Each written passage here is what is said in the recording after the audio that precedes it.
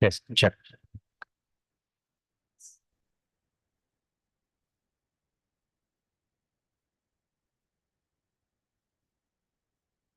check, check, check, check,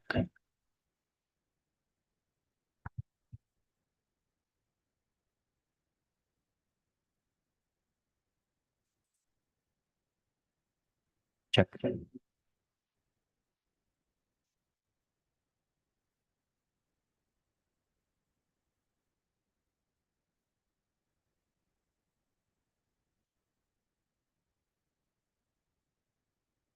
Do you want to do 5 minutes? You're thinking Yeah. step it is right for some reason. Is expected in 5 minutes. What time is it? What is it then? It's 9:28. 9:28.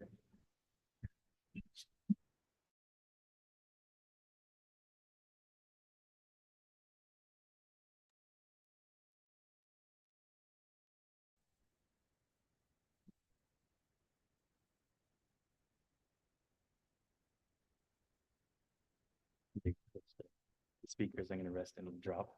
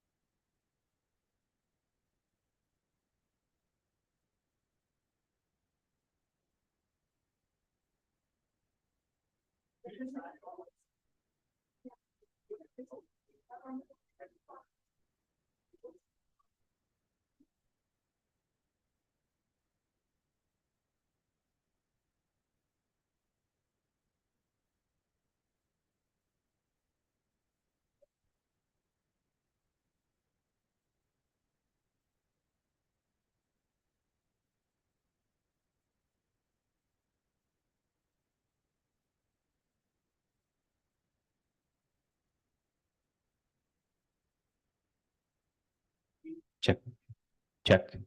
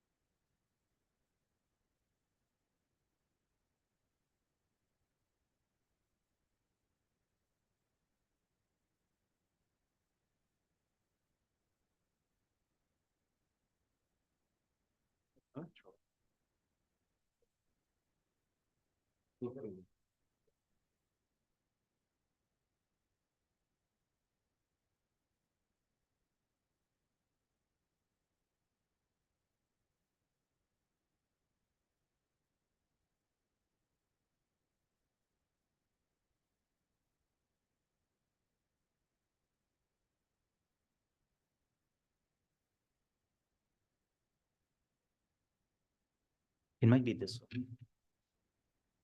That one's okay.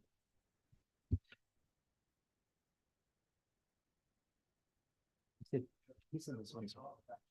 He said it's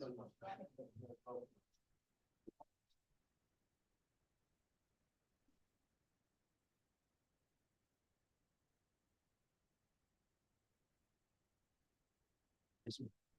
This one's okay. He said it's okay. Yeah.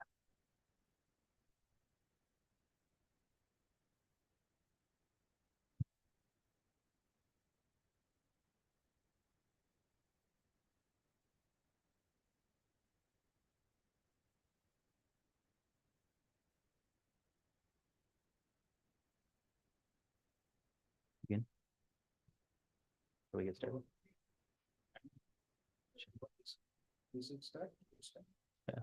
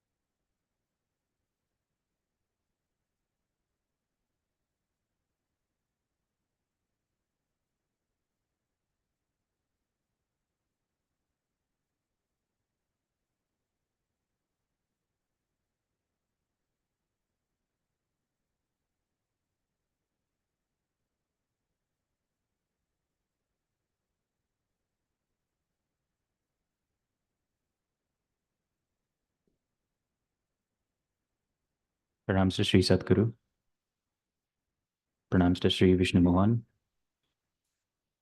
And pranams to Sri Swamiji. I'd like to welcome you to day 3 of the Peace and Reconciliation Conference, whose operating thesis is Peace is Born of Justice. This is day 3, which is main topic is sustainable development. I'd like to welcome Sri Padmanabhan, who's the trustee of Sri Jnana Advaita Peetham, to give the welcome address.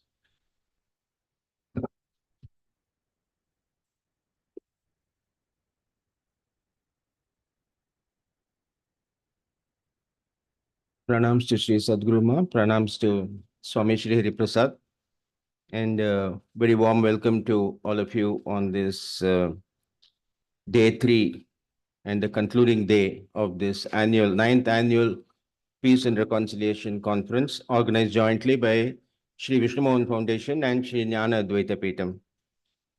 It gives me immense pleasure to welcome our chief guest, Ambassador Shri T.S. Tirumurthy, IFS retired, former permanent representative of India to the United Nations.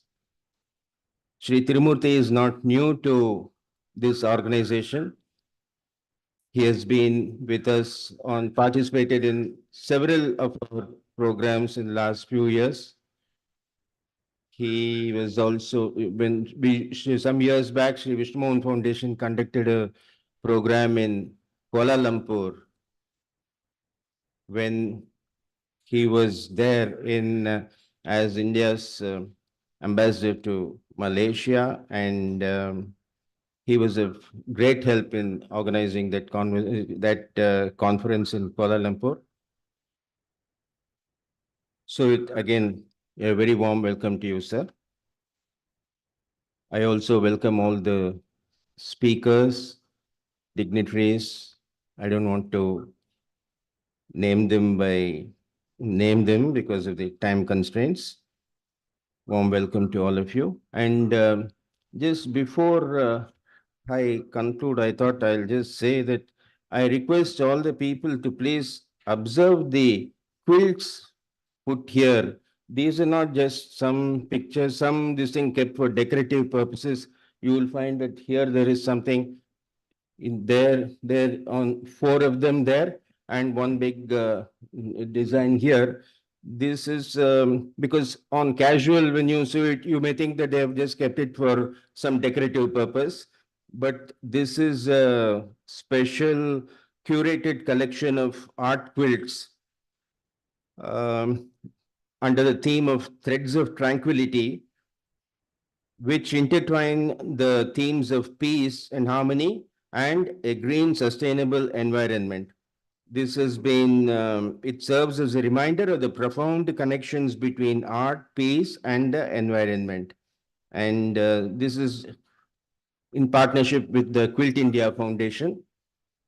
And so I request, there's also a small write-up in the near the lift on the second floor about this. I request when during the break time, please see this, please read the write-up also. I will, with this, I welcome one and all for this. Thank you.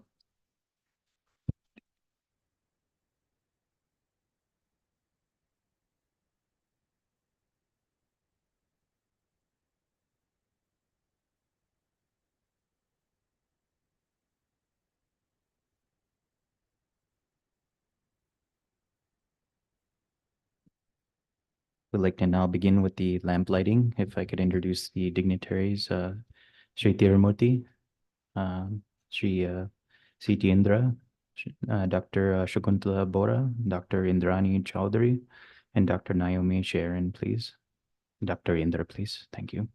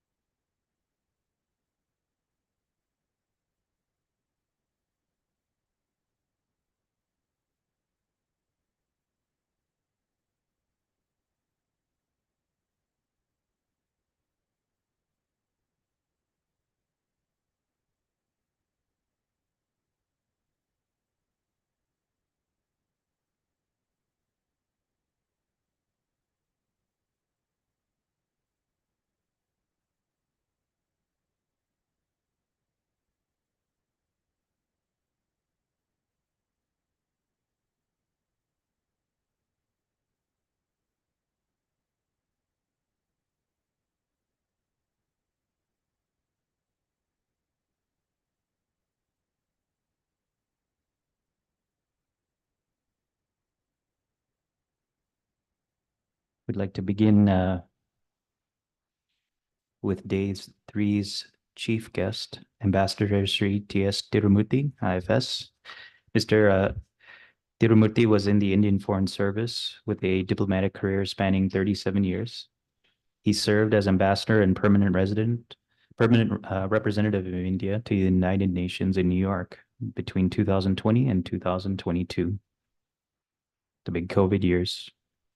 He was secretary in the Ministry of External Affairs and served in a variety of posts both in India and abroad, including in Cairo, Geneva, Gaza, and Washington, D.C., Jakarta, and Malaysia. He was also a climate change negotiator for several years He is currently a distinguished professor in IIT Madras, and he's the author of 3 books. Thank you.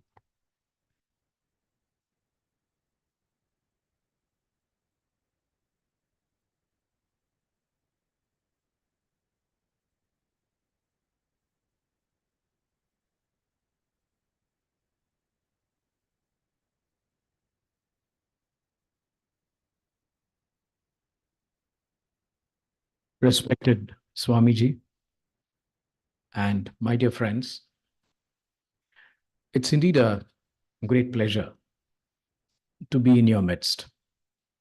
And my namaskarams to Swamiji, and I thank him very sincerely for inviting me for this annual conference on peace and reconciliation.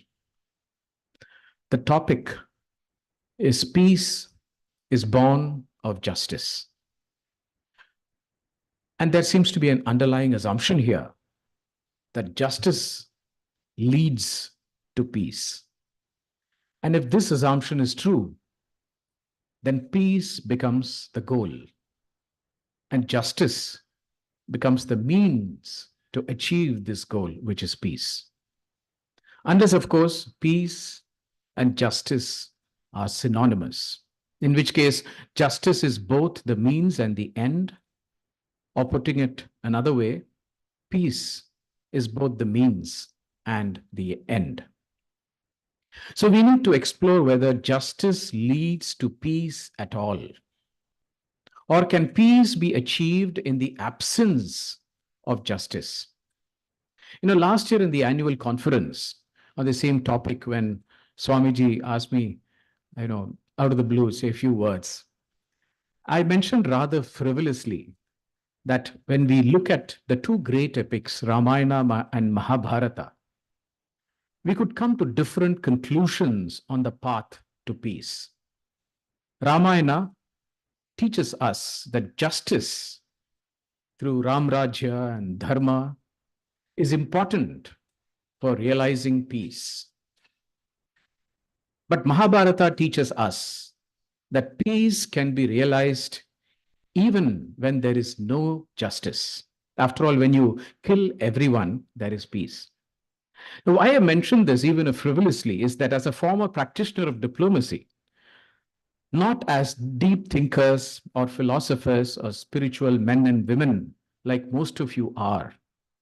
In my field, we are used to trying every tool available for us to resolve issues and try to bring about peace. If incidentally, they also render justice, it is a bonus. If issues are resolved with the mutual consent and without coercion, of course, then we assume that justice is indeed being done and we expect peace to reign. In India, we are lucky. The concepts and doctrines in our ancient texts have contributed much, both subconsciously and consciously, to how we think and act even today in the realm of foreign policy and international relations. And as I said, since I have been a diplomat and a practitioner of foreign relations, I would like to focus on this topic in relation to the topic of today. Friends, we have had a plethora of extraordinary texts over centuries, like the Arthashastra, Nitisara, Agni Purana, Sukraniti, and even our own Thirukural, which have dwelt on the various aspects of statecraft and foreign policy.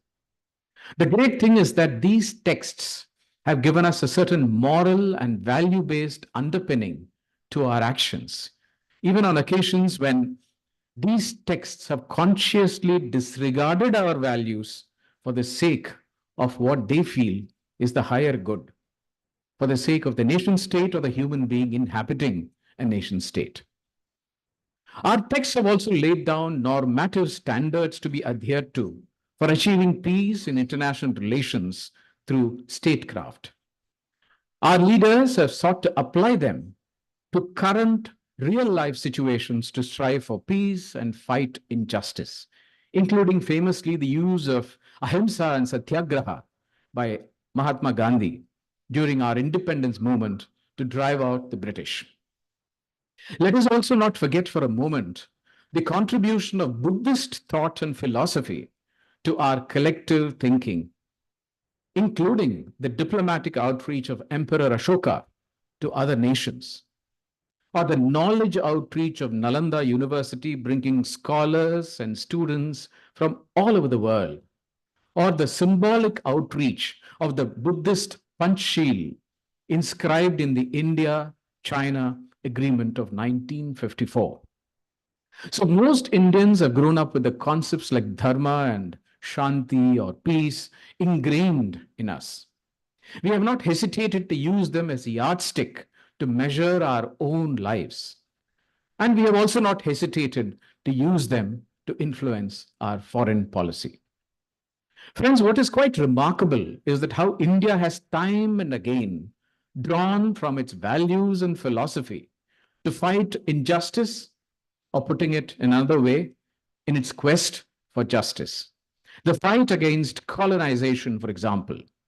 Here was Mahatma Gandhi drawing from our texts, religion, and philosophy, and fashioning a practical weapon, not just against the British colonizers, but also against oneself, the individual.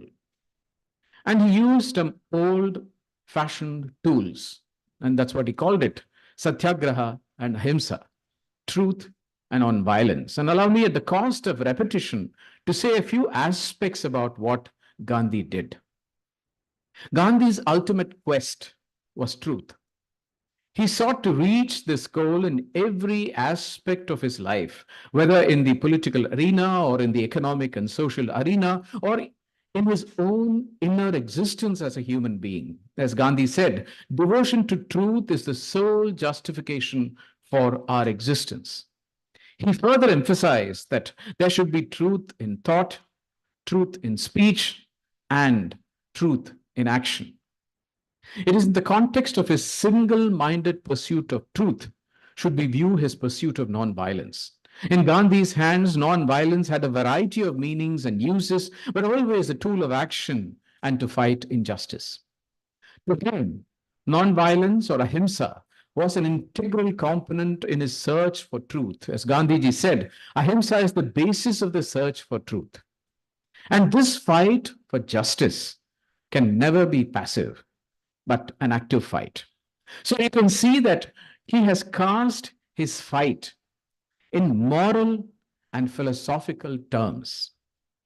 And Gandhiji reminds us that the beauty of satyagraha is that it is available to either side to fight, that it has checks that automatically work for the vindication of truth and justice for that side, whichever it may be, that has truth and justice in prepondering measure. Here is Gandhi probably making truth and justice synonymous. And interestingly, making justice both the means and the end, just as truth also the means and the end for him. I remember this very compelling scene, and I'm sure many of you do, in Richard Attenborough's 1982 award-winning film, Gandhi. The relentless lathi attack by the colonial British-led Indian policemen on Indian volunteers who tried to enter the Tharasana salt works. The Indians neither retaliate nor give up when these lathis crack their bones. Witnessing this, Vincent Walker of New York Times reported in 1930. And this is what he reported. They walked with heads up, without any hope of escape from injury or death. It went on and on and on. Whatever moral ascendancy the West once had was lost here today. India is free, for she has taken all that steel and cruelty has given, and she has neither cringed nor retreated. So this is what he reported. As you can see, the world saw India fighting colonialism as a fight where Indian values came into play and where India held a moral ascendancy. It was seen as a fight for justice with our age-old values and morality as weapons in this fight. In many ways, Gandhi saw this as an extension of the individual to the collective. You may also remember another scene where Gandhiji wanted to call off an agitation which was being launched for our independence. And here was Sardar Patel and Pandit Nehru saying that, trying to persuade him not to stop it. And they tell Gandhi that, Gandhiji, the country is moving. So Gandhiji asks, but in what direction?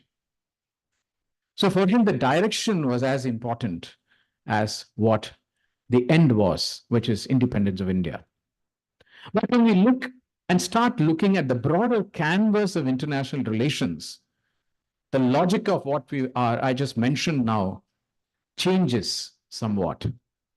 Because international relations, my dear friends, are a function of power. Countries interact on the basis of power they wield, either individually or collectively. Justice and peace are determined by this important function and equation. And this power equation is not static. It changes with time. A country which is powerful today is not so tomorrow, and vice versa. That disturbs the balance. And a whole new equation of power balance comes in. And one searches for peace in this new equilibrium between power and time. Let us take the most recent example, which we are all witnessing, and we are seeing unfold before our own eyes, the Israel-Hamas war and the Palestinian issue. When we talk about rendering justice in the Israel-Palestine issue, should we talk about correcting the injustice of yesterday? By which I mean the injustice inflicted on Palestinians in Gaza, where more than 37,000 Palestinians have been killed by Israel, of which more than 16,000 are innocent children. Where starvation, blockade of aid and medicine, and collective punishment are being used as weapons by the Israeli government. And Palestinians in the West Bank are also not being spared and are uprooted from their homes, and livelihood are being destroyed. Or should we talk about correcting the injustice inflicted on Israel on the 7th of October, when Hamas launched a brutal terrorist attack, killing nearly 1,200 Israelis and taking numerous hostages, more than 100 of whom are still in Hamas custody. This was the spark which ignited the Israel-Hamas war. Or should we talk about correcting the injustice done to the Palestinians in 1967, when Israel occupied the West Bank and Gaza Strip? And in these occupied territories live millions of Palestinians as second-class citizens without rights in their own land. So the people under occupation get the right to fight their occupier by any means available. Or should we talk about correcting the injustice done to Israel in 1947, when the Arab countries attacked them when Israel declared independence? Doesn't Israel have the right to live in peace and security? Or should we go back more than 2,000 years ago, when the second temple was destroyed in Jerusalem? So what is the justice that you are really seeking? What is it that you are correcting? What is it that you can correct when, if corrected, can bring you peace? And who are those who are paying the price right now? As the Honorable Governor of Kerala mentioned 2 days ago in our conference, with a wonderful parable from the Mahabharata, this quest for justice may yield nothing but a cycle of violence and counter-violence, which is never-ending.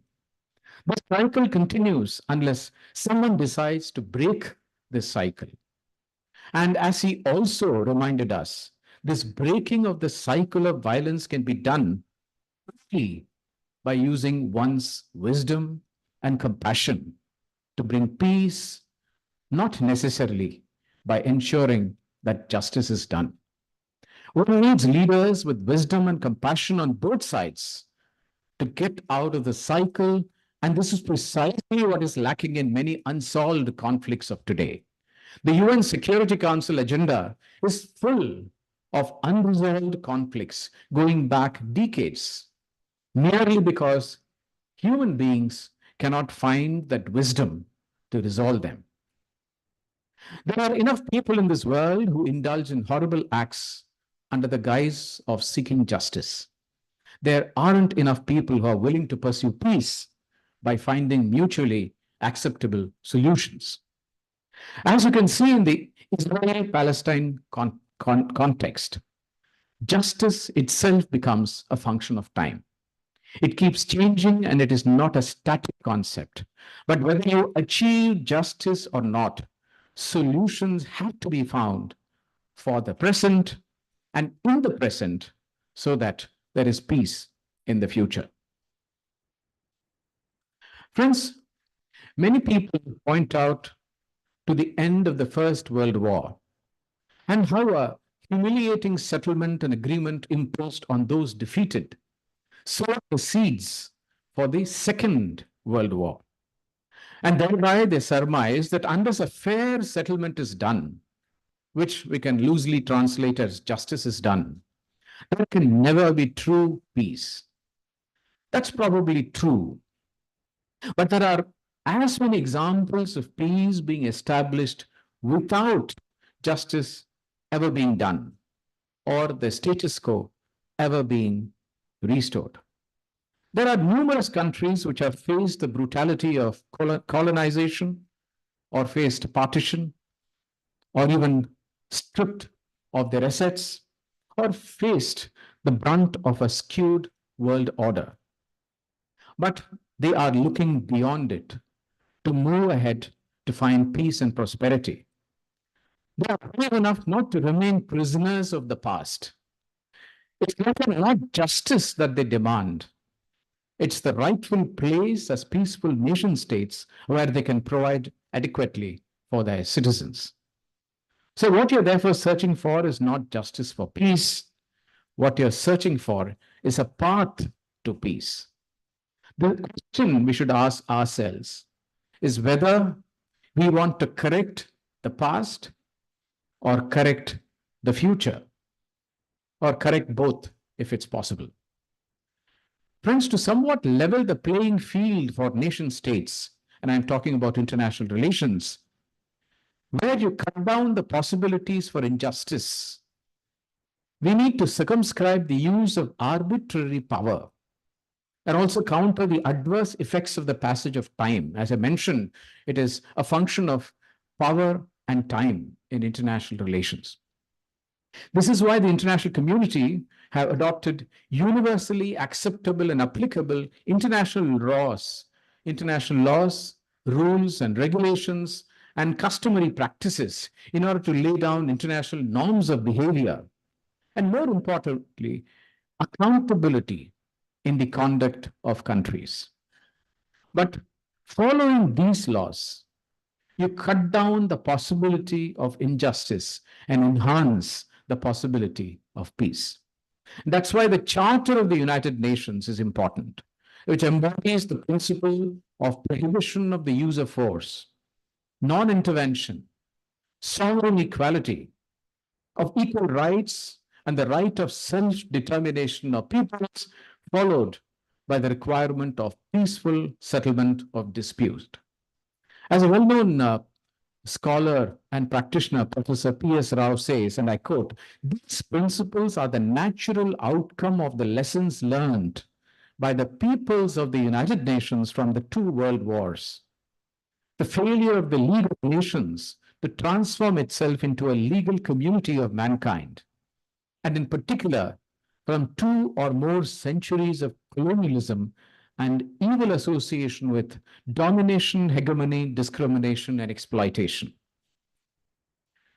For more than 125 small countries in the United Nations, and we have 193 countries in the UN, and actually it is more than 140 countries actually, for 40 small states, The UN offers the only beacon of hope to express their aspirations and hope vis-a-vis economically and militarily powerful countries. And that's why I'm convinced that if we need to reduce this power play in international relations and create a more just and a value-based order, we need universally representative bodies and organizations, and not smaller groups as we are seeing now, even if they are well-meaning groups, like, for example, the G20 or the G7 or the Quad.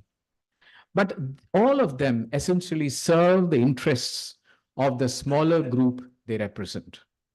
We need to serve the interest of the majority of the countries in the world which are basically small states. The United Nations and the host of other international organizations have laid down international law, norms of conduct, and they're forging universal agreements for a range of issues: development, trade and investment, human rights, counterterrorism, environment, combating climate change, genocide, poverty eradication, good governance, etc.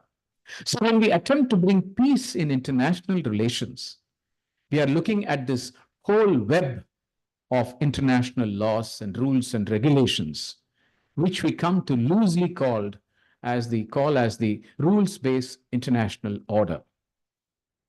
However, it is quite another thing that at the time when the West is preaching the virtues of freedom, democracy, accountability, human rights, and the rules-based international order, we see only their continued support for occupation, discrimination, impunity, and the violation of international humanitarian and human rights laws. And this we are also seeing, as I mentioned in an earlier example, in the context of West Asia. Even the rulings of the International Court of Justice to prevent possible genocide and immediately allow aid into Gaza are being disregarded. And the US lawmakers have threatened the International Criminal Court with retaliation if they dare touch Israel.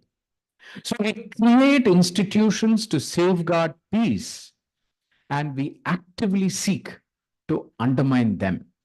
And that is exactly what's happening now. Friends, on another issue, while we are looking at relations between nation states and countries and the fallout of these conflicts on peace, what if the conflicts goes beyond the capacity of one or two countries and they are global in nature? To tackle global challenges, we need global solutions for peace, new thinking, new paradigm, and we need to invent the whole concept of peace.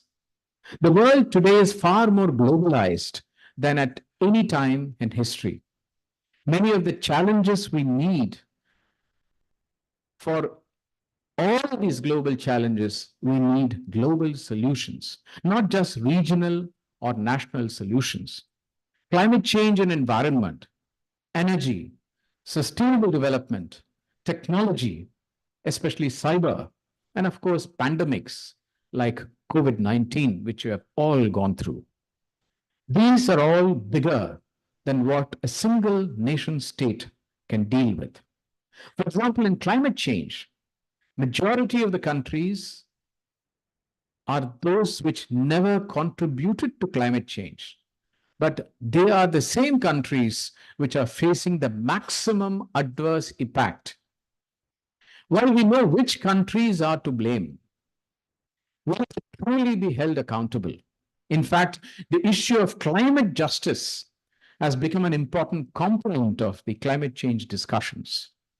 And developed countries are making every effort to see that climate justice never becomes a reality. And with the march of technology, especially artificial intelligence, we now do not even know who our enemy is. For all you know, we may be our own enemy. Our dependence on artificial intelligence has not only increased, it is actually increasing exponentially by the day. Latest news reports say that Israel is using artificial intelligence. It's called the gospel and lavender in Gaza to direct their bombings. How do you like your child to be killed by an algorithm?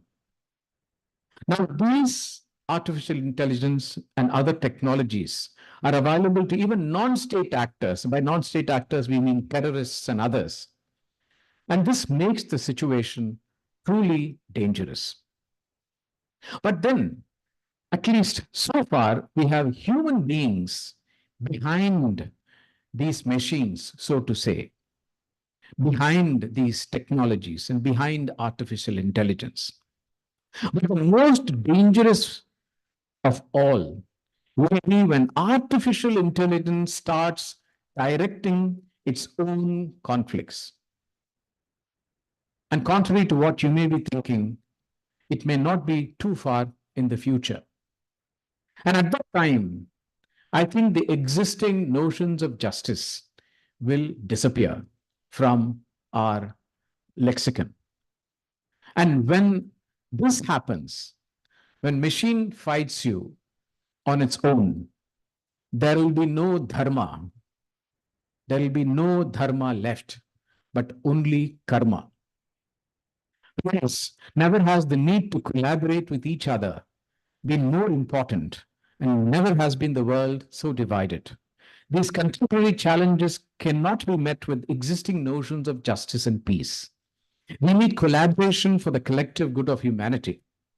These global challenges may go beyond what our inherited wisdom have had envisaged, whether Arthashastra or the best of our other texts. But if so, we should be prepared to think differently. Maybe what we need is a synthesis of our past and our present for the sake of our future. So I thank Swamiji and the Sri Vishnu Mohan Foundation for giving me this very valuable opportunity to speak to you. And thank you for being extraordinarily patient in hearing me out. Thank you.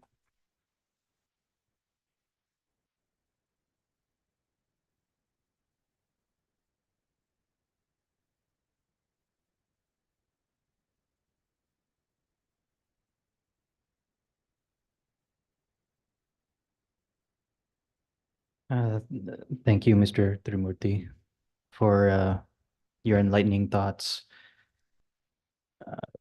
You introduced many different interesting subjects from the Mahabharata all the way to artificial intelligence. And thank you for introducing this, bringing our attention to Mahabharata, which taught peace can exist in the absence of justice.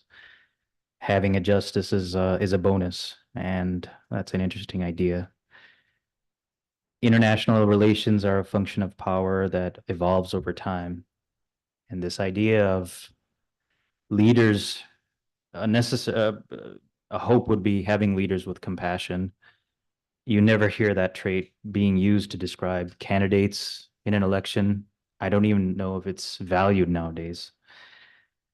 But compassion for an enemy is a rare trait indeed. I know we've seen that throughout history. But thank you for turning your attention, our attention, to events both currently happening, like in Gaza, to events 2,000 years back. You introduced the mandate of the United Nations, which namely is the peaceful adjudication of dispute.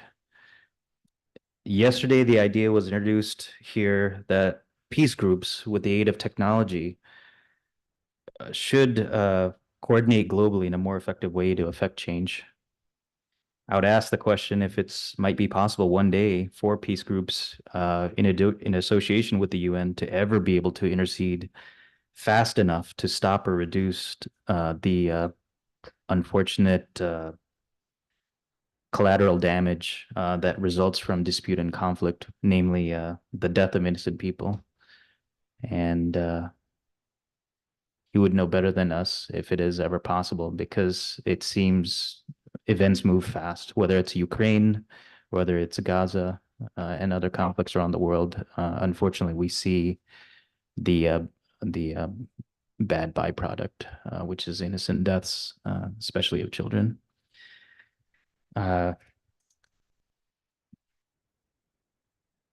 so thank you very much. I would like to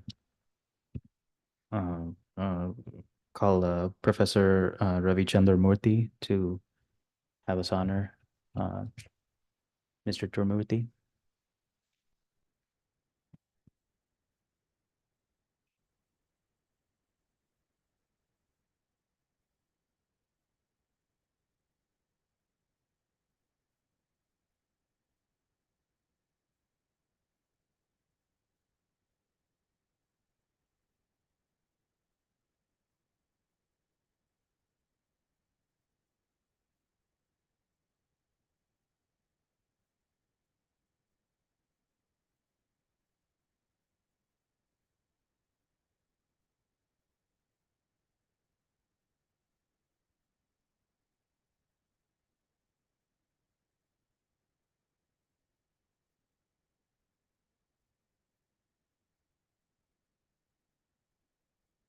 Namaste Shri Sadguru, Shri Vishnu Mohan and Shri Swamiji. We now move on to the plenary session 4 of today's program. I request Professor Dr. C.T. Indra to please give us the opening remarks.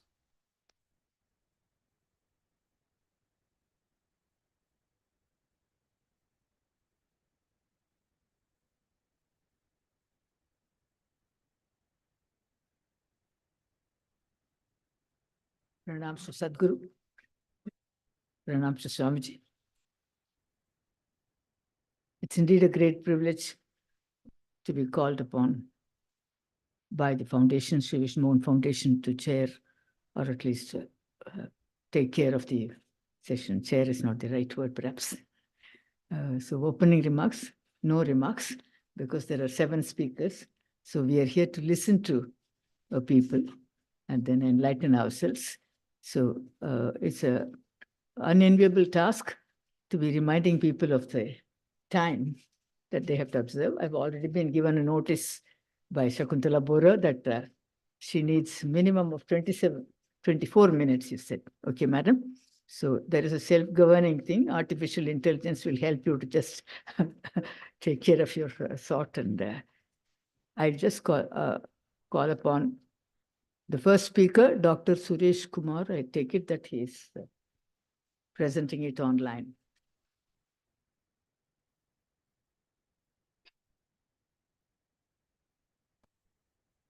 Thank you, ma'am. So our first speaker, Dr. K.P. Suresh Kumar, his ideas would be shared as he's unable to be with us today. A few words about Dr. Suresh Kumar.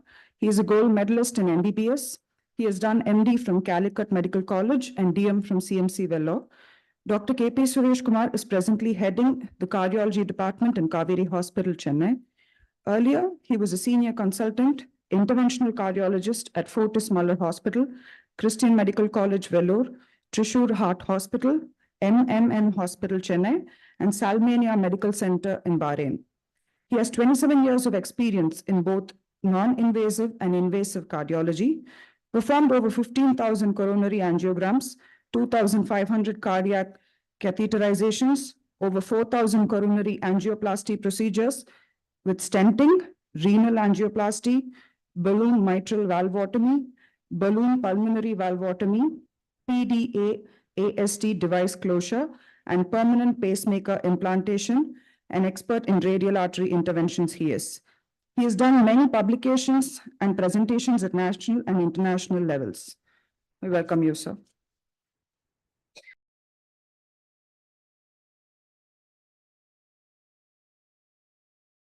Hi friends, I am Dr. K.P. Suresh Kumar, Chief Cardiologist, Kaveri Hospital, Alvarpet, Chennai. First of all, I express my sincere thanks and appreciation to Guruji Hari Prasad and his teammates for the invite. Sorry I could not come personally because I am out of station. The subject for discussion is peace for justice. Now, initially when he gave the subject, I wondered what I will talk. However, please note that I will be talking today from the doctor's point of view or from the common man's point of view. So I am not a guru or I am not a spiritual leader or something to talk about that. So what a common man thinks about the peace and how to get freedom and how to be peaceful at work and at home. When we say peace, it can be peace for the individual level, it can be peace at your family, it can be peace at your organization. However, you can extrapolate these things to the peace of the nation and the global peace. However, today I will be talking only about the peace as an individual level. All of us like peace. It goes without saying that a peaceful existence is the most favored way of existence. However, how to bring this peace and tranquility is a billion-dollar question. Every day we strive hard to bring peace, tranquility and harmony at an individual level and at an organization level and in the family. Please note that today I will be talking about only peace at an individual level. Problems, setbacks, conflicts are very common on a day-to-day life. We can easily say that leave these things and go forward, but it is easily said than done. It is very difficult for people to cope up with the stress and cope up with the situations, adjust to the situations, and how to bring the best of yourself. How to solve this issue? For example, you have a simple kitchen knife. No? It's a very useful tool to cut the vegetables, cut fruits, so on and so forth. It should be sharp. But if it is sharp, you can accidentally cut your finger. Now, what we should do? Should you blunt the knife or will you make the hand steady? You cannot blunt the knife. If you blunt the knife, you cannot cut the vegetables. So, the whole problem comes because your hand is not steady. So, there is nothing wrong with the knife. There is nothing wrong with the life, but the way you handle is a problem. We can make hell or heaven out of this life or out of this world. It's all our effort. We are the sole architect of that. We can create both. Our body and mind are too sophisticated a mission, a very complex mission. You should make small adjustments in this mission on a day-to-day basis. In between, you should look inward and take the corrective measures in order to make the things very smooth so that the mission works very smoothly and make us all happy and comfortable. There should be a balance between your body and mind. Our physical and psychological pattern. The whole life is a balancing act. Since I am a doctor, I will be talking about diseases. All diseases have two aspects. One is the physical aspect, another is psychological aspect. But 90% of the time, we talk about only the physical aspect of the disease. But there's a whole thing called psychological aspect of the disease. How a patient is going to get adjusted to the disease and whether how he is happy with the treatment, he is happy with the doctor and with the management, the whole lot of things. So seldom we talk about psychological aspect because if you talk about psychological aspect, immediately people think that it's psychiatry and all things. Psychiatry is different, psychology is different.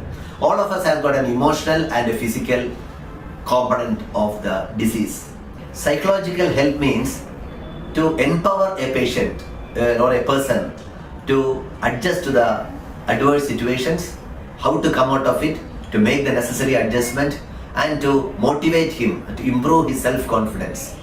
All these things are within our body. Only thing is that it needs some adjustment, it needs some kind of correction.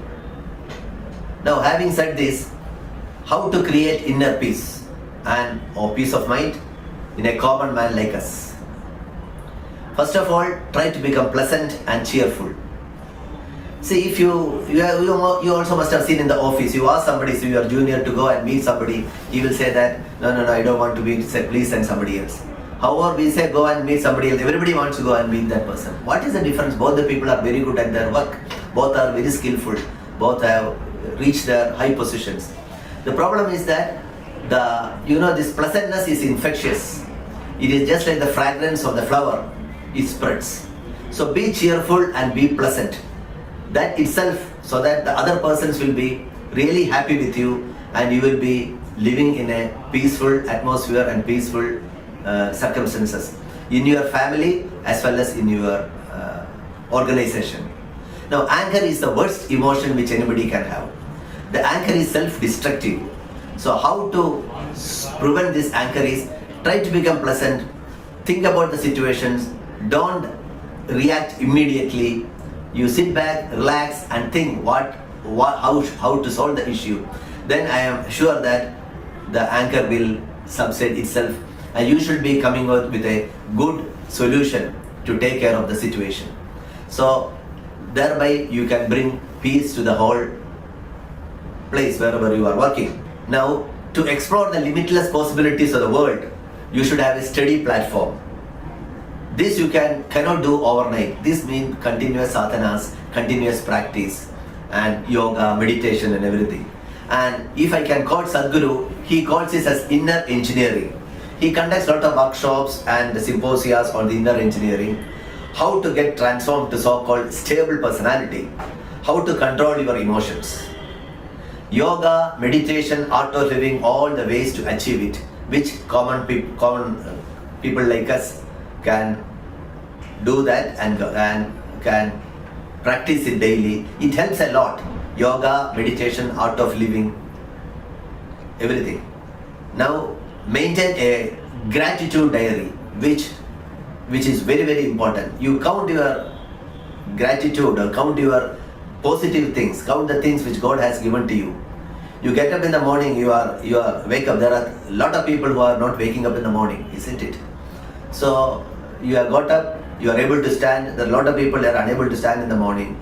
You are having water, you are having electricity, you are getting a cup of coffee. See the gratitude, see the good things which God has given to you. So if you see all the good things I am saying, if you maintain a gratitude diary daily, you can read at least 3-4 pages. So this will make you feel good. This will show that I am much better than many of the other people in the world. This gives you a form of self-confidence, and you will be loving for the peace and maintaining that tranquility or that state of mind. You always feel happy and blessed. What all unfortunate thing happened to people, and happy that and you are blessed. Spirituality. Now please do not confuse spirituality with religion. You can be a spiritual person without a religion. Then simple people like us, it can be like prayers at home or going to the temples or attending some pujas or satsang, talking to people, reading spiritual books. There are so many ways of maintaining the spirituality. This spiritual thread should be there for each and every one of us. There's a story where the kite was flying, and above the kite there was an eagle. Eagle asked the kite, why you are not able to go higher up than me? Then the kite said that somebody is holding me from behind. Then he said that okay, I will release it, and he has broken that thread. What happened? The kite has fallen. So the spiritual thread, that spirituality, your connect with the God is very, very important.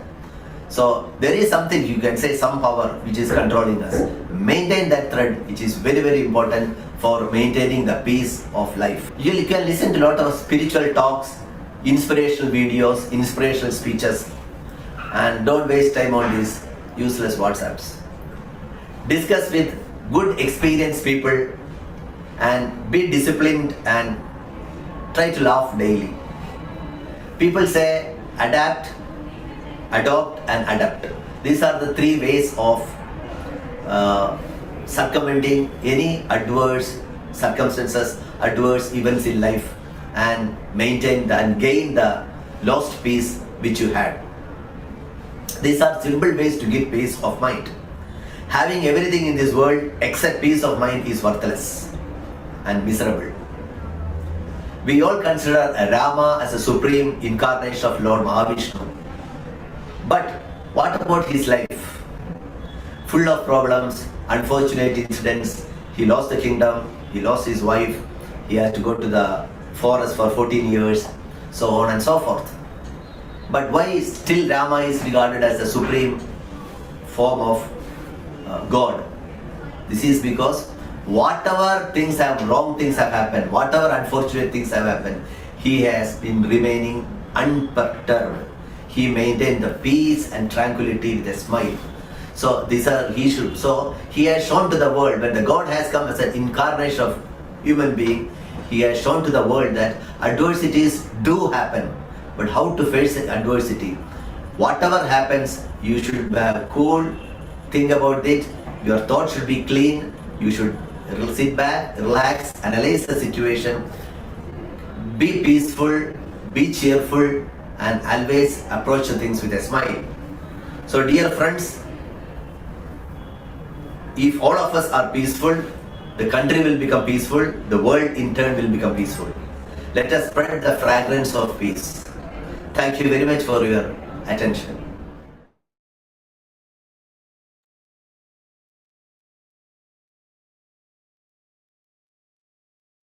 Thank you, sir, for sharing your thoughts of wisdom. A few words about our next speaker. Professor Shrikala Nair is currently working as Director, International School for Sri Shankaracharya Studies, and also as Head, Department of Philosophy, Sri Shankaracharya University of Sanskrit at Kaladi. As a former professor of Nalanda University and former academic philosophy, has been significant and acknowledged across the country. Her thrust areas of research are Indian epistemology, consciousness studies, and post-Shankara Advaita Vedanta. She has authored a book titled Analysis of Knowledge, Classical and Contemporary Approaches. All right, we welcome you, ma'am.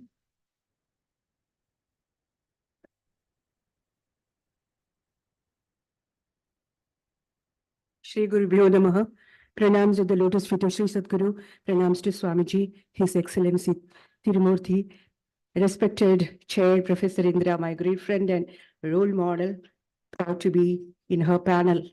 Friends, I start from the Hegelian call on philosophers to be the watch guards of principles, especially when these principles look all fair and progressive.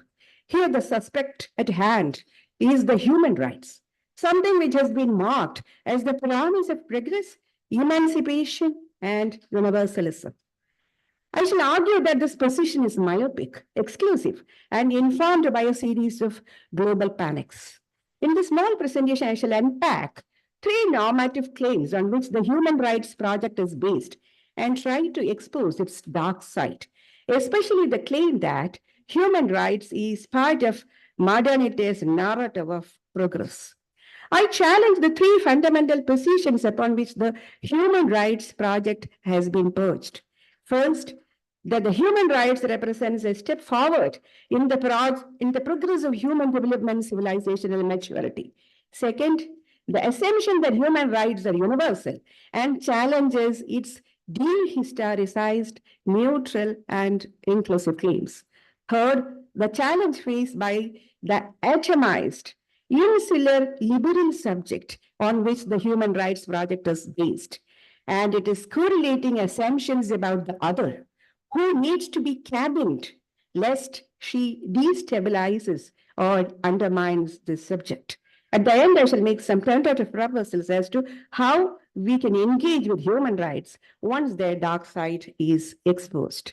The establishment of human rights in the mid-20th century as part of the modern project of international institutions was a critical moment. Everybody looked forward for that, and everybody was so very excited. It brought into being the possibility that states could no longer shelter behind the leaf of sovereignty, for violations committed against the individuals were caught and projected before the public. With the arrival of human rights, the state sovereignty could be cast aside and its acts be subjected to human rights scrutiny, all indicating that human rights marked a point of arrival, a step in the progress of human development. So this belief in the transformative and progressive potential of human rights is contingent on an assumption that we have, as a civilized world, move forward. So the ancient Vedic period and the literature were all, the reflections of some tribal, uncivilized, pre-civilized conditions, so on and so forth. So it's a narrative that has been that is driven by a persistent belief that history has a purpose and direction, Hegelian, coupled with an assumption that the world has emerged from a backward and more uncivilized era. And finally, that this progress has emanated from the heart of Europe. This new project no longer faces any ideological resistance, friends. See, now all these assumptions that I have read out are all by now accepted. There is no resistance whatsoever. Everyone chooses it happily. And there is a real earnestness on the part of the well-intentioned activists. I don't suspect all these the least. Practitioners, judges, and even politicians in pursuing this progressive, even righteous goal. But there are many who challenge the claim that human rights is a progressive project at all. As Jacques Derrida observes, in purely factual terms, more human rights violations have been committed in the 20th century. Mr. Tirumurthy gave a beautiful, gave me a platform to speak what I should. Being an academic, I'll be more blatant and harsh and not be very covering and indicative. So which is ostensibly the most human rights focus century, because this was the century where for the first time we started speaking about human rights, despite the fact that, as Derrida has pointed out, this is one century where a lot of violations have taken place than at any other point in human history. And it continues. Another reactionary critic views human rights as a tool that has eroded the legitimacy conferred to sovereignty. Who said that we were unhappy during the sovereign periods? And as a result, we have entered the age of uncertainty and instability. Human rights have caused uncertainties in the society in several fashions, creating refugees, single-parent families, absence of faith, homosexuality, and the list is long. Also, there are defenders of human rights discourse who clearly pursue a conservative agenda. There is a group of people who propose, apparently everything looks very neat and tidy, but then they have conservative agendas behind. I'll exemplify it with a letter written by Pope John Paul, with all due respects to Pope. This letter written to the Beijing's Women Conference in 1995, when he apologized to the whole clan of women on behalf of the church for contributed to their historical oppression. And he called for real equality in every area. But in this letter, he distinguished his position from that of the feminists by casting itself as a preserver of the family. So he has agendas in his mind. What are the intentions of the Pope are clear. He wants to maintain sexual integrity and preserve the role of women in the family. Now things are clear. These responses exemplify how human rights are a contested terrain and not one that can simply be read in linear terms. A critical look at the recent history will reveal how the human rights discourse is permeated by imperial ambition. An explicit example of this complex narrative can be drawn from the bombing of Afghanistan in October 2001. The attack took place amidst claims by Western leaders that this was a crusade against the evildoers, a Christian battle against Satan. However, these claims of self-defense, they smell that something is wrong. No, this is not the way to justify it. So this self-defense soon gave way to discourse on human rights, which provided the tool for legitimizing the operation. The muscle-flexing talk thus came to be superseded by the gentler tones of women's rights. No one will contest. Shouldn't women have rights? Oh, yes. Peace, religious freedom, and democracy that ultimately provided legitimacy for the intervention. At that time, new spokesman even commented that this led elections in Afghans. I do not know what really happened. I've read it. For the first time in 5,000 years, they went to vote until this redemptive moment when the cabin spirit of liberal internationalism, human rights and democracy brought salvation to the Afghans. They were in the waiting room of history. See, what an altruistic exercise brought by the liberal West. Therefore, it was but on a small step from here towards Iraq. And we know exactly the same thing repeated in Iraq. But in Iraq, the language of human rights got muted when the daily civilian atrocities committed by the occupying forces were reported. When the media is doing great jobs, when the newly formed government failed to restore law and order, and when the legality of the war was continuously questioned and so on.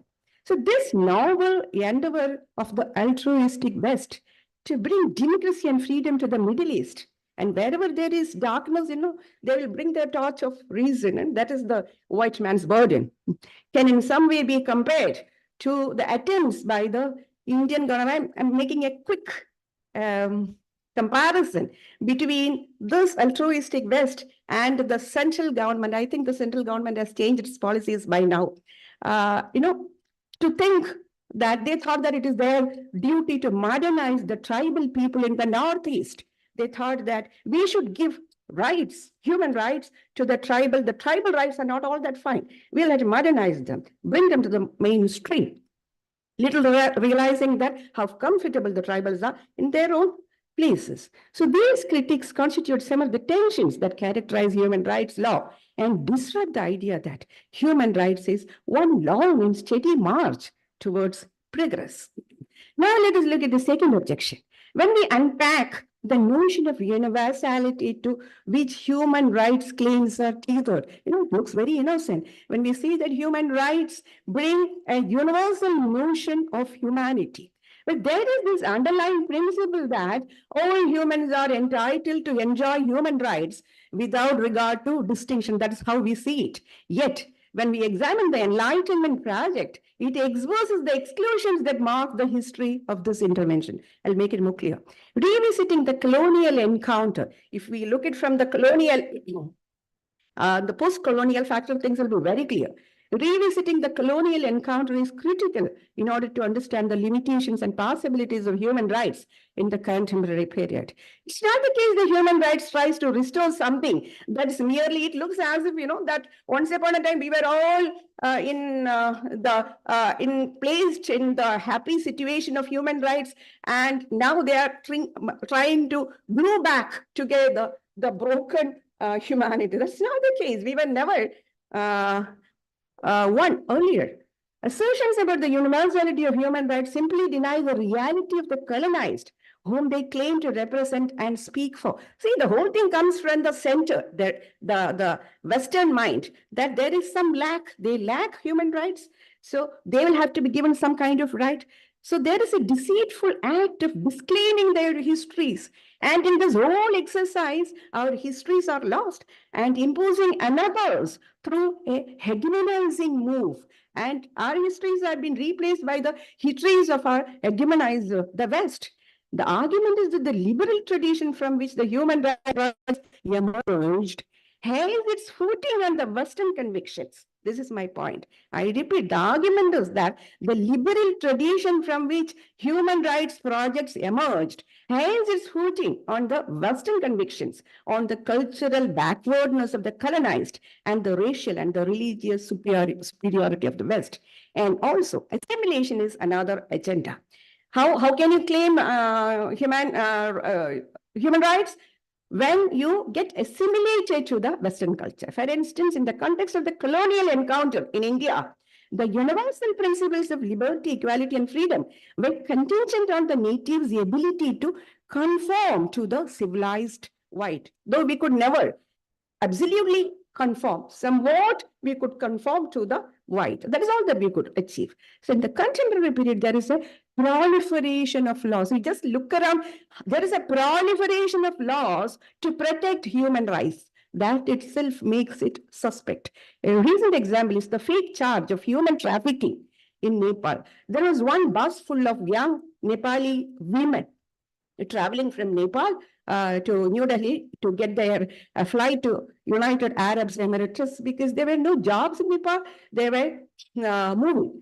But then they were stopped by an NGO who suspected human trafficking for prostitution. So these young women sought migration to the Middle East as a way out of their severe unemployment. Reportedly, they were rescued, in quotes, they were rescued and taken to the shelter of the NGO, though the official later acknowledged that it was a mistake. But then they have lost their jobs, there was an economic loss related, and they even lost the jobs which were promised there. In brief, the commitment to human rights is not necessarily a commitment to a social justice project that is unequivocally liberatory.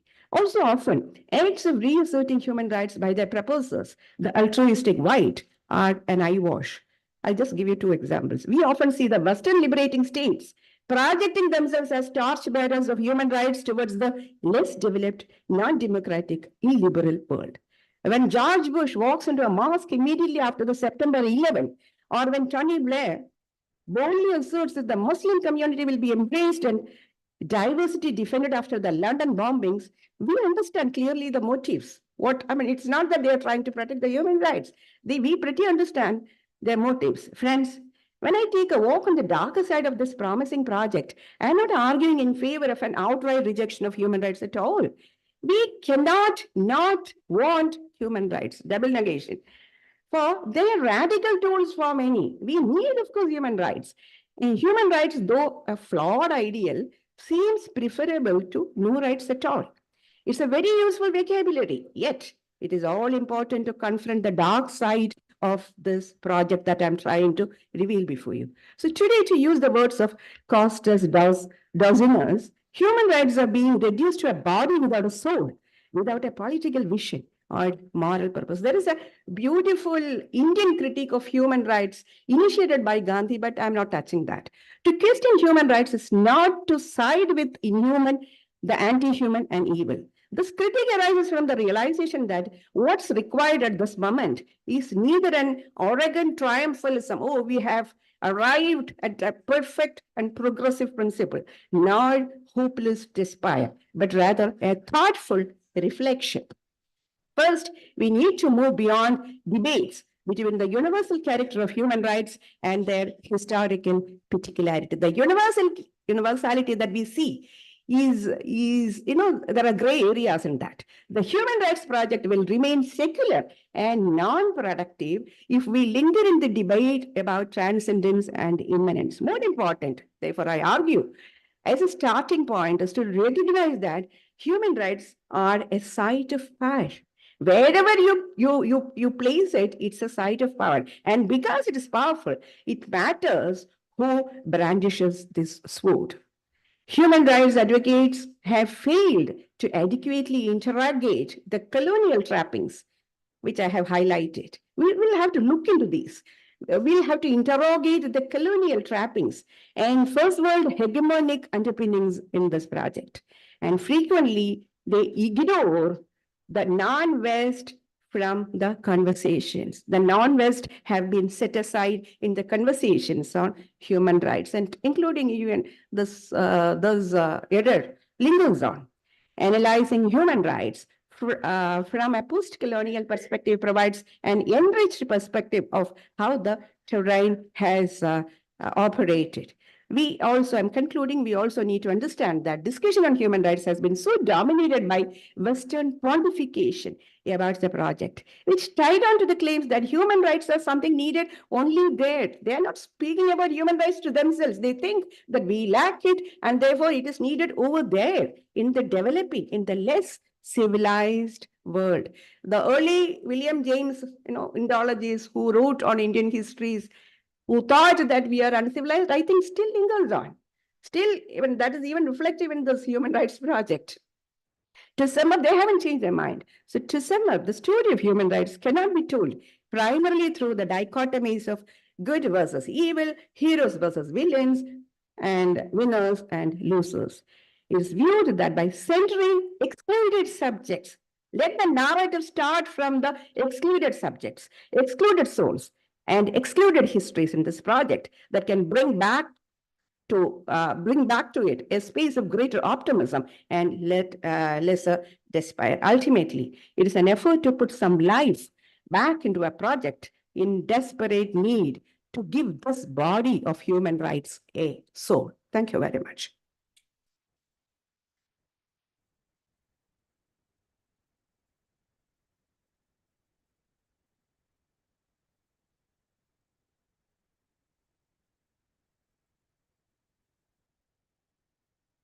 Thank you, ma'am, for that very enlightening speech. There's a slight change in the order of speakers. We now call upon Dr. Indrani Chowdhury. A few words about our next speaker. She's an associate professor and head of the Department of Philosophy at St. Mary's College in Shillong, Meghalaya.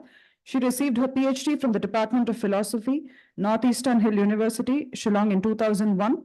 Her research articles have been published in a number of journals and edited volumes on gender issues, environment ethics, social and political philosophy. Her areas of interest range from postmodern ethics, contemporary social and political issues, existential and eco-philosophical concerns of self-preservation and conflict resolution. The paper for the 9th Annual Peace and Reconciliation Conference is In Pursuit of Peace, Some Reflections. My pranams to Swamiji. I take it as a blessing of Shri Shri Sadguru Ma that I could come in person and present my views. Respected His Excellency Mr. Tirumarti, respected Chair Professor Indra. My paper is entitled In Pursuit of Peace, Some Reflections on Ethics of Sustainability. And I would like to draw your attention to one Upadesham, which I felt really got me thinking. I was reading Shri Shri Sadguru Ma's Upadeshams. Absolute peace comes from absolute renunciation, and we need to remember that. If you look at the World Conference on Environment and Development report, Our Common Future, in 1987, it comes up with a very promising definition of sustainable development as development that meets the needs of the present without compromising the ability of future generations to meet their own needs. And in 2024, after 37 years, we are still grappling with the question of what kind of values would eventually bring a sustainable future for all. I think what we need to focus on here is that we haven't yet started to reduce our needs. Whether we fix our eyes on Riesi, we all know what happened, or Rafah, it is violence that is time and again taking the center stage, and all promises made so far seems bleak. People these days are truly living on the edge. And I was listening to Ma'am Shrikala, and I realized that there's a lot of anger, there's a lot of hurt. We are desperately trying to make sense of the wide range of complex emotions like fear, despair, hurt, anger, and anxieties, which we have been carrying for generations together. Afflictions that only point towards a world that is caught in a trap of absurdity that defies all logic. And if we look at our media representations, what do we see? We see visuals of war crimes, injured and harassed people, mutilated bodies, damaged settlements due to incessant bombing, anxiety-ridden faces of children who do not know what to make of the violence perpetrated, and now the violence that comes from AI, not to talk of that. One wonders, what would peace mean to the children who define themselves, who find themselves caught in this mindless act of massive devastation that has taken siege over the different parts of this world. One shudders to think what kind of future these young children envisage for themselves, and what do they make of the narratives built around these horrific experiences? Do they even dream of better days? In fact, I was talking to some students in my college before writing this paper, and they all had one thing to say: ma'am, we don't know the meaning of peace. And we also do not know what sustainable development means. I think we need to focus on these young people who are absolutely confused and scared with what's going on around us. I would go back to what Martin Luther King Jr. had said many years ago in 1968. He had said, this is actually no longer a choice between violence and non-violence. It's either non-violence or non-existence that That is where we are today. And I think we haven't changed much. We are equally at a loss now as to, thinking as to how do we account for such colossal damages that has happened everywhere. Coming from Northeast, I have seen it with my own eyes, how people's houses have gone up in flames and they have nothing much to do about it. So who takes the responsibility for that loss? Now, yesterday, when Professor Selvadurai picked up that question of contesting national histories, he used a term, what is real history? And that really got me in. I want to just raise a question around this idea. Do we look at histories of events to decide who wronged whom? Would the unearthing of facts as to where lies the origin of discord and who should be held responsible help us to clear the differences and save lives? After all, we cannot forget that these facts, which we collect over the years very selectively, come with interpretations written and rewritten as narratives over different periods in time with specific intentions and purposes in view, which we cannot afford to forget. So do we take sides and allow the violence to engulf whoever and whatever comes on its way? I think we need to just try this out. I mean, I don't know, I may be wrong, but I think history should also teach us. It definitely aids at truth telling, but it should also teach us how to bracket our memories sometimes, because it is these memories which actually trigger enmity. So going by what Johan Galtung, the Norwegian sociologist we all know about, talked on the concepts of personal violence and structural violence, one definition really stands out. He says, violence is present when human beings are being influenced so that their actual somatic and mental realizations are below their potential realizations. This means one is made to realize his inability to bridge the gap between what one is and what one could be, either by force or by the inherent structures in the society. In case of personal violence, the perpetrator hits directly to incapacitate the victim. And in case of structural violence, people become victims when they find themselves caught in the wrong side of the power scale. Peace should counter both forms of violence. And it is the second form that needs more attention because of its sometimes glaring and at other times disguised presence in this world. We often just take up the glaring presence, but we don't much talk about the disguised presence. Hence, peacemaking cannot just bring an end to direct violence in a negative sense, but the real task is to bridge the gaps and fissures social structures have forged over the generations. So if we really want to talk about sustainable development, then we need to talk about the integration of the human society on this point, which I don't think so we have achieved till date. Now, going by what Galton tells us about positive peace and structural violence, I would like to say that if peace, say, if we view it specifically as a social goal, where each and every individual's aspiration is included, then it becomes very clear that not every stakeholder may identify with the same set of social goals, and there may be a sharp divide among people as to what qualifies as a state of peace for them. And it is also possible that for those who are placed on the wrong end of the power structure might never get an opportunity to present their idea of concretizing social goals, which eventually might bring peace for them. And this is what we actually feel the people in Northeast, I mean, I would specifically bring in Manipur here, who think that they haven't been given the chance to concretize what they think is their social goal. Now, one thing is very clear, we cannot have a universal idea of peace. So how do we then look at peace? Peace definitely is a multi-layered, multi-dimensional concept. At a personal level, peace could be a fulfillment of a desire aspired for, having a value scheme of artha, kam, dharma, and moksha in view that helps us to distinguish between what is beneficial and what is detrimental and needs to be avoided. Peace could also be a sustained effort of aligning and integrating one's coveted goal with one's fellow beings to pursue a greater good for all.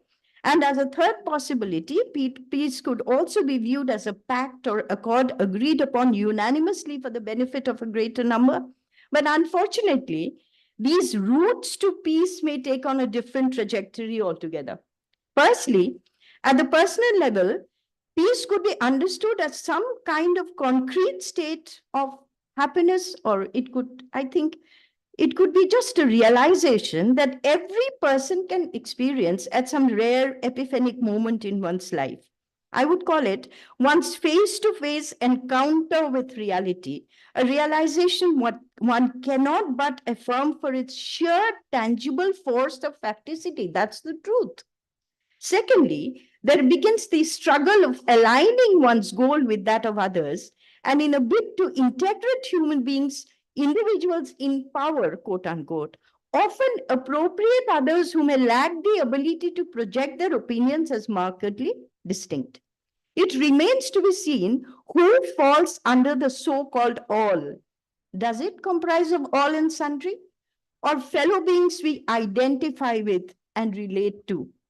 There seems to always be an ever-shrinking, close-knit inner circle versus an ever-widening, invisible outer circle created simultaneously. Who belongs to which circle depends on how the self perceives the other. I'm reminded of what Dr. Shripriya had said when she mentioned about the in-groups and the out-groups. We have all read about Sumner's idea of in-groups and out-groups, and that is so very, very important in conflict situations. Hence, going by the dynamics of dominance, a conflict of interest is always invariably at play. As Sri Aurobindo had said, it is interest warring against interest that defines conflict. We all might have our own chosen way to pursue goals we deem fit to make our life worthwhile and bring fulfillment of our desires. In the process, what remains of peace is just an agreement or a pact tortuously arrived at. Mark the word tortuous. Often glossing over differences that continue to simmer for years together. Oftentimes, making a mockery of the so-called peaceful compromises made in the name of a greater number, where the number is found to be dwindling faster than one imagines, and a pact waiting to be dissolved. I guess it was true for the Treaty of Westphalia. It is true for every peace treaties that are made. The simmering tensions are just kept aside, pushed below the carpet. Much to one's disappointment, we may realize that people may not always look for a cohesive balance in deciding how much of artha and kama should be enough to make me realize my true dharma. I was touched by Sir's statement that a time will come when there will be no dharma, there will only be karma. So how does it eventually prepare me to become a self-legislating individual who can discriminate between the freedoms and unfreedoms, to take Amartya Sen's word, at play in this world we live in? It is we who have essentially turned this world into an uneven, disharmonized, and chaotic set of relations we eventually lost control of. Thus, in some way or the other, we are caught in the mesh of structural violence, where divisions deepen and dualisms are created, and none can escape from the process of othering. Justice in such a scenario, which has been pointed out by many before, seems to be a far off ideal. I don't know whether it is real or not, and does not quite play the role of synthesizing the basic values of liberty, equality, and fraternity. In fact, we cannot really talk of peace where beings are devalued and overlooked as bare beings bereft of rights, marginalized and pushed aside to the fringes of the societies. I think whenever we have peace discourses on peace, it should start with the people who are living on the fringes. Instead of talking about the power clusters, we should begin from the bottom. Then only perhaps we can make some sense of it. Judith Butler very rightly points out how it becomes crucial to dwell on the question, whose life counts as living?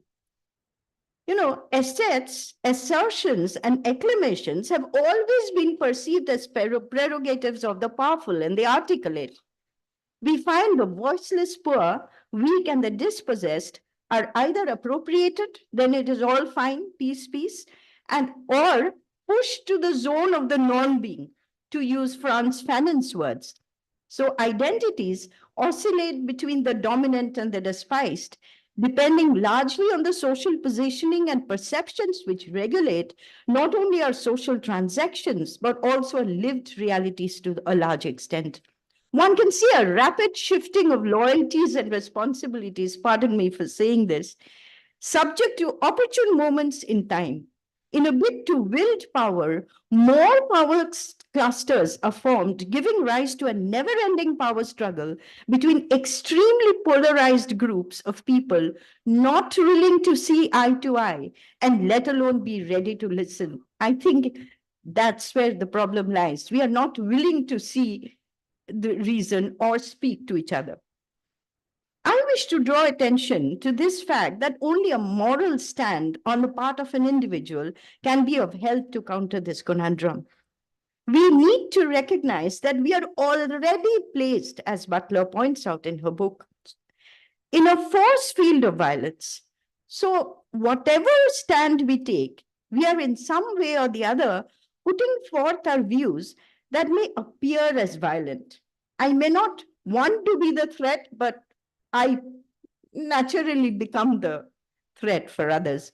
Initiating a disagreement, a conflict we never chose to be in. So a plea for peace in this sense also may be perceived as violent, a kind of protest against the prevailing conditions. In such a case, how do we initiate a peace process? I wish to suggest that from a moral point of view, we firstly need to recognize the fact that we are all caught up in this highly competitive, violent currents of existence.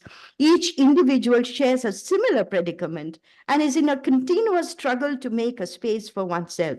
What one needs to create is a shared space, notwithstanding the disagreements which might come about. And I think reasonable disagreements are healthy and should be encouraged. And this is possible only when the other's presence is acknowledged and accepted as a fellow moral agent having equal intrinsic worth. Human beings must stop perceiving themselves as sole arbiters of justice. We are part of a larger network of relationships, and it is this interrelationality that defines and makes us who we are. In fact, we are social beings and cannot separate ourselves from the social realities we are embedded in.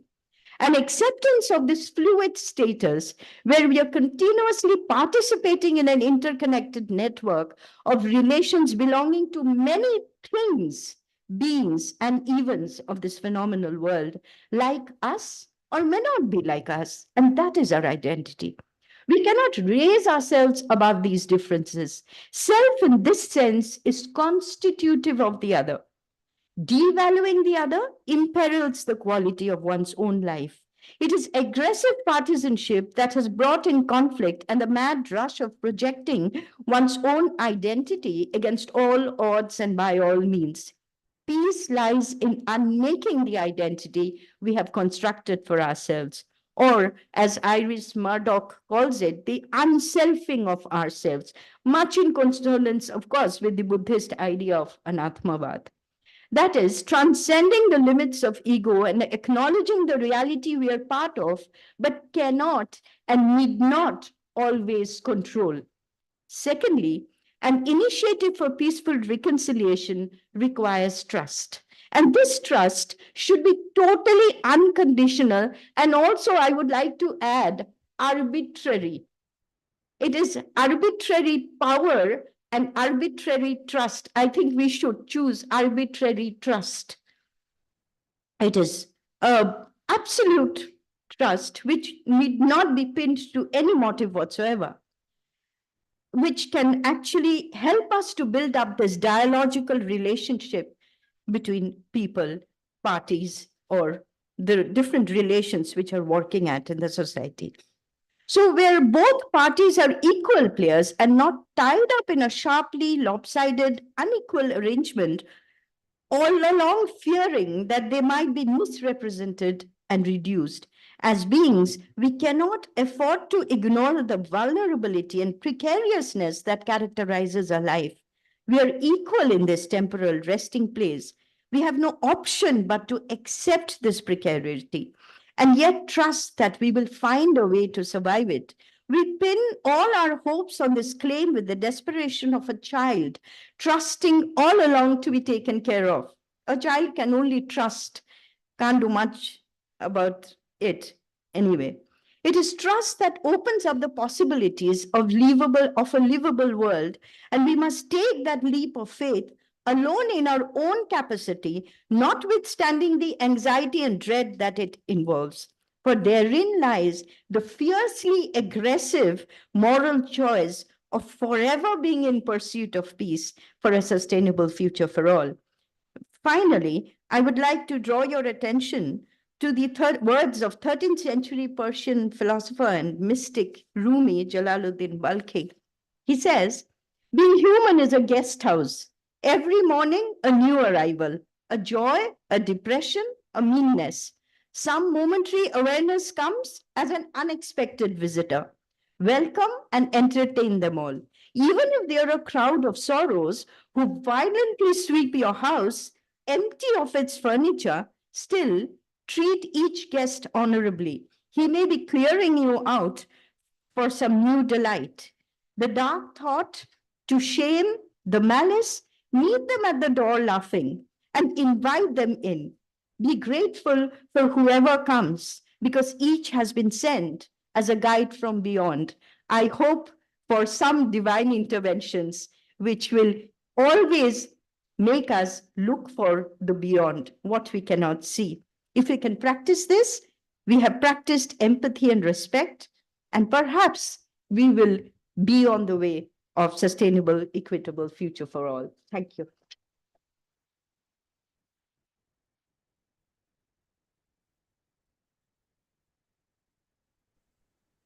Thank you, ma'am, for that very relevant speech. I now call upon our devotee, Mrs. Usha Gopalakrishnan, to please honor our speaker.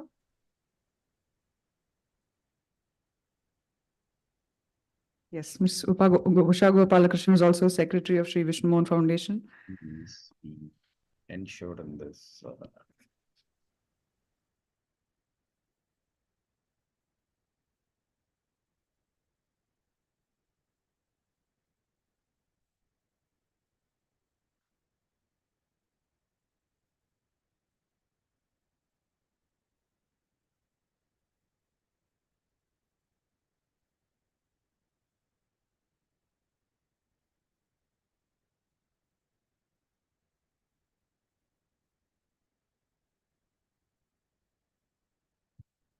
Our next speaker, Mr. Sridhar Narayanan, with more than 30 years of experience, is an expert in the execution of complex transformational initiatives for top companies.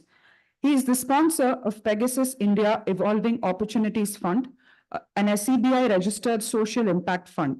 This impact fund focuses on key sectors such as edutech, fintech, health tech, and renewables. It is formed with a view to support and encourage early stage entrepreneurs and with a clear focus on sustainable and scalable business models.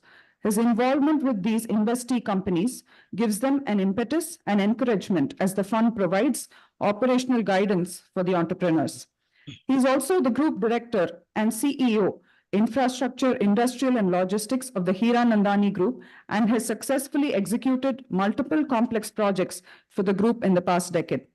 He has been mentoring and guiding students and doing career counseling in his spare time, and is also associated with various NGOs as a part of his contributions for the CSR initiatives. He will be joining us online. We welcome you, sir. Thank you. Am I audible to everybody? Yes, sir. Yes. Am I audible? Am I visible and audible? Yes, sir. You are visible and audible, sir. Please. Thank you very much. I thank Shri Hari, the Peace Conference, for giving me this opportunity to be able to share my thoughts in this Peace Conference, Peace and Reconciliation Conference of 2024. Uh, Actually, it's a very complex topic in this current world. How can peace and justice, or justice and peace, or justice for peace be ensured in this complex corporate world while we chase maximizing returns? The whole purpose of an enterprise is to make profits, right? So it's a very conflicting at the same time, converging topic, and it's all depends on how we conduct ourselves culturally and how we behave in terms of the corporate world to be able to ensure justice for peace. I mean, it's a very difficult and it sounds very easy, but it's a very difficult when we want to implement this in this complex world. Let me I'll break my talk in or my suggestions or my thoughts in terms of three parts. I'll just introduce the topic and the challenges, and then I'll go on to being us, being human beings, and how we can internal and external harmony can be established, and then talk a little bit about the digital transformation and how this corporate world can embrace justice for peace. We live in a very rapidly evolving world, and the future generation will also inhabit a very completely different world, given that, which is better than the current one. We keep evolving, as you all can see, but hopefully a better world, which is more equitable and peaceful, which is what we all would wish for.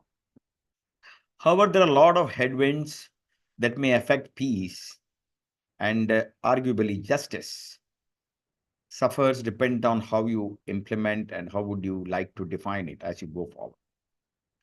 We as individuals are a lot more troubled today than earlier and less content with our work, our life, our relationships, and overall growth that we seem to or perceive to be chasing and achieving. Let me take a pause. We always are saying this is right, this is wrong. Right and wrong and just and fair may sound or may be similar or may seen as the same thing, but they are very little in terms of being binary. It's not like 0 and 1. And there is a need for some nuance to be really operate in the world, which is currently gray, especially whether it's business world, whether it is navigating human beings across different corporates, bureaucracy, government, establishment, people on different strata of socioeconomic category. You're dealing with people and gray. That is the current capitalist model in which we all try and chase maximizing returns, either at the personal level or at a corporate level. And the question is, how do we achieve justice for peace in such a complex corporate world where growth, we all need growth, right? Personal growth, want to go up high in your job, want to become from a graduate, undergraduate to a graduate, to an engineer, to a postgraduate, then be able to contribute, innovate. I mean, every sphere of life, there is growth. And similarly, corporates also want growth. But then growth can be seen as a very necessary evil. You need growth, but growth at what cost? Finally, with great technological innovations, such as AI, the digital transformation that has taken place all across the globe in the last decade, there are important questions, both ethical and practical, that humanity must find an answer, as the ramifications are huge. We find it great. Instant gratification is wonderful, but what are the ramifications of this on individuals? And that's pretty important for us to realize. Through today's talk, I will try and connect these strands together so that there is some kind of, the whole objective is just to share my thoughts and feedback, but more importantly, to share it with all the enlightened audience out here, much more knowledgeable and better than me, but more importantly, to share what I feel while I sit currently where I am and see the world at large. So whether we can create some mid path to achieve a little bit of justice for peace or peace for justice and be able to navigate in this complex world while we go about doing our daily lives, while corporates go about doing their business, people chasing profit, personal chasing growth, manifestations of, jealousy, pride, ego, working in a professional environment, one-upmanship, the entire startup environment where people want to raise money, create valuations, but then don't have responsibility and accountability. So all of these are interlinked when we talk for justice, for peace. Then I will also recommend some suggestions from my end as to how we can set up a bottom-up approach, sort of starting with the self, which is Atman, our own self, because our own self have to change. And then that is the internal environment, I call it, internal harmony, and then the external environment. So what are the challenges that today we have? Humanity has tried and tested multiple economic models like capitalism, socialism, communalism. It's in operation in various parts of the globe, and which merely works on, earlier we used to have barter system where we used to have exchange of goods, and that's how the whole monetary policy of the globe came up. And now we are talking about that was based on trust and fair exchange of goods and services. Why I'm bringing that up is, I mean, age-old trust and fairness, which was existing, is slowly getting converted through various process procedures, but then may not then really be promoting justice and fairness as we go along, because it's all in the mind and how we implement those things. Some of the modern forms in various countries, which includes, as I said, capitalism and socialism or communalism, is a common across various parts of the world. Now, capitalism has a lot of cheerleaders, but it is obvious that in today's era, unprecedented growth is given as a given, because people would chase growth, because you've got developed economies, emerging economies, and then economies which need to grow. So every country is out there to ensure that they go from, to a positive GDP growth. So which means they need to have more infrastructure, more digitization, more developments, more job creation in their own country, because they all want to contribute and grow. Innovation on top of it has been a big enabler to be able to achieve this growth all over the world. And obviously it has benefited a lot for the current generation as compared to the previous generation. We all are beneficiaries of this innovation.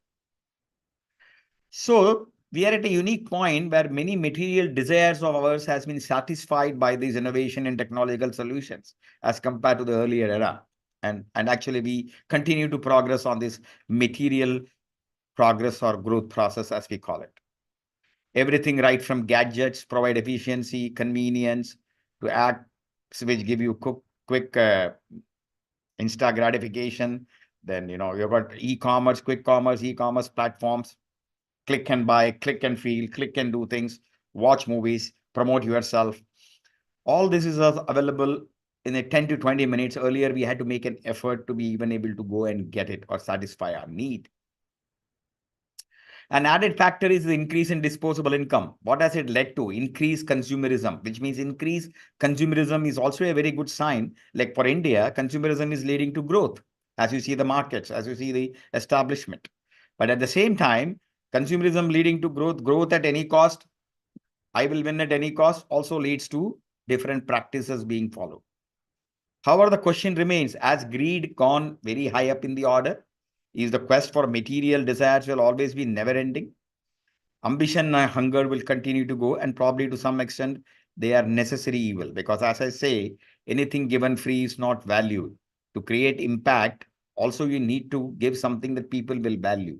So for that, there has to be a balance between democratic behavior, materialistic attitude to go and get it. And at the same time, we also have this huge responsibility of ensuring peace and justice, or the way you do it. While greed always will be infinite, our Earth's natural resources are not. Human desires are more, and putting them an unnatural stress on our Earth's. I mean, I'm looking at a climate change fund. So we talk about air, water, and soil. And then, people should also have some sustainable environmental goals. This is detrimental to global peace, as this could lead to conflict. We have witnessed a lot of geopolitical tensions in the last couple of years across various regions in the world. The issues are multiple, and they have had impact because the Ukraine conflict put a lot of pressure on commodity prices. Inflation then again hurts people. It finally gets passed on to the last chain of people who can afford, who cannot afford. Oil increase, pressure increase, price increase, inflation. So what remains are some primal natures in the human emotions, such as pride, greed, ego, which leads to these conflicts.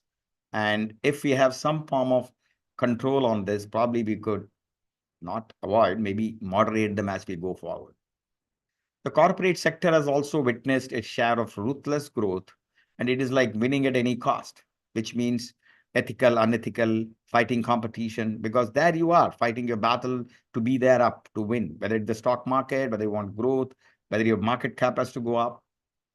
This is widespread right from top, where we have seen multiple seasons of corporate leaders defraud. You have seen a lot of scams hitting the newspapers. People are taken public money, use it for personal. I mean, I'm talking about the rich and powerful, the stakeholders. And what happens is this gets widely spread. A lot of people now, even for people who are not able to afford socioeconomic category B and C, you also missell. Financial institutions missell products.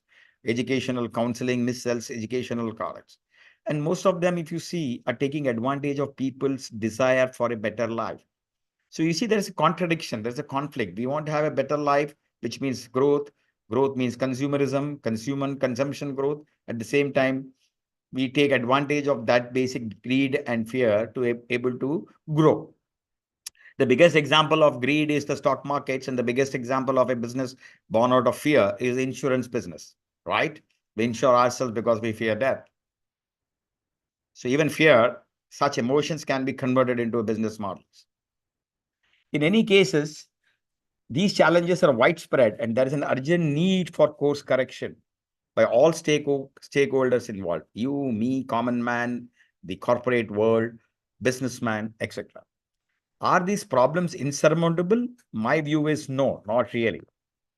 Because we can actually run around and be able to think through. Run around, I mean, is in our minds, in our approach, and be able to fix. So what is the way ahead?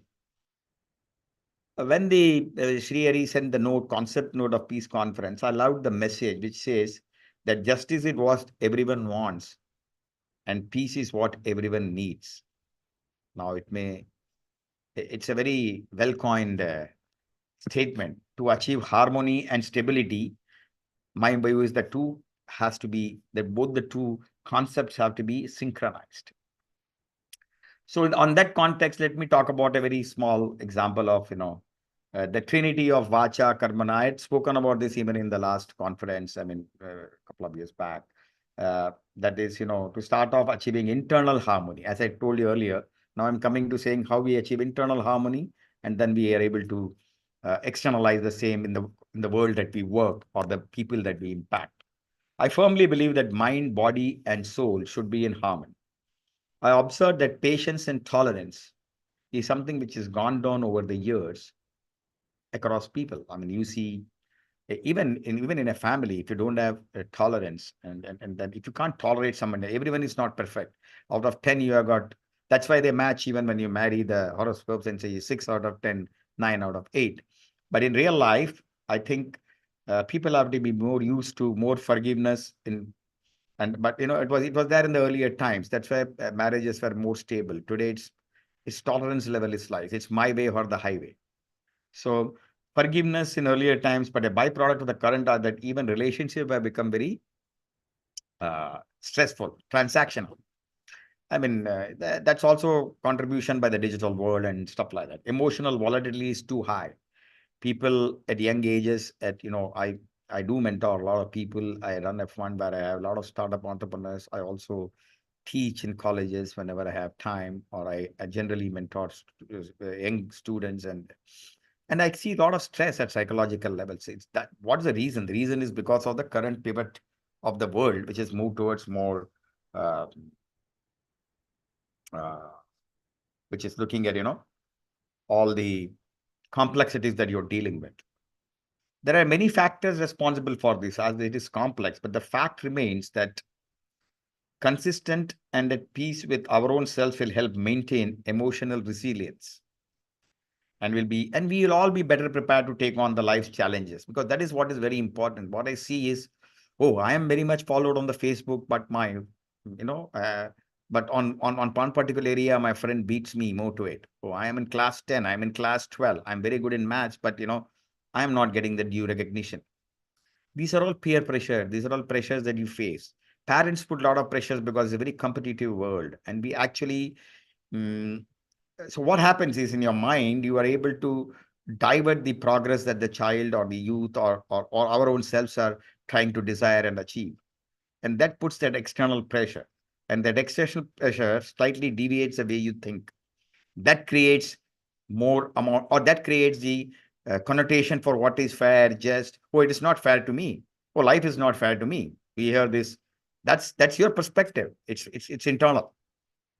So this trinity of vacha, karmana, and manasa is what you say. Vacha is speech, karmana is action, and mind, body, and soul. So you always have to uh, have these three holistic thing in sync to achieve a wellness in your mind.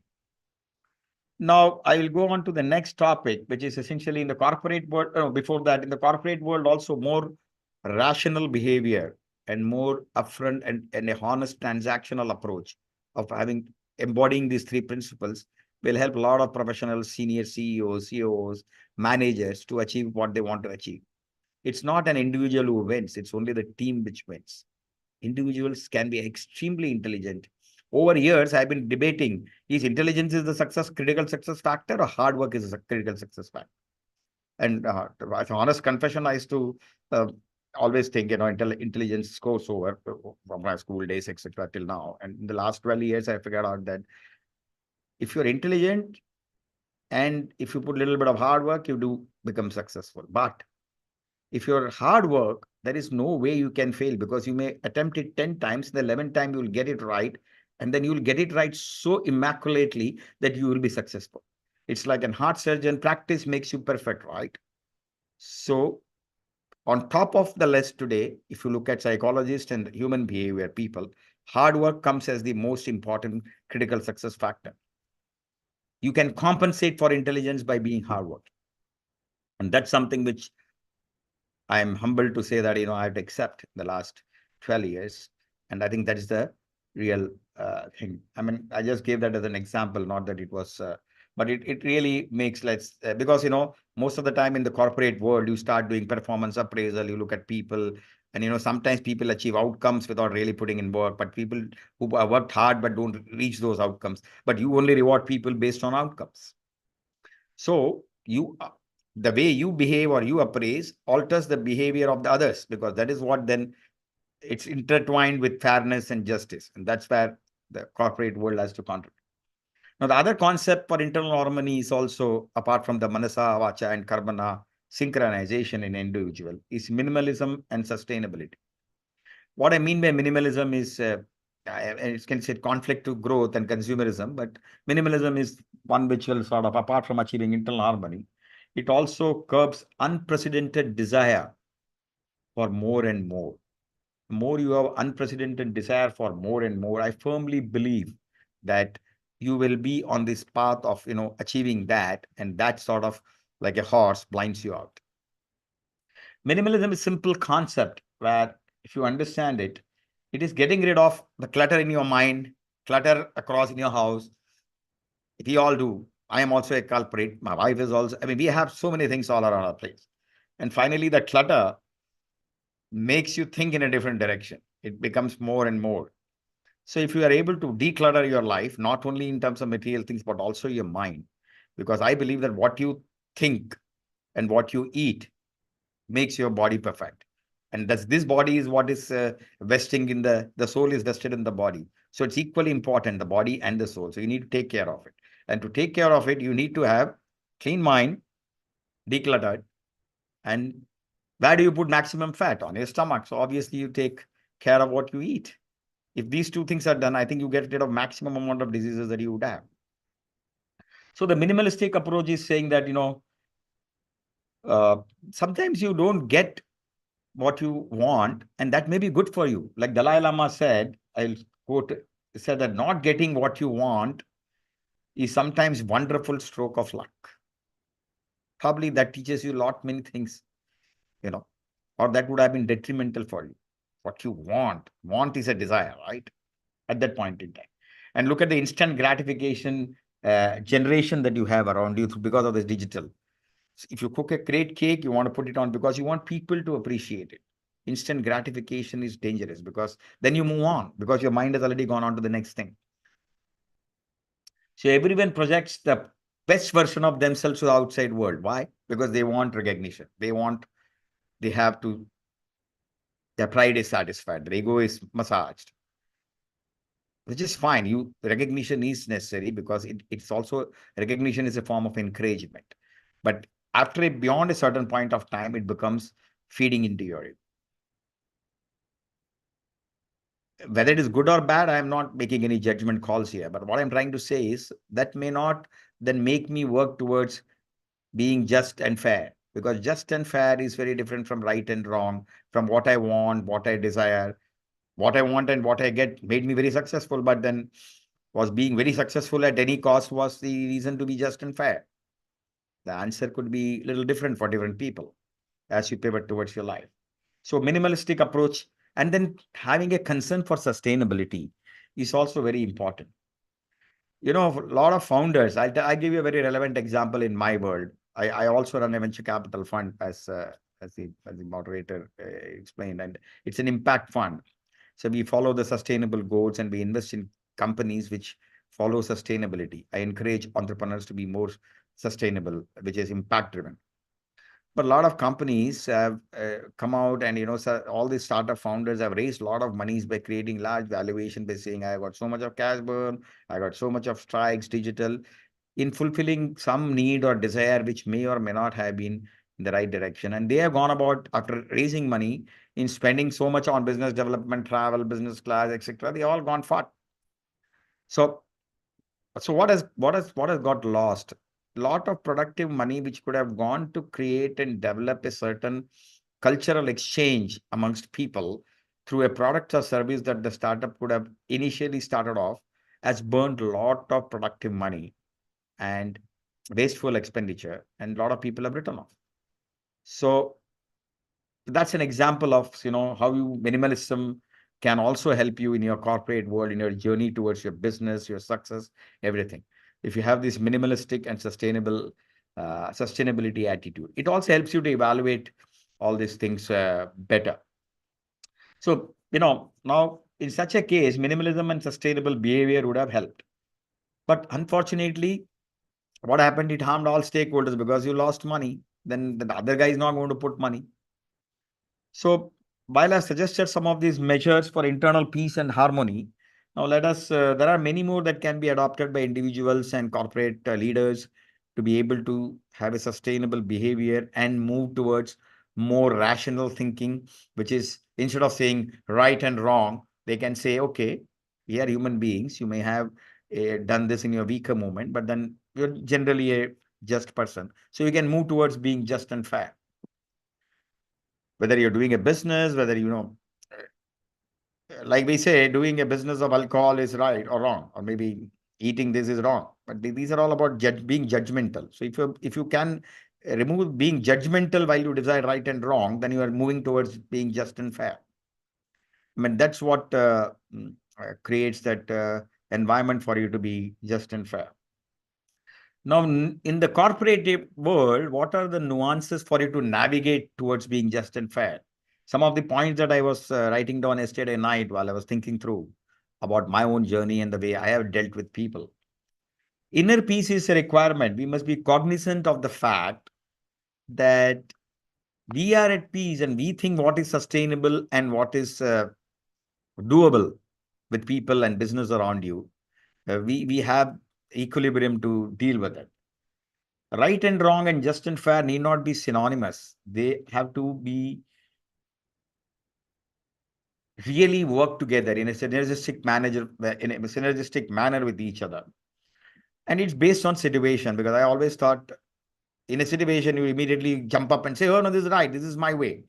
This is absolutely wrong. Why? Because we have ingrained those over years saying that this is wrong, this is wrong. If somebody does this, this is the way we have to react.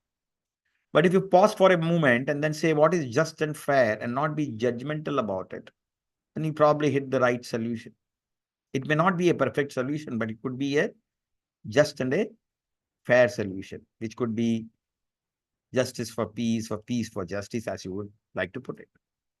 Because then if you let that get scaled up, then it leads to, could lead to violence, could lead to change in the mental attitude. So you're doing a lot of permanent damage. So justice and fairness in your decision-making process would help you to think through properly in any given situation, including business, which obviously involves people and infrastructure, materials, and resources. So there are certain things like if I go and a thief, there is a Robin Hood and there is a normal thief. Now, Robin Hood is, people say, is a great guy because he robs the rich and feeds the poor. But robbing is it a right or a wrong act? It's a wrong act. But you put on the lens of justice and fairness, so folklore say that he is a good man.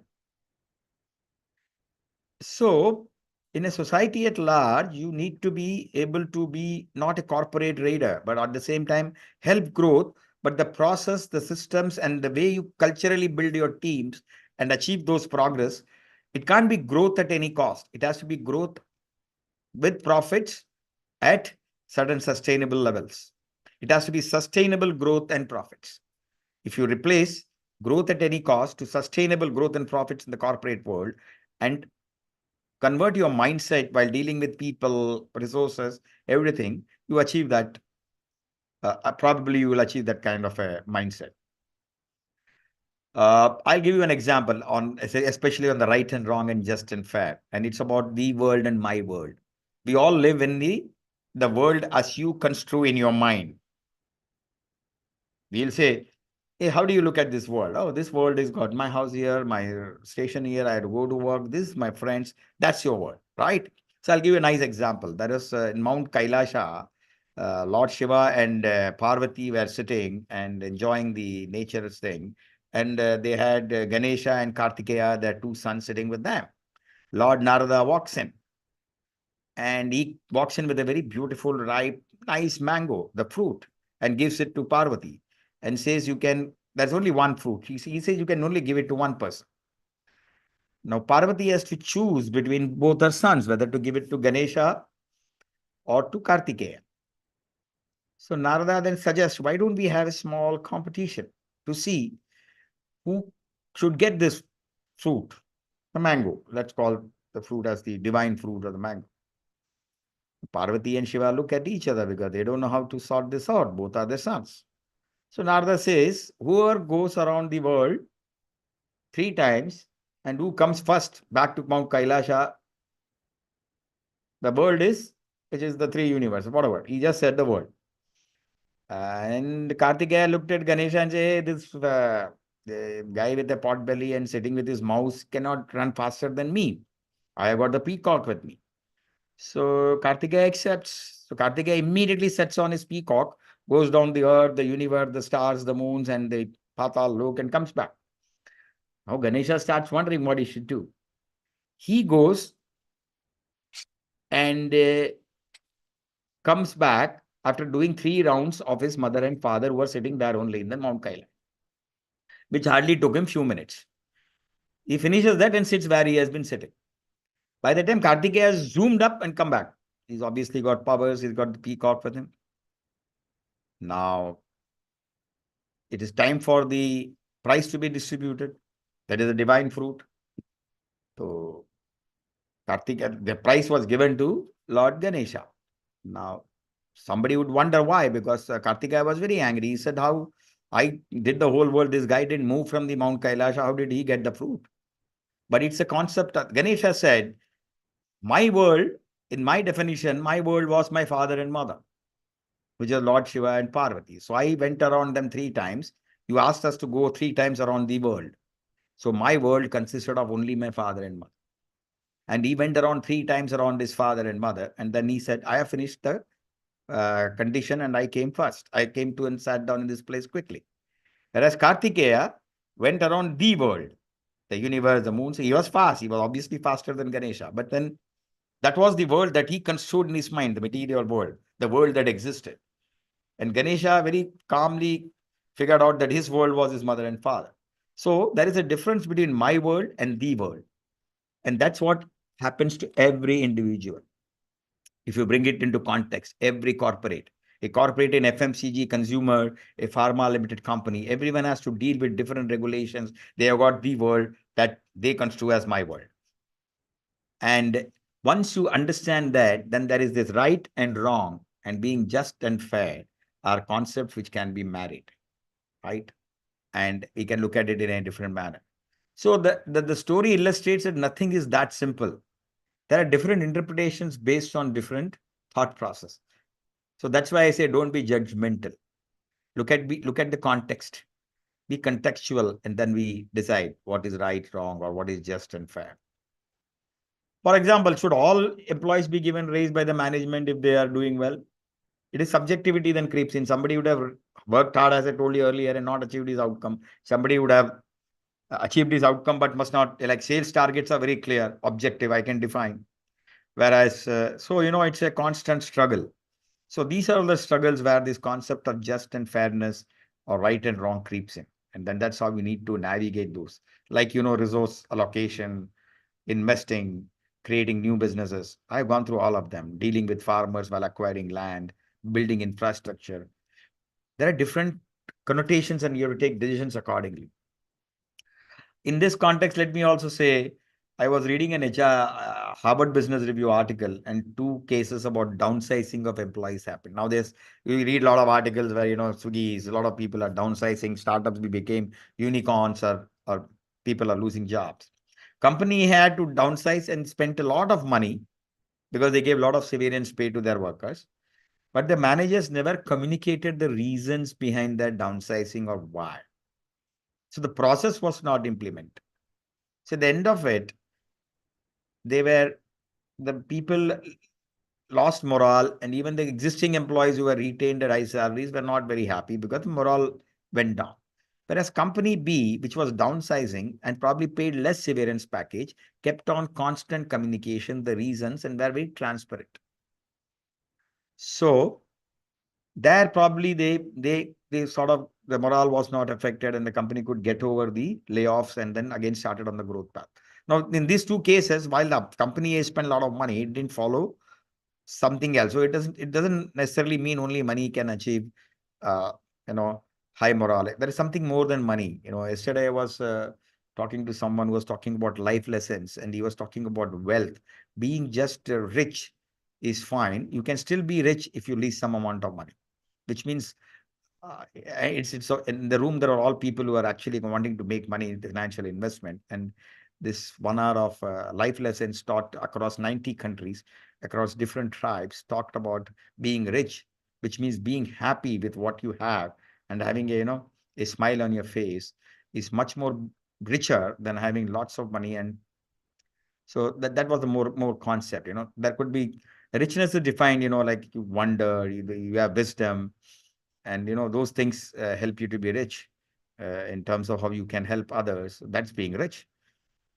You have some qualities that make each unique DNA, each human being in this globe has some life lessons and stories, and that if you accumulate all of them, that adds to your wisdom. Being intelligent and being wise are 2 different things.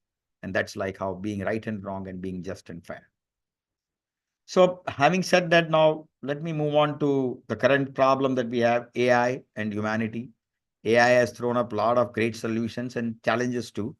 Now, another burning question is, with advances made in AI, obviously there's a lot of betterment, but it's going to replace a lot of blue-collar jobs, repetitive tasks. So is that just and fair? Or people have to get reskilled? Is that some amount of pain is going to be there, right? Because 80% in India, you can say 70% are still socioeconomic category C and below. And skilling is a very important job. So what's going to happen with AI? Already you've got digital transformation hitting people. So AI is going to make that much more. Life will be more convenient, but then it's going to cause a lot of damage across. More advanced robots will take over. Another issue that who benefits most from AI? Only the top 5%. The richer will become more richer and richer because that's how it is. So again, you have to think about organization, globe, country, economic conditions, and how you want to place it. Morocco, South Africa, whichever world, India, emerging markets. developing nations. Another AI bias is, for example, in a MIT AI tool, one MIT student observed that facial recognition, for example, the AI has been trained only to recognize white skin. So, so every time for AI, you have to put on a white skin on your face to be able to make it recognize. And that was something which there was AI bias, as they call it, because you train AI, right, with data. Lastly, even deep fakes. Now, deep fakes, for example, if you create a deep fake of mine speaking here, or of forget me, or very important people, and then you, like elections, and somebody says something, it can cause colossal damage. So deep fakes and how to get rid of deep fakes and security measures around that is also something. These are all relevant from the topic that we are discussing, because justice and fairness is also evolving. So as you pivot towards all these new things that's happening in the corporate place, you need to play a role on justice and fairness. Now, let me conclude by saying all these are tricky situations with no straight right or wrong answers.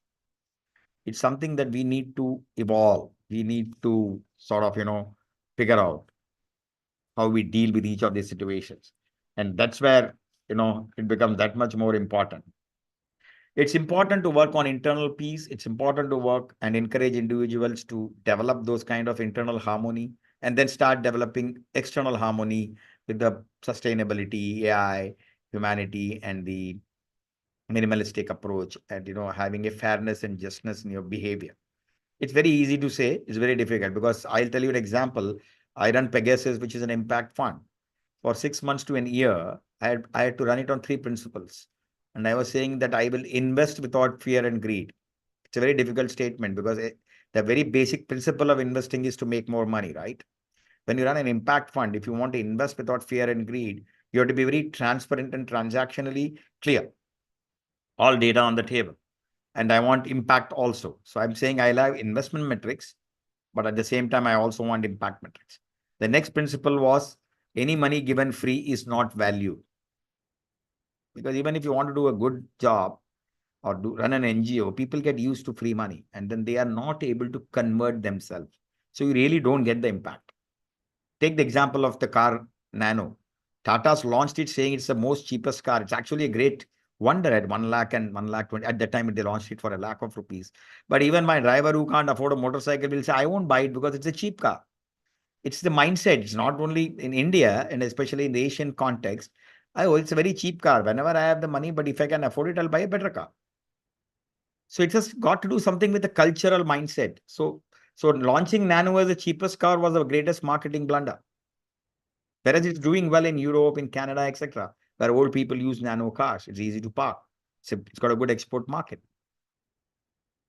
So it's all about how you think, like greed, fear, and then how people take advantages like corporates and create businesses out of it. But then you should not missell. There is an opportunity, use it to the extent possible, and don't say winner takes it all.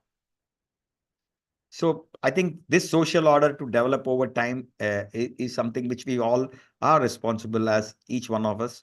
And as we grow up in this ladder and to create a better world tomorrow in a very digitally transformed global scenario, it becomes that much more important and pertinent for each one of us to be able to put in the little bit of justice and fairness in the way we think about everything. There's nothing wrong in going out and creating companies, organizations, talent, innovations. How you do it, how you build in a little bit of justice and fairness in the way you do it in the corporate world will become very important for us as we go along this way. So the last few things that come to my mind as I close this is Jeff Bezos once quote, if you are competitor focused, you have to wait until the other guy does something so that you try to do better than him. But if you are customer focused, you continue to focus on what you want to deliver the best, you continue on your journey. So this is a very sound concept. It's like self-motivated way of trying to do the right things. And I think I took it because it is very relevant to the corporate world and for corporate leaders and corporate managers who work, which is bulk of our population. And they need to practice this in their outcomes. I define 3 things. One is you should create value propositions both in your personal life and in your professional life. You should be very outcome and efficiency effective. Efficiency is fine, but if you're effective, then you're outcome based. And third is you have to be not judgmental. And create internal harmony for yourself. If these three things are done, and if you both, then there are this question of ethical practicality, all of this will come in automatically. And that's my view on on justice and justice for peace in the corporate world, and which is achieved through internal and external harmony and a balance between those two. And I thought these are some of the thoughts that I could share with all of you. Hopefully it was useful to you. It was also a reiteration to my own self. And I thank you for patiently giving me a ear on this topic. Thank you very much. Thank you, Minister Narayan, for expounding on a wide range of concepts, including sustainable behavior and our realities in our minds, and is relative to as well. And for pointing out that peace and justice should be synchronized, that each could exist excluding the other, as pointed out by Mr. Durmurti, but I think it is human nature to contemplate ideal scenarios. So thank you for making that idea. I would like to now introduce Dr. Shakuntala Bora. She is currently working as associate professor in the Department of Philosophy and Gauhati University in Gauhati, Assam. She did her MA and PhD from Northeastern Hill University.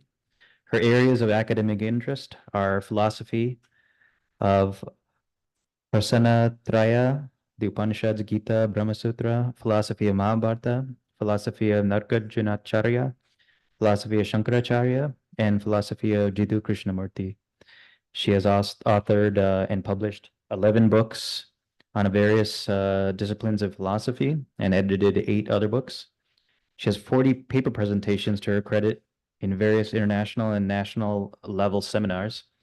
She has also delivered 44 lectures on philosophy of Prastanatraya, philosophy of Mahabharata, Buddhist philosophy of Nargajanacharya, philosophy of Shankaracharya, and contemporary Indian philosophy of Jiddu Krishnamurti at various central universities, state universities, and colleges of India.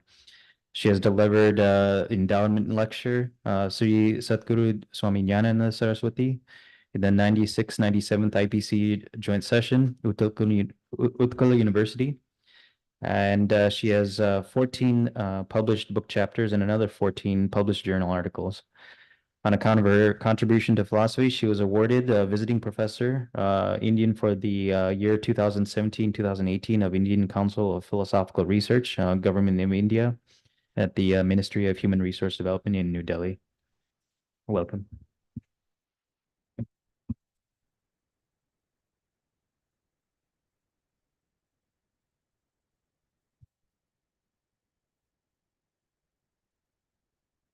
Time starts now. 24 minutes.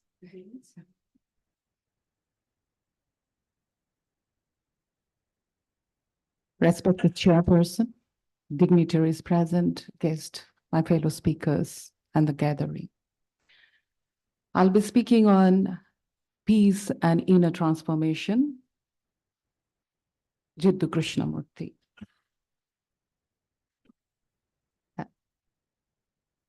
Krishnamurti says that it is supposed to be the concern of every individual to bring a kind of society where the values are different, where man is not fighting against man, where there is no war.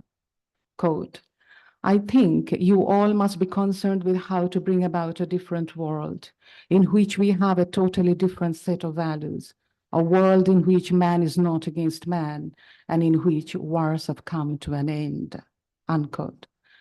Krishnamurti talks of 2 different kinds of values, values that are false and values that are not false. The difference appears to be lying in the fact that while values created by man are considered as false by him, he considers uncreated values, that is, values that are uncreated by human minds, as not false, and justice would come within them. Krishnamurti doesn't define uncreated values. They are results of negations of false values. They cannot be achieved. One comes upon them as the false values do not remain. Peace is where there is no conflict. Truth is perception of the false as false. Happiness is as there is no effort. These for him are true values. However, as one studies Krishnamurti, one comes to see that peace, on one hand, makes individual happiness possible. On the other hand, can come about only depending on individuals. In other words, it is in peace that it is possible for man to come upon happiness, and yet peace can come only through dropping of false values by the individuals. About peace, he says that one needs it to understand oneself. Quote, "We must have peace in order to grow, to flower, to understand, to explore into ourselves and see what we can find there." Unquote. As we understand the very process of our lives, happiness comes. Quote, "If you can understand the process of life without condemning, without saying it is right or wrong, then I think there comes creative happiness, which is not yours or mine." Unquote. Krishnamurti says, it is essential that one is happy, for without being happy, life becomes superficial and meaningless. Quote, "Without being intelligently happy, life becomes very superficial, futile, and rather dreary." Unquote. But as Krishnamurti has declared, if peace were to be found, peace cannot be set up as a goal. Rather, peace is, as individuals stop creating confusions. Quote, "Peace can only be when confusion which you and another make ceases." Unquote. For Krishnamurti, the individual alone can bring about societal change because it is the individual himself in the first place who has brought about the society. Quote, "The society may be an entity apart from you, you have created it." Unquote. According to Krishnamurti, as each individual tries to be secure, we automatically bring in confusion. The present society, as he sees, is the product of such a way of living. Quote, "The society about us is the outcome of our desire to be secure, to be safe, to be permanent in our own particular form of conditioning. And being unaware of our conditioning, we continue to create more problems." Unquote. The desire to be secure makes one identify oneself with something greater. Such an attitude, according to Krishnamurti, lies at the root of war. Quote, "The desire to gain and hold, the longing to be identified with something greater than ourselves, creates the spirit of nationalism, and nationalism breeds war." Unquote. Krishnamurti considers identification of any kind as a cause of war. He says that as we identify with ideas, on their basis, we start to distinguish ourselves from others. And this very division brings conflict and war. Quote, "Division in any form must bring about not only conflict and violence, but ultimately war." Unquote. The reason behind identification bringing in conflict and war, according to him, is that as one gets challenged by others regarding what one identifies oneself with, there emerges resistance. Quote, "You have certain beliefs, experiences, opinions, judgments, evaluations. When someone is challenging these, there is either resistance, building a wall against it, or you are afraid that you are going to be attacked." Unquote. Krishnamurti says that the mind, as it works for one's protection, it is working separatively. And unless mind stops working, true understanding how it works for protection of oneself, there actually cannot take place collective action where alone peace can be. Quote, "Until we understand how to transcend this separative thinking, this process of giving emphasis to the me and the mind, whether in the collective form or in individual form, we shall not have a peace. We shall have constant conflict and war." Unquote. The change Krishnamurti implies, which we are supposed to bring to ourselves, is the change of our approach in living life. A change from looking towards a goal to paying attention to ways and means we are adopting to arrive at that goal. Quote, "The understanding of the means without searching for an end is the fundamental and necessary revolution in our whole approach to life." Unquote. Krishnamurti understands change or transformation cannot take place if one is trying to change according to an ideal set up by the mind. If one is guided by an ideal one has decided on, then the future that would come cannot be new, as it will be arrived on the ground of ideals projected from the present conditioned state. In such a situation, there is no real transformation, but mere continuity in a modified form. Quote, when we desire to bring about a transformation in ourselves according to pattern pre-established by thought, such a transformation is only a modified continuity of memory. Being a projection of ourselves in a different form, it is continuation of the conditioned state, and therefore it is no transformation at all, unquote. Only an action which is not guided by ideas can bring real change or transformation, and thus a revolution. Quote, only that action which is not based on an idea can bring about revolution, which is constant and therefore renewing, unquote.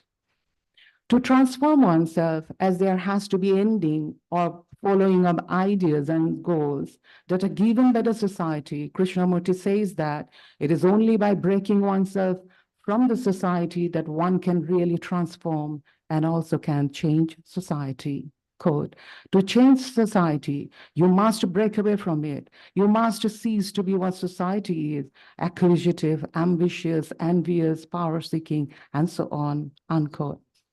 And according to Krishnamurti, what is required to be without ideals, to bring in revolution, is that every individual understands how desire works. Quote, what is important is the psychological revolution, regeneration, and that can only take place when we follow, understand the whole process, the complex process of psychological desire, motives, urges, conscious as well as unconscious, unquote. Krishnamurti tells us why the ideals get formed and how they bring in conflict. Man, as he fails to face the struggles of life, finds ways to flee from them. He calls these ways escapes, as they are means through which man wants to escape from fact of one's life. Quote, they create religious beliefs, ideas, they worship the image of an imitation which they call God. They try to forget their inability to face the struggle by losing themselves in war. All these are ways of escape, unquote. But Krishnamurti, the ways of escapes are what we call values and standards. Quote, these escapes become standards or values by which we cover up conflict, unquote. Ideals are these values by looking towards which one hopes to forget the conflict one is in. But any such search and in and through ideals, whatever that ideal may be, results in conflict. Krishnamurti's logic is that as one searches, one's action is robbed of completeness, for one is looking towards and paying attention to that where one hopes to find happiness.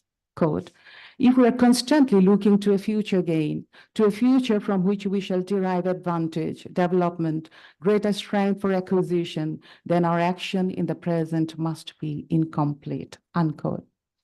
And it is from incomplete action that conflict emerges. Krishnamurti gives reasons why search, which is value determined, gives rise to incompleteness of action and consequent conflict. He says that man does not like the feeling of uncertainty of finding or keeping happiness. Quote, why have human beings projected values? Is it to give guidance in daily life? Is it to give them a sense of purpose without which life seems uncertain, vague, without direction, unquote. And in our desire to avoid uncertainty, we start following values, which we want to believe would lead us to happiness, that would be forever. The values are, however, chosen on the basis of either one's past experiences, that is, which once made one happy, or by being told to be sure ways to happiness by others. Quote, unconsciously, without our giving deliberate thought to it, we are trying to seek certainty, certainty born from knowledge which we gather from books, experiences, or experiences of a wise man. So in seeking this certainty, we establish ideals based on what others have said with conviction, seasoned with tradition.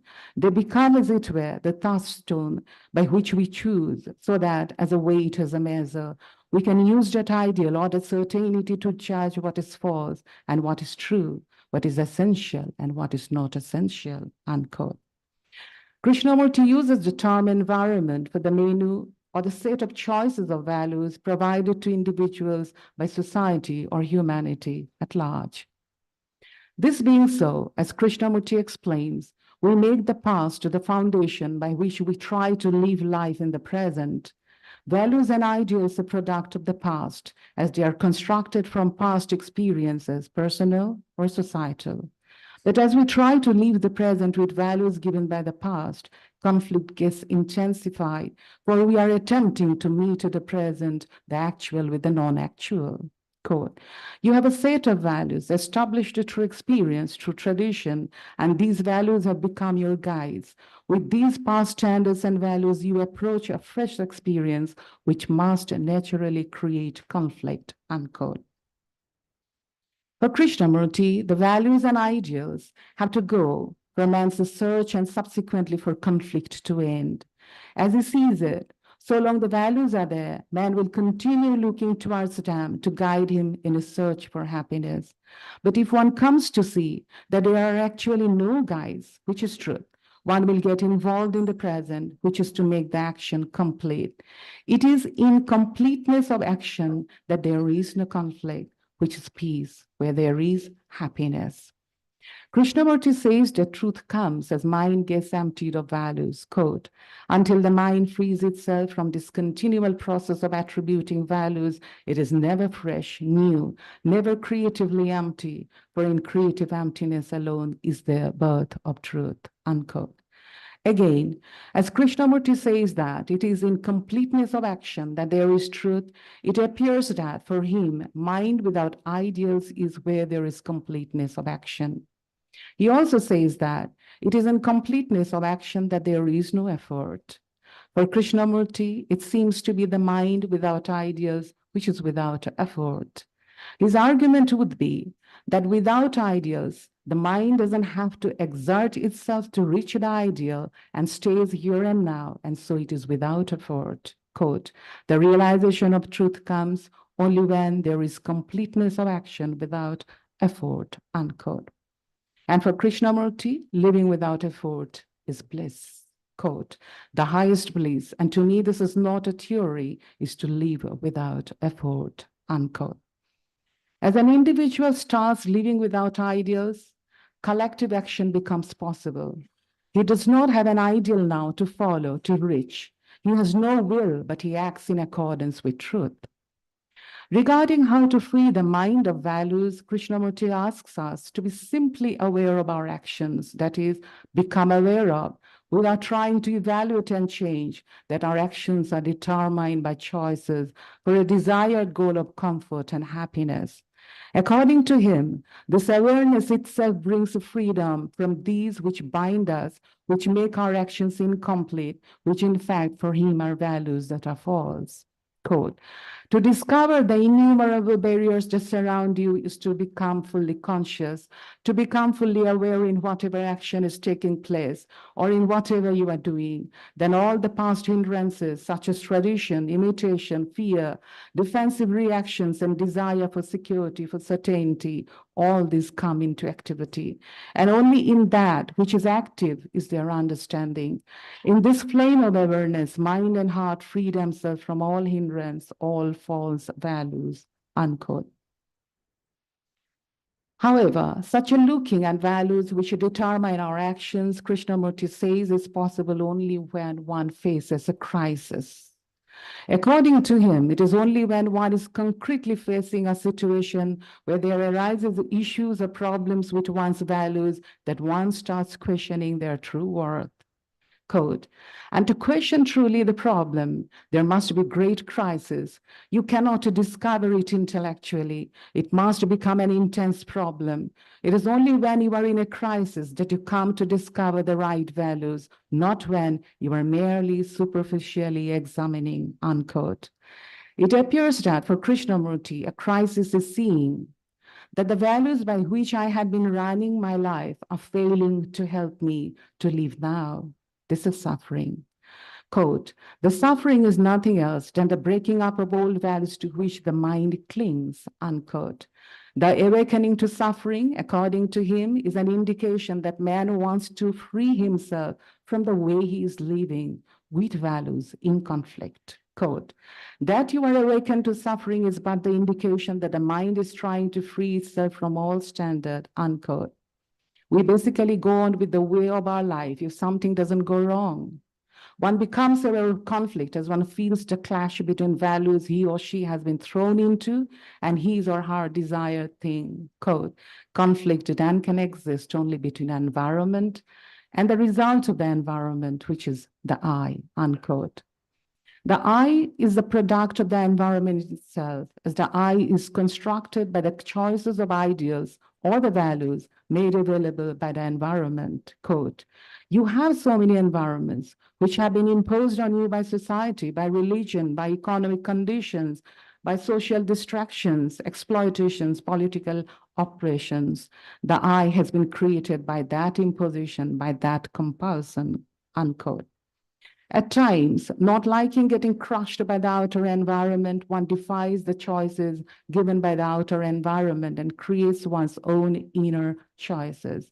Quote, being crushed by outward circumstances which create suffering, and in effort to escape from the outward circumstances, individual creates an inner world, begins to develop an inner law, creates his own individual restraints, which he calls self-discipline, or cooperation with that which he has learned to call his higher self, unquote.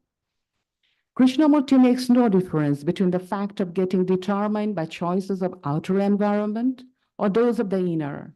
Whatever be the nature of value, the inner or the outer, they both aim at security. Quote, but what is after all difference between one and the other, the outer and the inner? They're both controlling, perverting the mind through the desire for self-perpetuation, unquote. Krishnamurti considers suffering as essential because it is only when one suffers that mind ceases being theoretical and becomes sensitive to what is actually happening. Mind becomes sensitive in suffering, for it automatically implies being aware of suffering. And such awareness is necessary to see the things one otherwise does not observe, the values by and for which one has been living. Quote, when we suffer, your mind is made acute, alive, then you are not theoretical. And only in that state of mind can you question what is true value of the standards that society, religion, and politics have set about us. Only in that state can we question when we discover true values, where then we are true individuals, not until then, unquote. It is when we feel pain or suffering that we start looking at the way we are living, start asking questions about it, and only when we make queries that there is the possibility of ever finding an alternative. For the unawakened, there is no inquiry about some other way of living, and consequently no possibility of ever coming to it. It is because of this that we find Krishnamurti commenting, his lectures are not for those who are not suffering. That is, his words have no significance for the non-sufferer, which also seems to reinstate his assertion that conflict is a fact of every human being's life, though one may or may not be consciously aware of it. Quote, if you're not caught up in conflict, then continue in your present way. If you're absolutely unconscious of struggles and suffering, if you're unaware of your own disharmony, then go on living as you are. If you are not discontented, if you are not aware of intense disharmony in and about you, then what I tell you about the futility of accumulation can have no meaning to you, unquote. However, to be merely awakened is not sufficient. It also is required that one does not run away from it. We need to let suffering keep us awake. Quote, when people suffer, when they are caught up in conflict, that very suffering and conflict should keep them intensely aware, unquote. For Krishnamurti, this awareness would be observing without trying to change. It is merely looking how one is determined and living by and for values and ideals. According to him, as one becomes aware of how one is determined by the choices given by environment, or by oneself, who is a product of the same environment, there is a release from the determining factors, and it is here that one sees truth. In Krishnamurti's philosophy, this is what goes by the name of choiceless awareness. This is also called meditation and self-knowledge. According to Krishnamurti, when one sees what is happening, that one acts by for values and ideals, one automatically comes to see the falsity of these values. This seeing of false for Krishnamurti itself is a perception of truth. Quote, when we are conscious of the actual, there is the immediate perception of the false. That very perception of the false is truth, unquote. The seeing of how one is governed actually brings in the realization of trouble with personal ideals and values. This is truth realization. This realization makes one free from ideals, which so long have governed oneself, and makes one's action free from ideals. Rather, one acts from truth now, quote. And it is only when you and I discover the truth, which is not personal or individual, that there is possibility of bringing about a revolution, which is not a revolution of ideals, but of truth, unquote. Thank you. I thank Sri Vishnu Mohan Foundation and Sri Jnana Advaita Peetham for inviting me and giving me the chance to share my thoughts and to share in the thoughts. Thank you so much.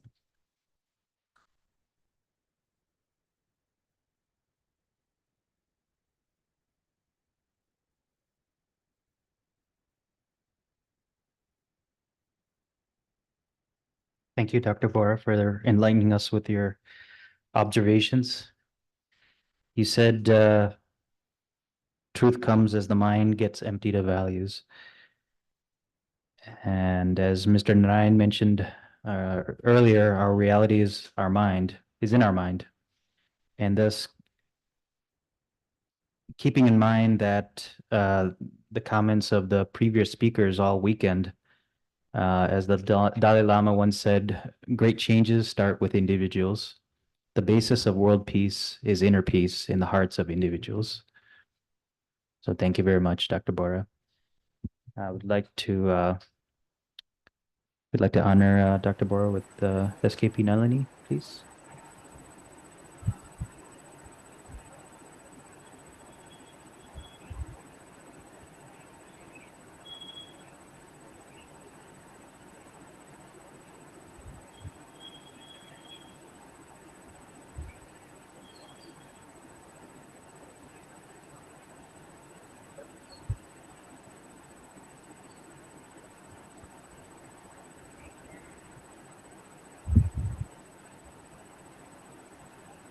I'd like to introduce our next speaker, Professor Akbar Hussain, who is a retired as a professor from the Department of Psychology.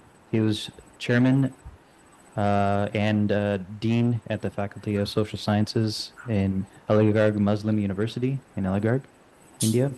Recently, he joined as the adjunct professor in the Faculty of Humanities and Social Sciences, Integral University in Lucknow. Professor Hussain was awarded the Department of Literature degree in psychology in 2015 for his work on explorations and applications of spirituality in psychology. He has over 41 years of teaching and research experience. He has successfully supervised 8 postdoctoral theses, 43 PhD theses, and 10 Masters in Philosophy dissertations at Aligarh Muslim University, Aligarh. He has authored, co-authored, and edited 50 books and contributed 291 research papers, theoretical articles, and book chapters in national and international journals and books. He has 40 publications in Scopus and Web of Sciences international journals, proceedings of international conferences, and edited books.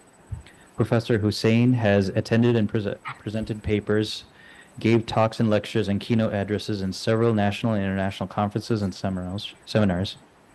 He was editor of the Journal of Indian Academy of Applied Psychology from 2002 to 2005, and the Journal of Educational Research, University of Malaya, 2009. Professor Hussain is also a reviewer of various national and international journals of psychology. He has standardized numerous psychological tests and completed research projects. He's a life member and annual member of various national and international associations. He has visited several countries for attending conferences and teaching assignments. He's also on editorial board of several prestigious journals, both national and internationally. And Professor Hussain received the Sir Syed Innovation Award in 2018 as an Outstanding Researcher of the Year. Professor Hussain developed a number of theoretical models and psychological tests, which focuses on understanding and measuring the phenomenon of spirituality, happiness, COVID, and coronavirus.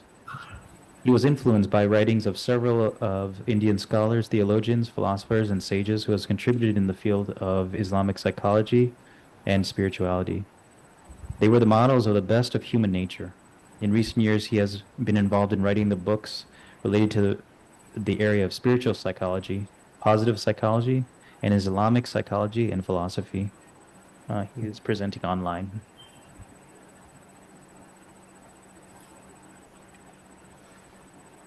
Okay. Thank you.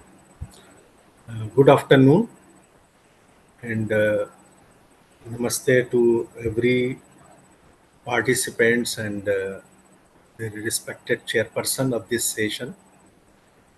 And first and foremost, I would like to thanks for giving me an opportunity to deliver an invited lecture in this 9th annual conference.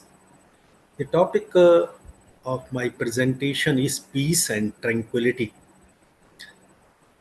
the dimensions of idyllic personality. So first, I would like to explain in brief what do you mean by idyllic personality. So basically, my super specialty, in fact, is to analyze the concepts or the construct as an acronym. So similarly, I also, you may say, identified or characterized the word idyllic personality, which is grounded in indelible faith, determination, yearning, love, lifestyle, inner peace, and connectedness with God. So these are the certain you may say determinants which are reflected in the prophets, personalities, sages, and saints. And these attributes or the behaviors are responsible for the development of idyllic personality. So idyllic personality is tranquil and holistic in nature. And to develop an idyllic personality, one must not ignore the psycho-spiritual realm. So that's why I have made an attempt to or categorize into 7 dimensions. The first dimension is indelible faith. So indelibility or endurance is the essential trait of human beings, and it is specifically imbued in a spiritual people. They have a powerful and long-lasting impact on people who came into contact with them. They make every enthralled with their serenity and unwavering faith. It is manifested in every pursuit of their thoughts, sentiments, and aspirations. The indelible personality becomes more potent if they are centered on intense ideas and engage in the quest for truth and moral rectitude. So they have a remarkable influence on the lives of many and could well live a piece of peace, non-violence, compassion, and harmony. So one of the unique characteristics of the followers of the Islam is indelible faith in Allah. The Muslim faithfully linked to Allah continually recalls Him, his faith in Him, and his submission towards Allah through certain practices like prayer, fasting, and so on. So their faith and devotion to God are conducive to spiritual growth and serve as a key to the door of bliss. Such personality affects for long periods and the fruits of action. And the second characteristic, what I consider to be more important with the idyllic personality, is determination. To human beings are by nature strong-willed and ardent. They are open to dreams but steadfast in reality despite life's hardship. They never kneel to lie but to tie their laces before taking the leap of faith. They are not afraid of falling, instead, they sail full speed ahead. However, their core strength may get corrupted with time's passage and they become flawed. They may lose the strength of equanimity. However, people with idyllic personalities are pure and determined. They have firmness of purpose and are surely filled with grit. They are clear in their thoughts and resolve their pursuit. They are guided by their anti motto, that is, try again and again. They are willing to delay their decision but stand in once taken. Therefore, people with the idyllic personality are full of determination and are unwilling to defeat due to inadequate strength. A practicing Muslim heartedly boasts to the determination of Allah, loves Him, and struggle towards following the righteous path. Therefore, they never go astray and accept their fate as the bestowing to the of the Almighty. The third characteristics or the later associated with the idyllic is yearning. So it is an essential or trait of idyllic personality. People with the idyllic personality yearn for hope, bliss, purity, serenity, generosity, rectitude, harmony, etc. They are never after worldly affairs. Instead, they long for a better afterlife. Their yearning is determined to make this world for a better place. They yearn to comprehend the incomprehensible, be close to God, and be a pure soul. They yearn to be the one who believes in God, His angels, the Quran, and His books, His messenger Muhammad being the last of them, and the day of judgment, and the absolute knowledge and wisdom. The yearning establishes connection with God by changing our attitudes and perception to a positive outlook on even the most negative things that happen to us. To be idyllic and spiritual, a person should engage in a constant quest for cultivating yearning. Yearning with God is immensely uh, necessary, and it leads uh, to the enlightenment or sorry enhancement of spirituality and thereby helping it grow holistically. The fourth later in the word idyllic is love. So since the advent of human civilization, love has been significant dimension of human life. People have always looked for peace, always to express their love for others and God. I have quoted one of the prophetic saying, none of you will truly believe until you love for your brother what you love for yourself. The love and affection in society is very much needed for the establishment of peace and tranquility within. The man needs love most in order to develop an idyllic personality. Loving others should be one of the primary purpose of our life. We need to develop it layers of self, that is bodily, mental, social, emotional, environmental, and spiritual level. An individual with the idyllic personality should nourish and strengthen love to the maximum potential. Loving others help in inculcating gratitude and thankfulness. which further leads to the experience of sheer joy or bliss. The next letter, which is in the idyllic, is lifestyle.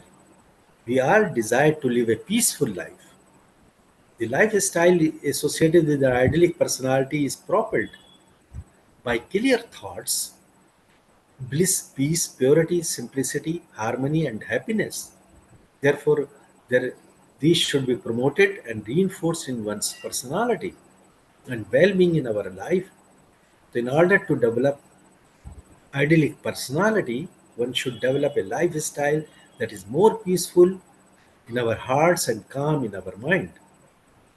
And the next letter is inner peace. Inner peace. According to Islam, one of the attributes of God Almighty is that He is the source of peace. A lack of inner peace is common amongst people. We make an effort to have an outward peace but remain ignorant of inner peace, that is the tranquility. People may have different goals or desires, but they are united to attain inner peace. Frustration, aggression, insecurity, and fulfillment of unmet needs disturb the inner peace. An idyllic type of personality can direct an individual to attain inner peace, both at the individual and community levels. Inner peace should be embodied to develop an idyllic personality. We should cultivate inner peace by being open hearted, selfless, patient, tolerant, having harmony and purity of mind. We should develop an idyllic personality in which everyone should think about how to maintain inner peace. There is no doubt that everyone desires peace for themselves, but they do not want and others should also have inner peace and satisfaction in their life. Thus, the reality is that until a person attain inner peace, their material comforts are worthless. At the individual level, inner peace is something we all desire. Maintaining inner peace is essential to evolve triune aspects of higher health, that is body, mind, and spirit. In the word idyllic, the last letter is C. C stands for connectedness with God or Allah. The Muslims are faithfully connected with Allah. Islam requires connectedness with Allah. This simple principle is that basis for the development of idyllic personality. So people establish connectedness with God when they are in a state of adversity. We suffer from various disorders and live in a stressful situation because of lack of connectedness with God. The Prophet Muhammad taught that true peace of mind requires a person to recognize God Almighty and develop connection with Him.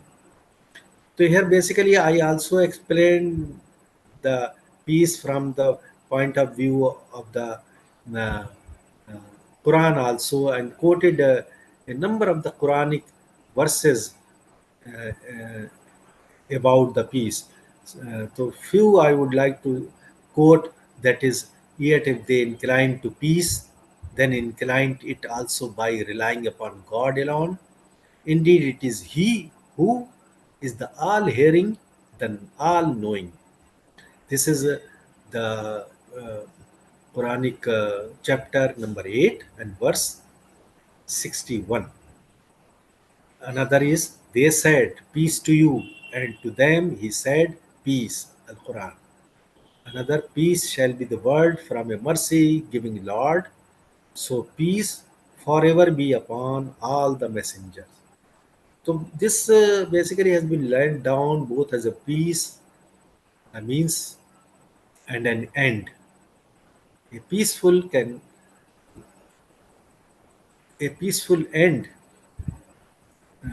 can only be achieved through a peaceful means, that for that goodness and evil can never be equal. Repel with good, then verily he between whom and you are hatred, because of you are friend and ultimate world. So of course in Islam, the word peace reflect to the whole peace and sources of peace. So I quoted a number of Quranic verses, and the another aspect is the tranquility. So here I would like also explain the concept of tranquility with reference to the Quran. Quote, then God sent down his tranquility upon his messenger, upon the believers. Moreover, he sent down hosts of angels that could not see. Thus, he punished those who disbelieved, and such is recompense of the disbeliever. Another quote from the Quran is, then God sent down his tranquility upon him. And he added, that is Prophet Muhammad sallallahu alaihi wasallam added, him and heavenly host which you mortals did not see. Thus he made the false world of those who disbelieve the lowest, while the revealed word of God is ever high, for God alone is overpowering. Now I would like to conclude the Quranic virtues. A number of the Quranic virtues, actually, I explained is one of my recent book published on the title is Quranic Virtues for the Development of Idyllic Personality. The Quranic virtues refers to the learning and imitation process in which one has to take responsibility for developing an idyllic personality. Through the development of Quranic virtues, one can find that our attention remains focused on God and finding bliss. People should help one another to attain virtuousness. So peace is also one of the virtue. If a person does not possess the peace, he can attain those by acting as if he does possess the virtues until it becomes his nature. The Quranic virtues can be considered desirable characteristic for developing an idyllic personality. Moreover, parents and teachers need to cultivate virtues among children to develop an idyllic personality. Uh, the persons who teach their children to look up to godly or divine attributes can easily develop and cultivate the meaning of virtues. Developing virtue is the expression of God's will. That is what God wished to make human beings to live in a positive state. So whoever complies with the virtues implies that he obeys the messenger and obeys to God. Okay, thank you very much for giving me an opportunity to share my views and to explain the new concept which is not researched at all. That is the idyllic personality.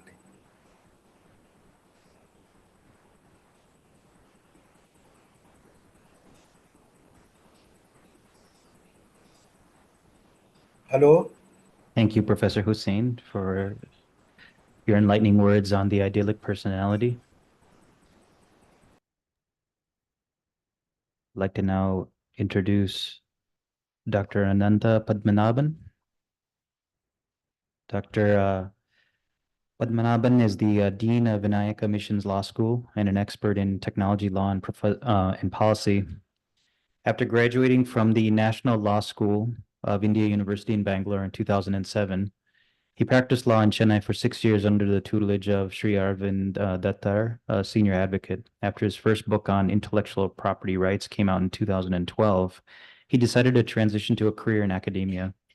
He has completed his law master's and doctorate from the University of Pennsylvania's Penn Carey Law School, and recently completed a master's in management science from the Stanford University's Graduate School of Business. Prior to his stint at VMLS, Anant has served as the founding dean of the law school at Sai University, Chennai, and program lead for the technology and policy research vertical at the Carnegie Endowment for International Peace in New Delhi.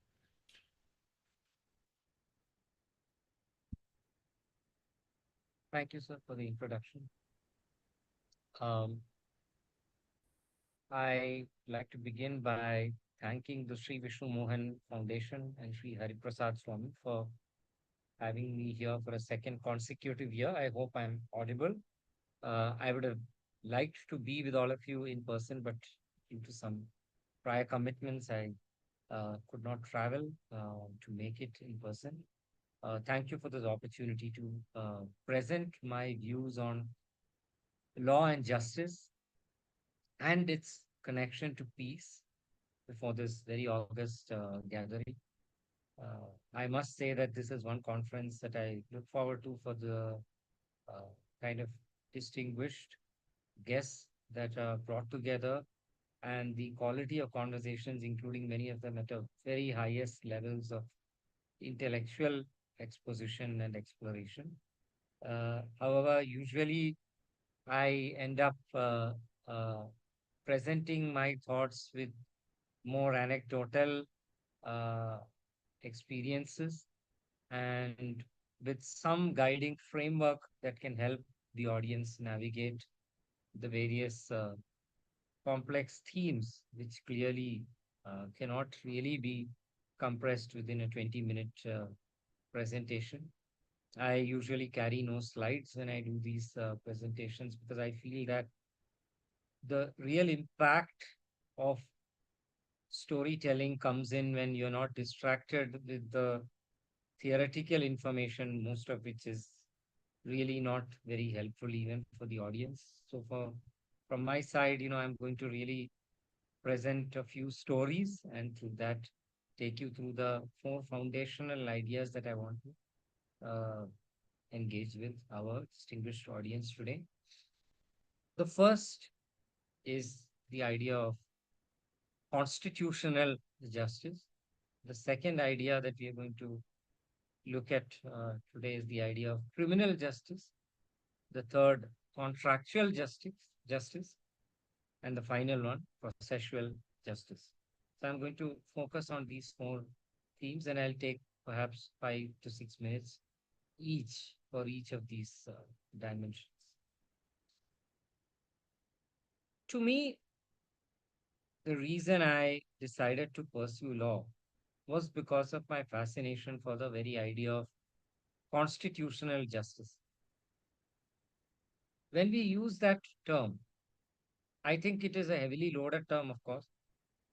There has been a pushback in recent times on the ambiguity of terms like constitutional morality, because many lawyers, jurists feel that it does not guide you well enough to decide cases, actual disputes. But to me, personally, this document goes beyond guiding lawyer A or lawyer B to give relief to client C when appearing in front of judge. That is not the idea behind the Constitution. If anybody thought otherwise, I think they need to get back to why nations choose to have a constitution, written or unwritten, like in the United Kingdom. The deeper reason is simply that it's an affirmation of who we are as a society. In recent times, we've been hearing a lot of criticism against the Constitution, that this is a document which has been written with a colonial hangover, even if not written by the colonialists themselves, that it is not culturally rooted enough, that it has really extended its welcome and it needs to be scrapped or changed. I completely disagree. This is the document which, in my view, serves as the foundational bedrock for sustenance of peace in India. This is the only document we can say by consensus at some level we all need to follow or are inclined to follow. And that consensus finds its foundation in the secular roots of the document. There is no other document that would have been so easily acceptable by the millions of Indians at that point in time, the billions of Indians at this point in time, as a guiding framework for abiding peace, peace that is brought through a guiding framework for equality, freedoms, and justice. So flawed as some elements of that document may be, and we can of course always debate that, and one must debate it, must have an open, honest conversation. The fact that that document has stood the test of time for more than 70 years itself speaks to a certain kind of intrinsic acceptance. Many a times that consensus, that acceptance may have been put to test, and like I keep saying, it should be. But it has withstood the test of time too, because at the very basic level, there are elements of the Constitution that do find that consensus. It is nothing but an expression of that reality, an expression of that consensus that we see in the Keshwananda Bharati case. Again, a holy man from Kerala goes up to the Supreme Court fighting for property rights, and which in turn entail a challenge to certain amendments to the Constitution. Without getting technical here, the simple question there was, is this an unamendable document? And the Supreme Court said that is not true. The Constitution itself provides for amendment. So our constitutional mothers and fathers had the vision that this document will certainly find challenges during its practical application and evolution in the real world. And that makes it different from what the colonialists did. So for all who say that this document has a colonial hangover, if it did, it would not provide for reform. It would not provide for amendment. That is not how the colonialists thought. They would amend if they wanted to, based on the way they felt through fiat. Instead, this document says your elected body of representatives can, in some cases by simple majority, some cases by 2/3 majority, and in some rare cases or occasions where there is an implication for federalism, independence of the judiciary, etc., by ratification, additional ratification by more than half of the states. This itself, if nothing else, should make us all understand that this document, whether it was written by people who were trained in countries ruled by our, or in countries that belonged to our colonial masters, that they all understood that there has to be a democratic consensus by agreement. So powers are there to amend.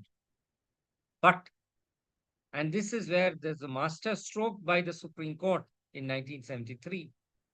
They say, there are some features of this constitution so integral to its existence, to its character, that if you change those, it amounts to as much as destroying this very constitution. So amendment does not mean destruction. And this feature is what you collectively, these set of features collectively, you call them as the basic structure. Now, why I mention the basic structure is that if you were to ask me, where do I derive my idea of constitutional justice from? That very idea of constitutional justice that helps us preserve peace in society, I would say, look no further than the basic structure. So then you may ask, where is that structure written? And this is precisely what today we face as a challenge. Constitutional morality, where is it written? Constitutional ethics, where is that written? True, it is not written anywhere. But those who ask where it's written are asking the wrong question, because they are asking that question from the point of view of where is it written in such a way that it may help me argue a case or decide a case. But sorry to break this to all such distinguished people, the Constitution is much bigger than that. It is not there like a statute written by the Parliament, like the Real Estate Regulatory Authority Act to help you fight your cases. Sure, it may help you. It should help you. Having said that, it survives and lasts for a purpose much beyond your ability to rely on a particular language and fight a case. It survives to tell generations that these are the founding principles of our nation. This is the journey we took. This is the injustice we faced. And today we stand because there were people who fought for a certain independence, and there were people who worked day and night to give us that document, post independence, which covers all that history. But instead of wallowing in the perils of that history, in the scars of that history, look to remedy those scars. And here they are, having given you this book. And in this book, you will find integral principles. And very interestingly, look no further than the opening, the preamble of that document. You will find your answer. So for those who in today's world are virulent about changing the constitution, virulent about the idea that something like a constitutional morality is alien to India, is a Western idea, I merely say I am no scholar in any document written in the past. I'm not a student of philosophy or religion, but I think as a human being, the kind of humanitarian values that are needed, I think that document expresses those very clearly at the very beginning in its preamble. And to me, that is the idea of constitutional justice. Similarly, there is another very interesting set of debates going on today about criminal justice. In fact, partly the reason why I'm not able to be there in person with all of you today is that very idea, because that idea is under re-examination, as many such ideas should be.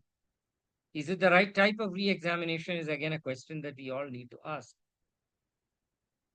So yesterday I was busy organizing an important conference on the new different laws that have come in or will come into effect from July 1st, Bharatiya Nyaya Sanhita, Bharatiya Nagrik Suraksha Samhita, and Bharatiya Sakshi Adhiniyam. Thank God I can mention all three, despite coming from the southern part of the country. Is this the right way of consensus to make us all feel confidence about our criminal justice is an important question. And why I raise that is that, like constitutional justice, criminal justice as espoused through the three documents which we call part of our colonial inheritance, at least clearly two of them, the Indian Penal Code 1860 and the Indian Evidence Act 1872, and arguably the third as well, though it is a 1973 enactment called the Code of Criminal Procedure, because it draws heavily from the Code of Criminal Procedure of 1898. So, sure enough, there is a colonial past to these legislations. But what we need to also see is two things. First, despite that hangover, has the idea of constitutional justice enshrined in our preamble, enshrined in the Constitution, integrated within our society over various decades, and with its ability to invalidate both colonial and post-colonial laws, whether that idea of constitutional justice has in many ways ensured the integration of these three different laws reasonably well into our society. Now, one can keep arguing, agreeing, disagreeing. I think the answer is far more complex than saying, oh, these were passed by the Britishers, so let us shunt it out. If it were that easy or that simplistic, why is it that today homosexuality has been decriminalized? Why is it that today various provisions to deal with criminal defamation, sedition, etc., have been read down, if not completely struck down?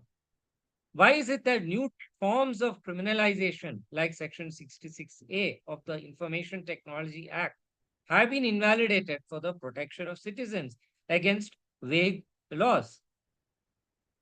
I can ask many more such questions. And the answer is that constitutional justice has permeated into the sphere of criminal justice. The criminal justice as seen by colonial masters, that realm has been infused by principles of constitutional justice through the deep and hard work done by our lawyers and, more importantly, our judges. So this is the first aspect one needs to really put their mind to in a rational manner, to see whether a change in title is really, the best way to go forward. Whether even a complete change in content or overall of content is the best way to go forward, when today's idea of criminal justice is infused by principles of constitutional justice. The second question, of course, is, sure, let us even assume that the answer to the first question is no, we need to really move. We need to, despite the fact that constitutional justice has infused our criminal justice system, move away from what the colonial masters, so to say, gave us. Great, that's wonderful. Even if the answer to that is in the affirmative, we need to still ask, is the present set of initiatives good enough? Is this with the right intent? And is it meeting the right objective and in the most effective way? I am not here to make this a conversation about the present set of reforms. I think that is a very different forum.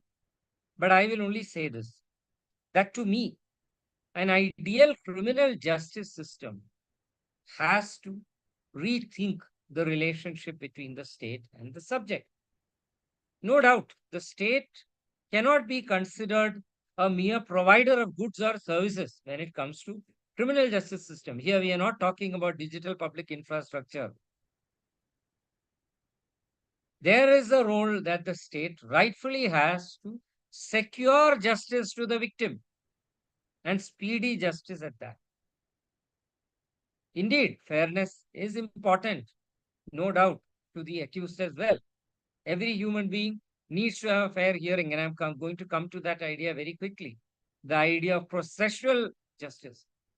No doubt it is a valid, significant one. And yet, I would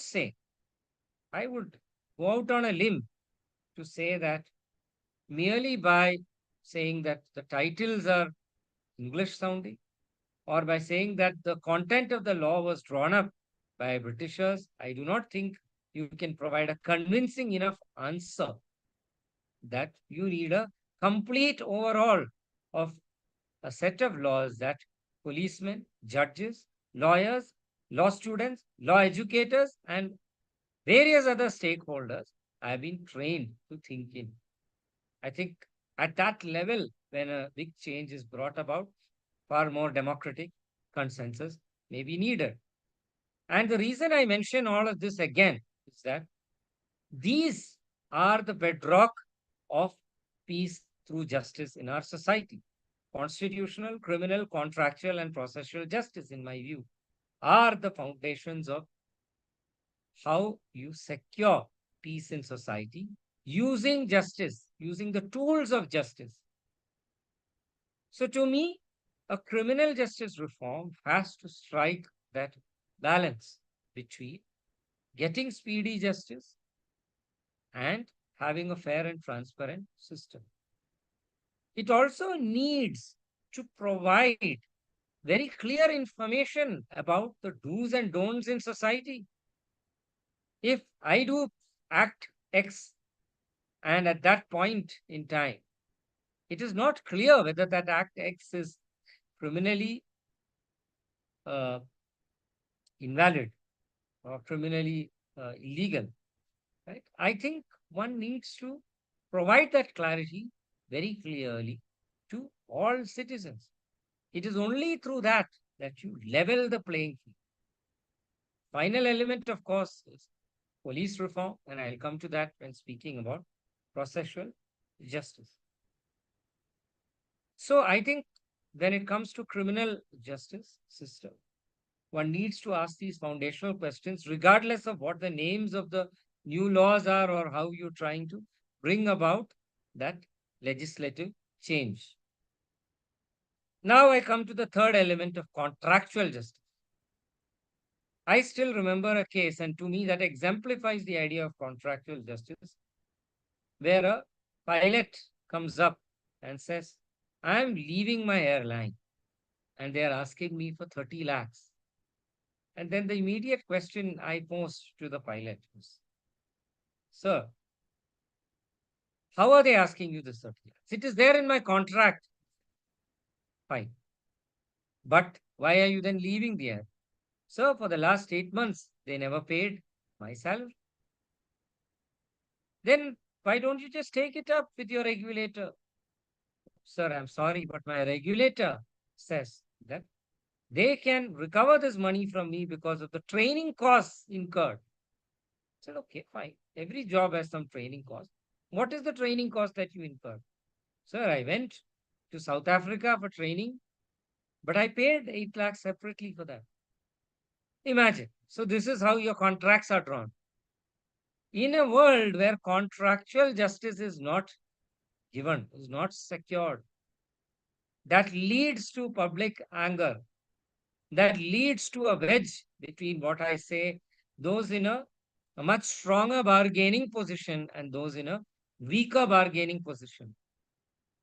It may sound all about money, it may sound all about negotiations, but to be honest, that is one of the fuels for which we carry on our work and for which we need in order to do our livelihood, earn our livelihood.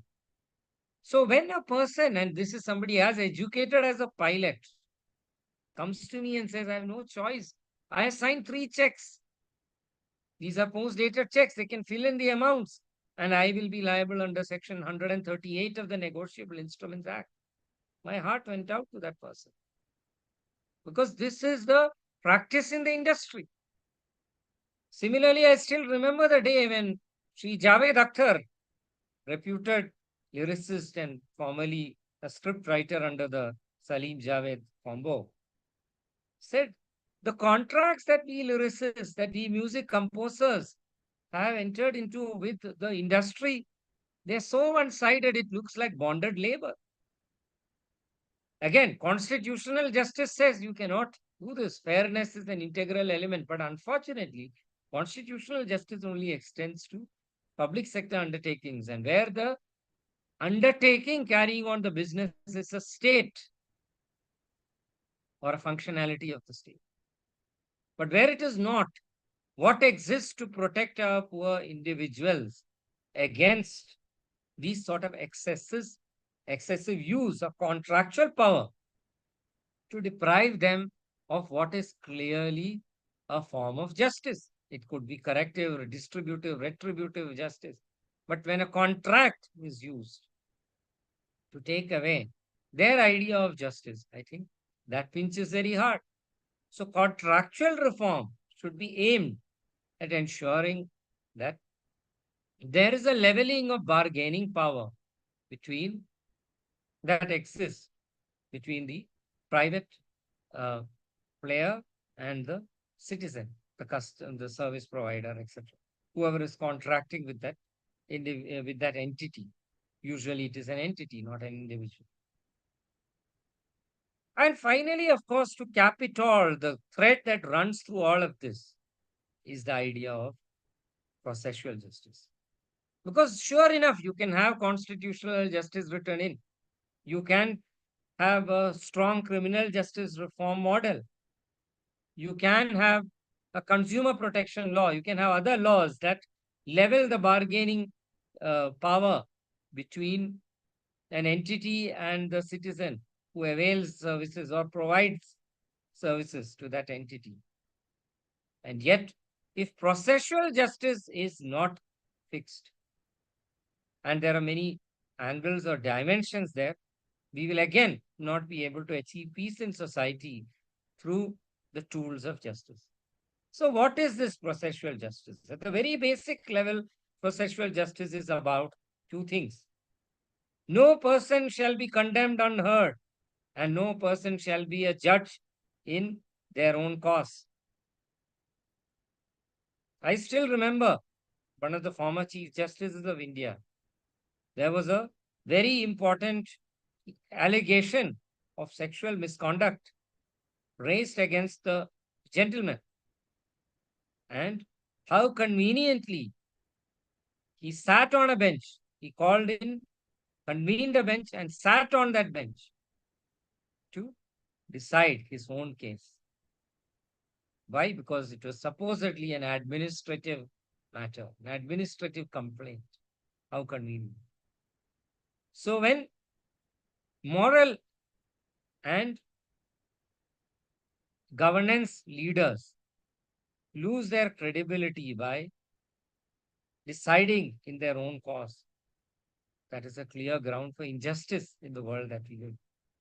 So processual justice must be one where those in power, positions of power do not have that kind of power wielded, and if they exercise such authority, there must be severe consequences.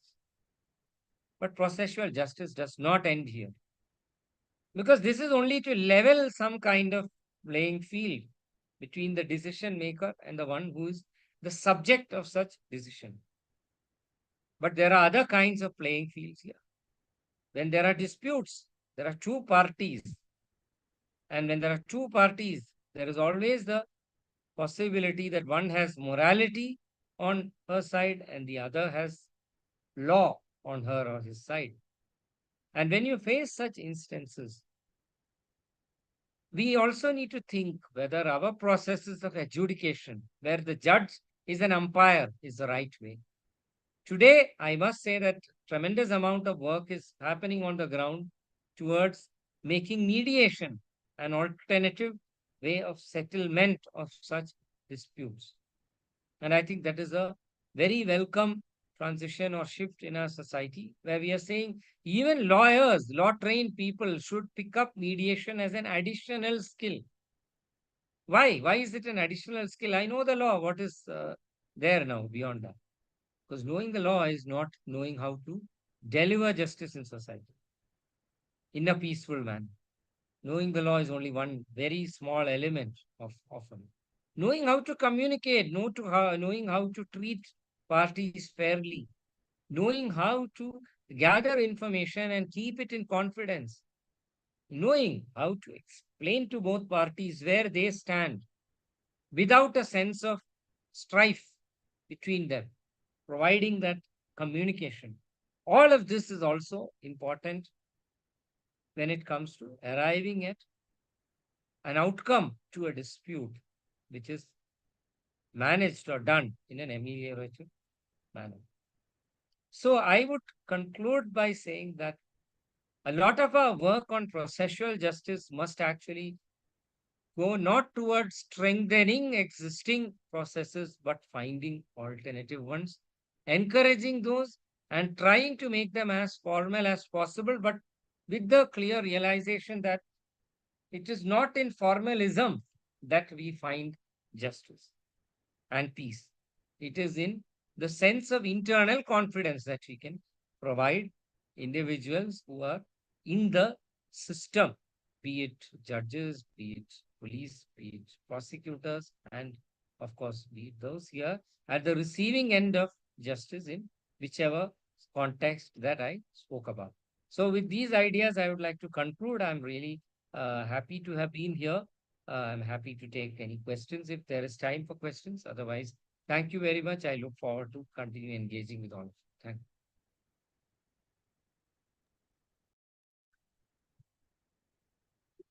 you. Thank you, Dr. Padmanabhan, for simplifying a complex and at times elusive understanding of the basics of the Indian Constitution. We'll now close this session with some remarks by Dr. Indra.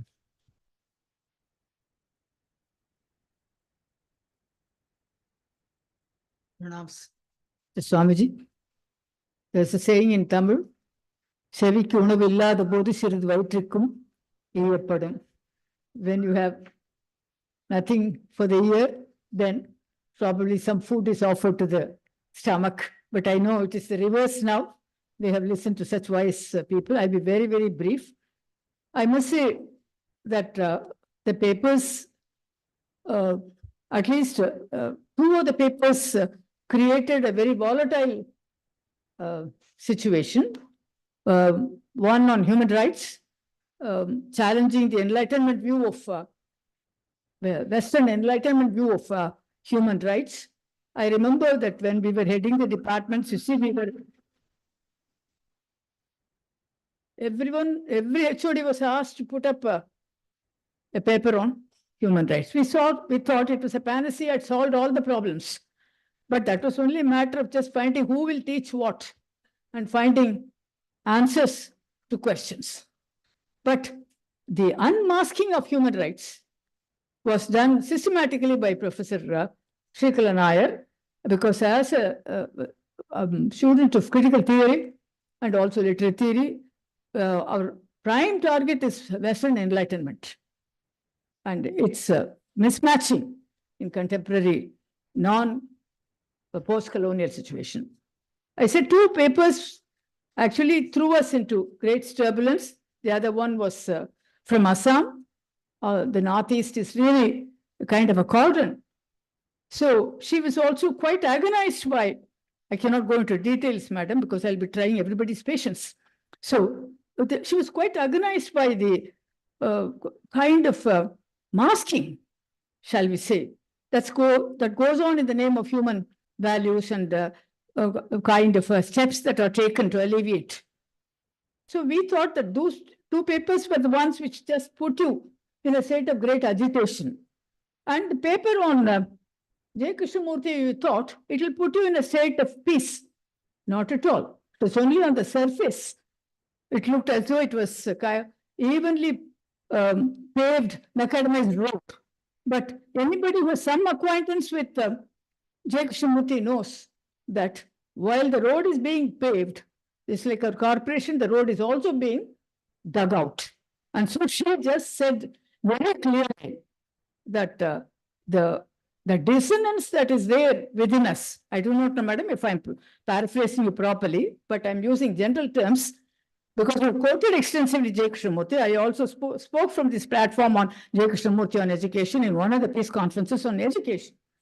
So you just made it very clear that all our customized beliefs and practices actually will be of no use to us. It will not bring us any peace. So these were three ladies.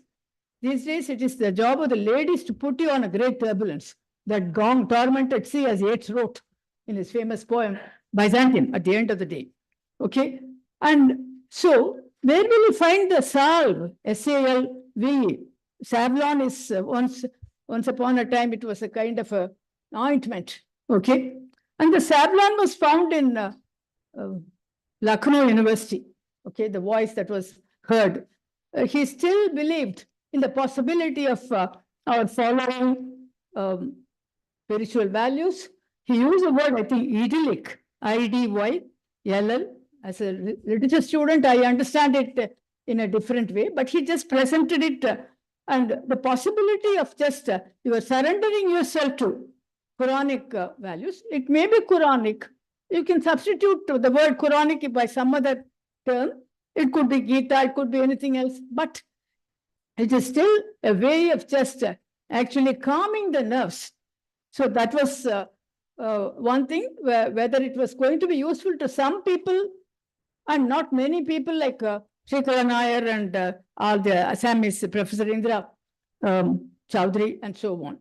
So even for our friend who wanted 23 minutes, but we gave you 25 minutes, madam. So I hope you are satisfied with that. I didn't police you.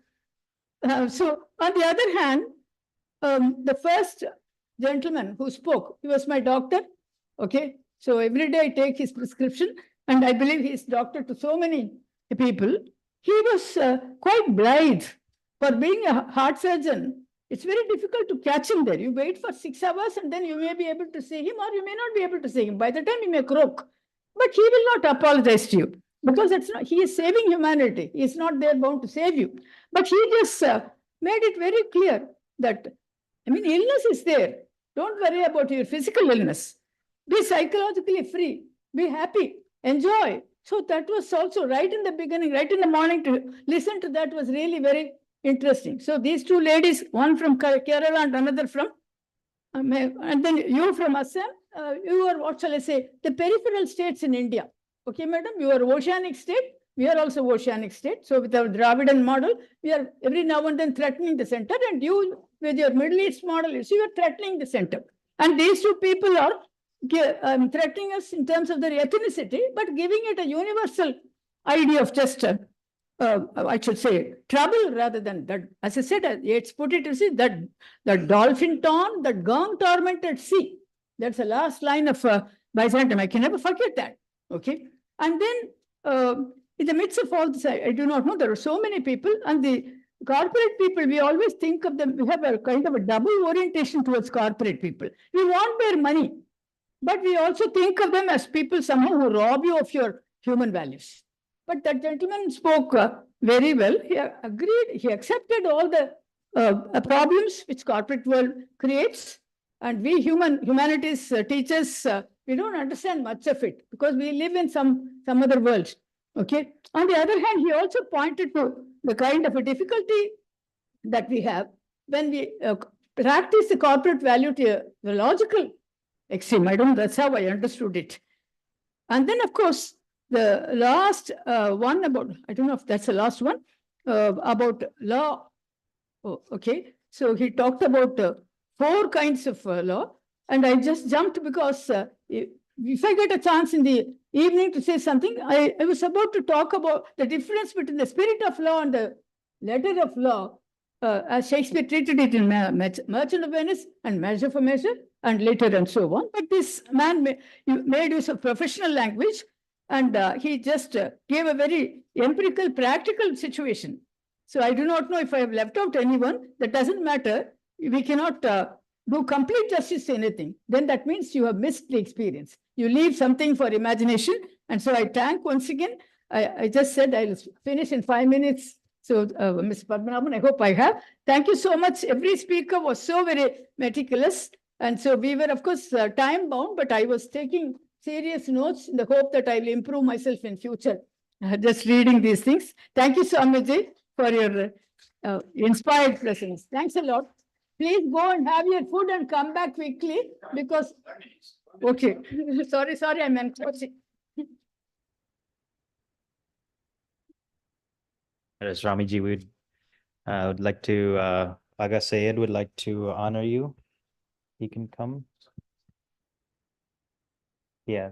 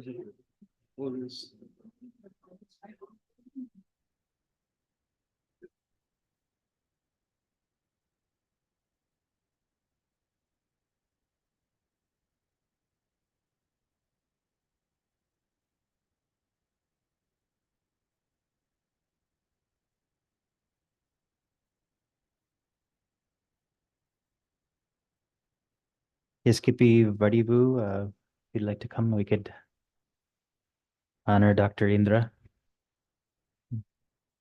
We'd like to honor you for your words.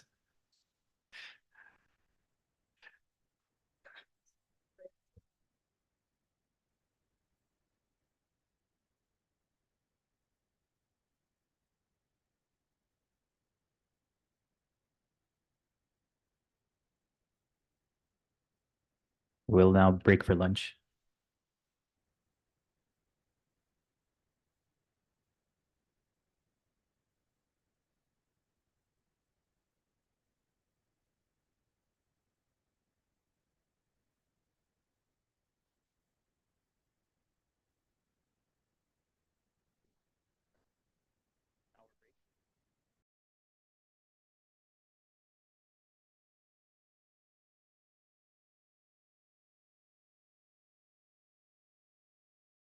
2 p.m.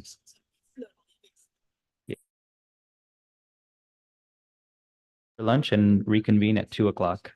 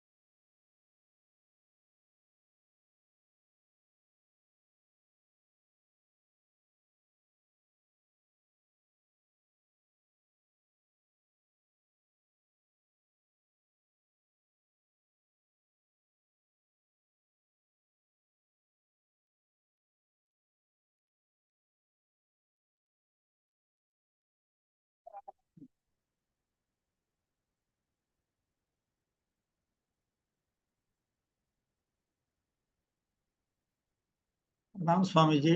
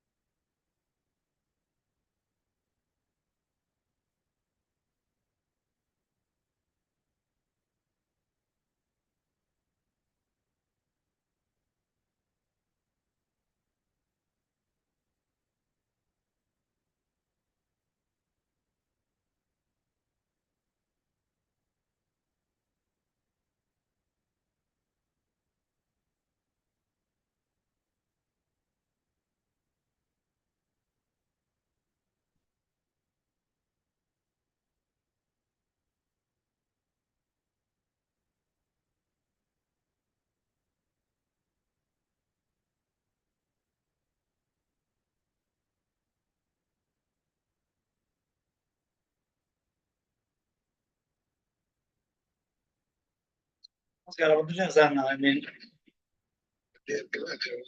நான் என்னோட வீடியோல வந்திருக்கேன் உங்க இதுல. Okay.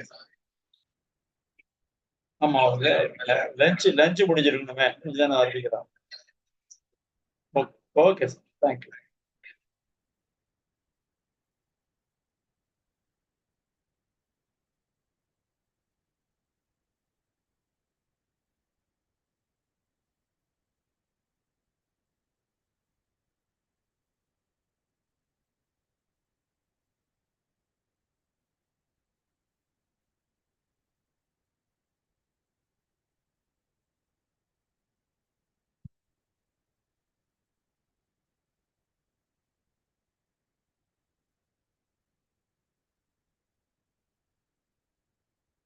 Sir Ramesh Babu. ஒண்ணு இல்ல, இந்த அப்பளம் 6 கட்டு எடுத்து வச்சிருங்க. நான் நாளைக்கு இன்னைக்கு வரலாம்னு நினைச்சேன், இன்னைக்கு மீட்டிங் எல்லாம் இருக்கு. நாளைக்கு ஒரு 4 மணிக்கு வெளியே வந்து வாங்கிக்கிறேன் நிச்சயமா. சரி, okay sir, thank you.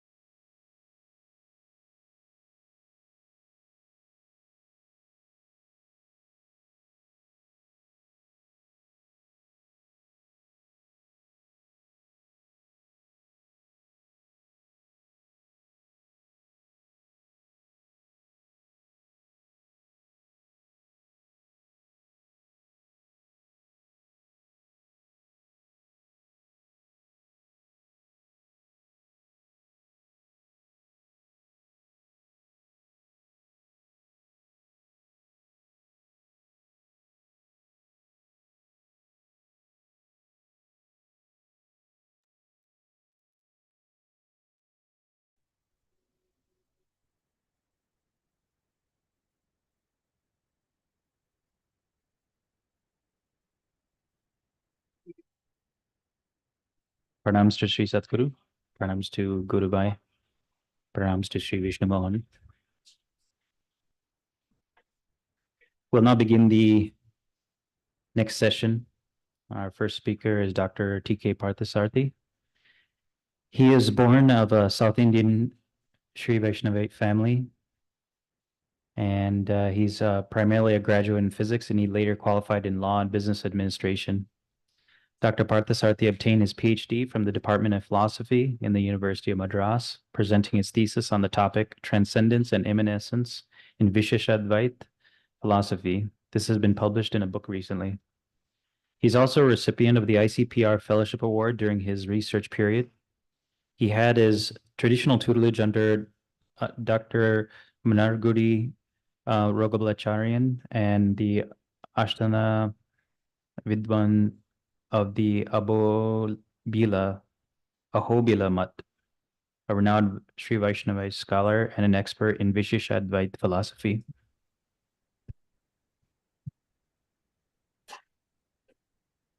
Can I start, sir? Am I audible? Am I audible? Yes, we can hear you. Shall I begin?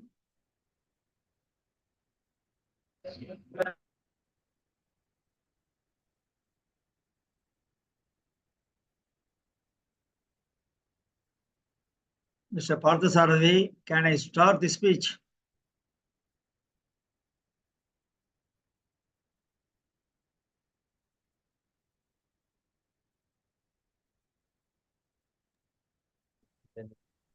Do you have two devices switched on there?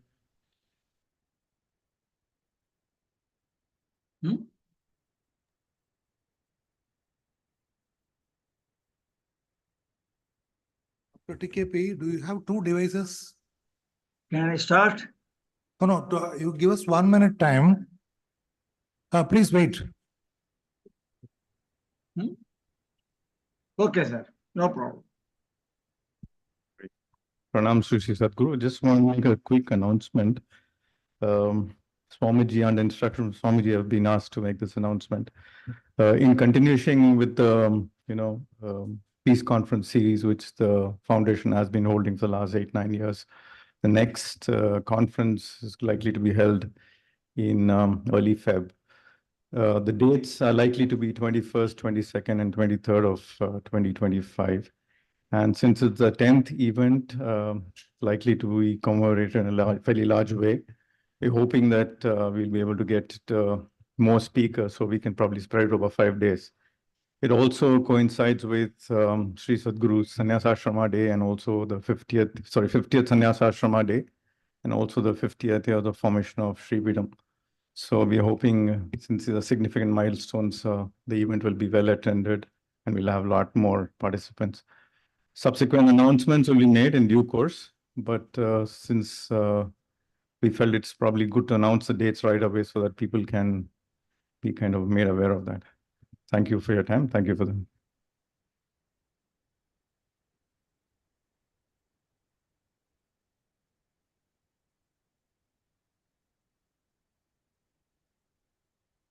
Okay, Dr. Parthasarthi, can you please begin? Thank you. Can I commence, sir? Yes, Am I audible? Yes, you're audible. Please. Thank you. Pranams to Sadguru and Swamiji. Thank you all for having me here today in your August company. No doubt, there are many tirelessly conducted peace conferences in and around the world periodically. But with due apologies, we should confess that peace is there only inside the meeting hall, but everywhere else in the globe, we find only chaos and confusion. People in general have lost their patience to adjust with others and fail to live in peaceful coexistence with the brethren of the society. We often forget that there is a limit to our greediness to possess property, be it money, jewel, or land, whatever it is, or be it individual or government. It is time to recollect Mahatma Gandhi's statement that the natural resources belong to one and all when he declared the earth, the air, the land, and the water are not an inheritance from our forefathers, but on loan from our children. The contemporary scenario prevailing throughout is really alarming because of the following reasons. Man's insatiable greediness surpasses the limits, resulting in the exploitation of scientific advancement and technological development. This trend leads to the degradation of moral values and spiritual activities. For want of clarity in religious pursuits and the prevalence of superstitions thereof, make religious understanding and adherence very complicated. All over the globe, we come across economic exploitation, social disturbance, political turmoil, more degeneration, religious fundamentalism, etc., which certainly hamper the peaceful coexistence of mankind. Man's self-centeredness and the quest to conquer nature cause environmental pollution and ecological debasements, etc. I am afraid that I may be allergic to projecting a very total, gloomy, pessimistic picture about peace and harmony in the world as a whole. During those moments when we feel agitated with anxiety and worry, there are several paths we can take to calm down and restore our inner peace. The peace outside is the outcome of inner peace. He who lives in harmony with himself lives in harmony with the universe. To quote Buddha, peace comes from within. Do not seek it without. Without means outside. Some of us find being surrounded by nature soothing. Many of us practice yoga to relieve stress, and others turn to God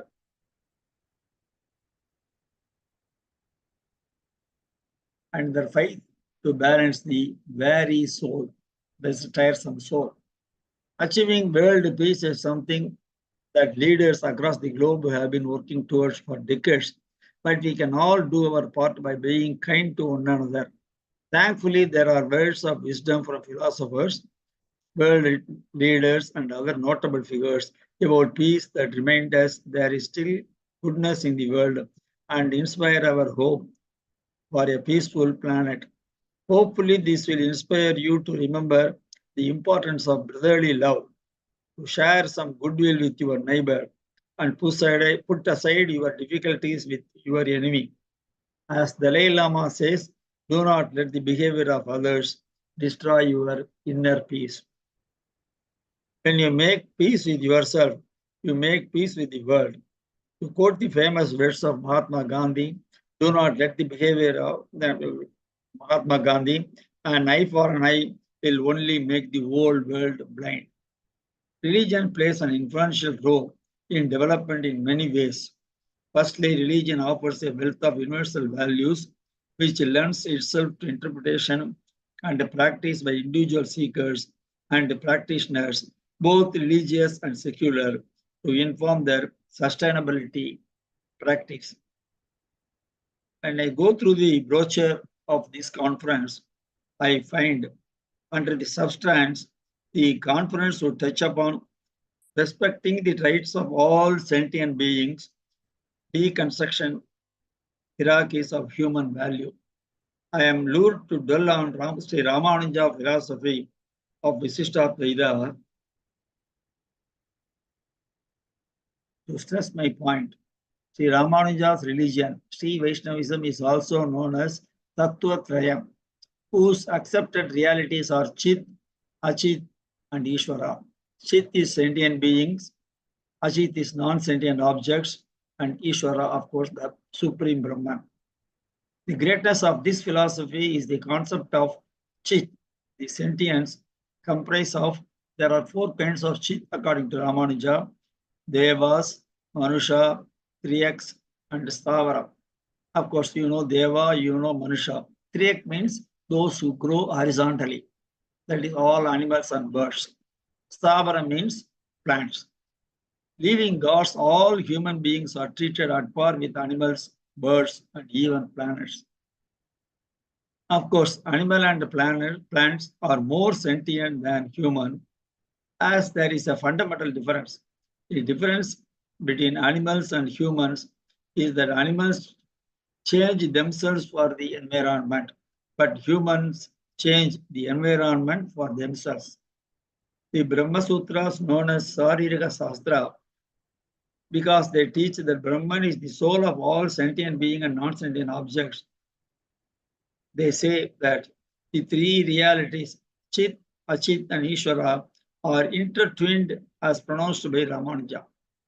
A reasonably thinking human being is one who value others also as equal to his own self, as according to this philosophy to which he belongs, says God lies inside his soul as Antaryami. Forms and norms are only for the body, but the soul is same for all. He cannot afford to ignore the pains and sufferings of a fellow human being and other living beings, which include animals, birds, and plants, the totality of ecological system.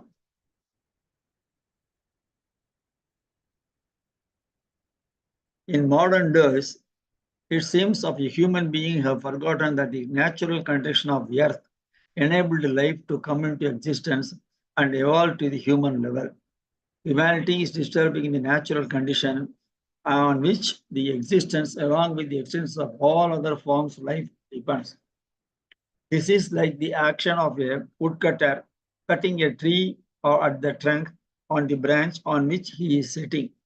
According to our religious concept, Dharmat Dharma Ucheve, that which sustains all species of life and helps to maintain harmonious relationship among them is Dharma. That which disturbs such ecology is adharma, against all ethics. Nature was never viewed with awe and fear, but with love and affection even from early days. Nature was also given us utmost importance to our sacred scriptures and the five elements of the universe, space, wind, fire, water, and earth were not only loved but respected. The growing relationship between man and nature turned into love within him to the ecological system around him, and later blossomed into a sense of indebtedness towards the nature, and which could be seen in all our religious treatises and literature.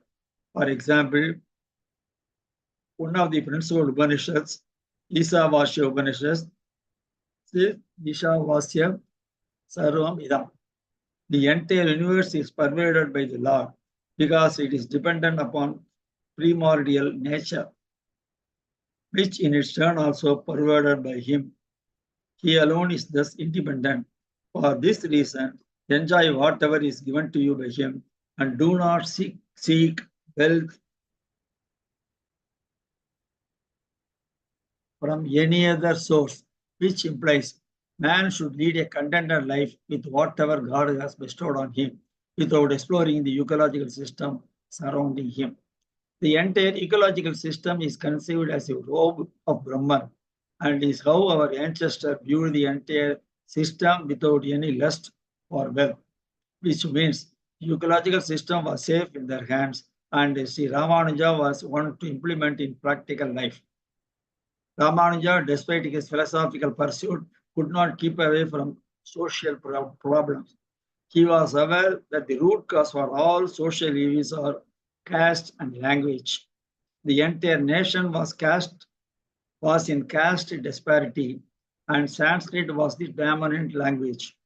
He wanted to annihilate the caste disparity and bringing the vernacular Tamil to the status of Sanskrit. There are many languages in India, but only Sanskrit Tamil is given this much of importance in Vaishnavism, that Nalayana Divya Prabandham is known as Tamil Veda. So the Vaishnavic people are all called Ubhaya Vedanti. that is both Sanskrit and Tamil Vedanta. They coexist, and I am supposed to be fluent in Sanskrit Veda as well as Tamil Prabandhams. This is the change Ramanuja wanted to give, because this will definitely give a cordial relationship. If you take Telugu or Kannada or Malayalam, if they are also given just such importance, they will also be, there will not be any disparity and there will not be any murmuring. Okay. Such concepts thrown open in Vaishnavism on harmonious environment and human living is the only key to peaceful coexistence, which is the fulcrum of sustainable development of the nation. Referring to India, Edmund Burke, he lived between 1729 to 1797.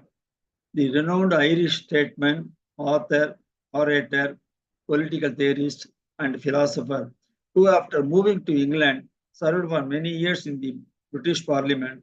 In one of his speeches, he commented, "In that country, that is India, the laws of religion, the laws of the land,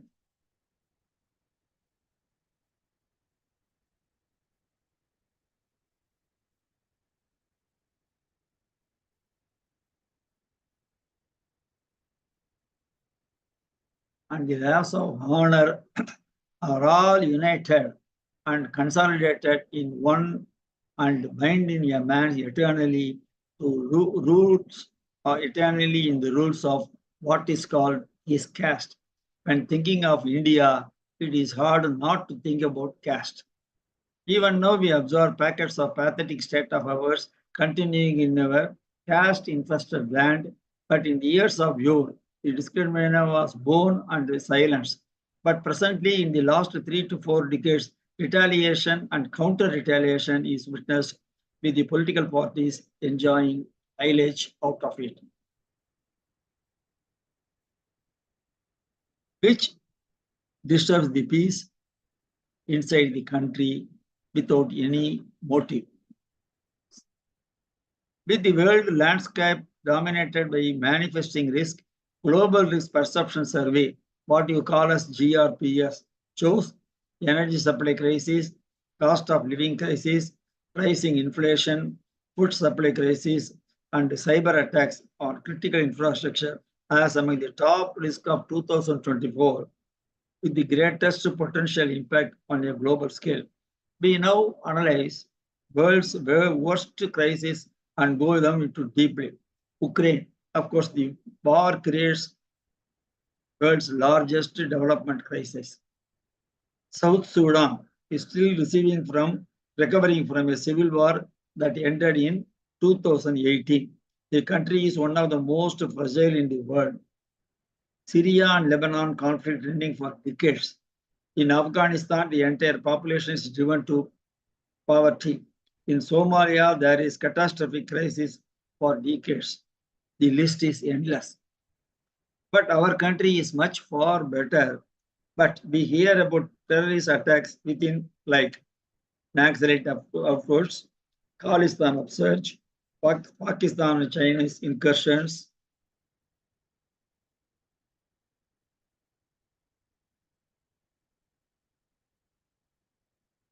These all hamper the country's economic growth, which probably led to domestic turmoil. But we should breathe a sigh of relief that there is no immediate threat. The growth we had for the last 1 decade has ensured stability, both political and economic. It was Pope Francis who said, "Rivers do not drink their own water. Trees do not eat their own fruit. The sun does not shine on itself. Flowers do not spread their fragrance for themselves. Living for others is a rule of nature. We are all born to help each other. No matter how difficult it is, life is good when you are happy, but much better when others are happy because of you."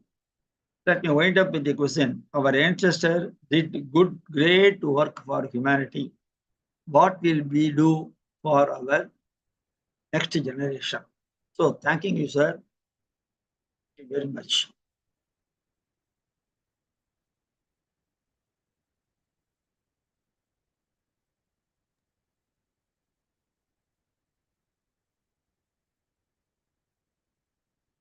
Thank you, Dr. Parthasarthi. Where else than here can you hear such a subject matter? And you can find more in his book on Swami Ramanuja. I'd like to next introduce Dr. Jayachandra. Dr. Jayachandra holds a BMS, ISM, and is an Ayurveda Acharya. After completing BAMS from Vaidya Ratnam Ayurveda College in Thrissur, he got training in modern medicine under well-known physician and neurologist, Dr. Radhakrishnan. He has studied Upanishads and under the spiritual guru, Sri Shiva Shankaran Nair. Dr. Jayachandran got trained in Ayurveda under the legendary gurus of South India, namely Pumali, Neelkandan, Nambudripad, and Ashtavedyan Narayanan Moose, and Ashtavedyan Divakaran Mush, Vaidya Bhushanam Raghavan. Excuse me for not pronouncing it correctly. Okay. After serving as assistant physician, Vaidya Ratnam Ayurveda. Oh, you finished. Okay. I should say he's also the Ayurvedic medical advisor to the Prime Minister Narendra Modi.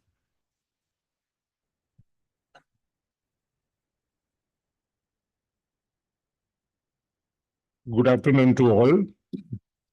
A few tips I'm adding with my own profile. Presently, I'm Honorable Gujarat Governor's Ayurveda physician. And I was the physician to Narendra Bhai Modi when he was CM in Gujarat. Still, the position is I'm continuing.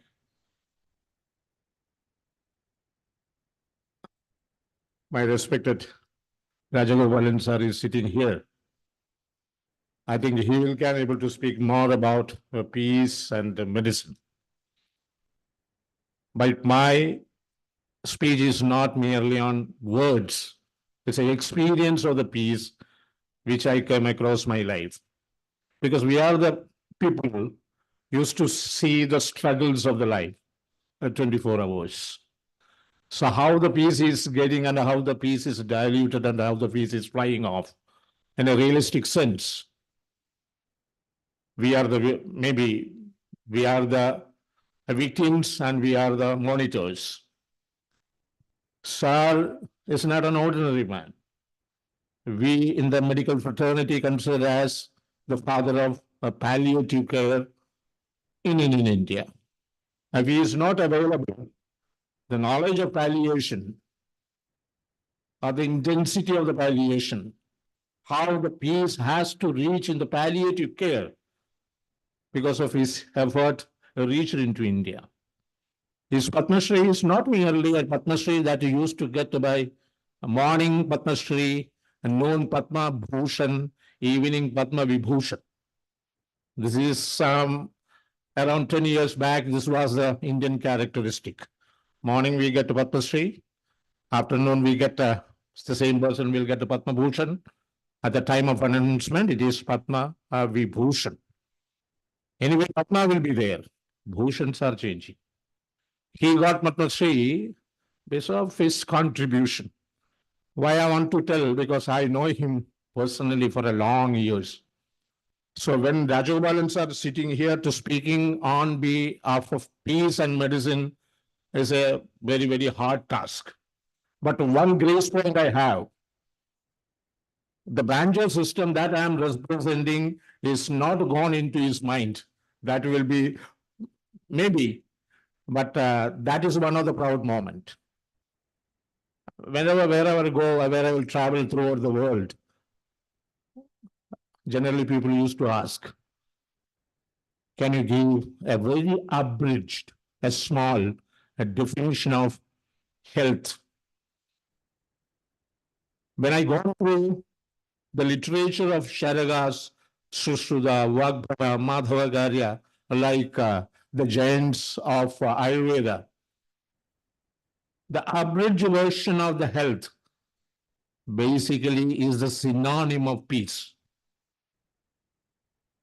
Life is very simple, same time very subtle.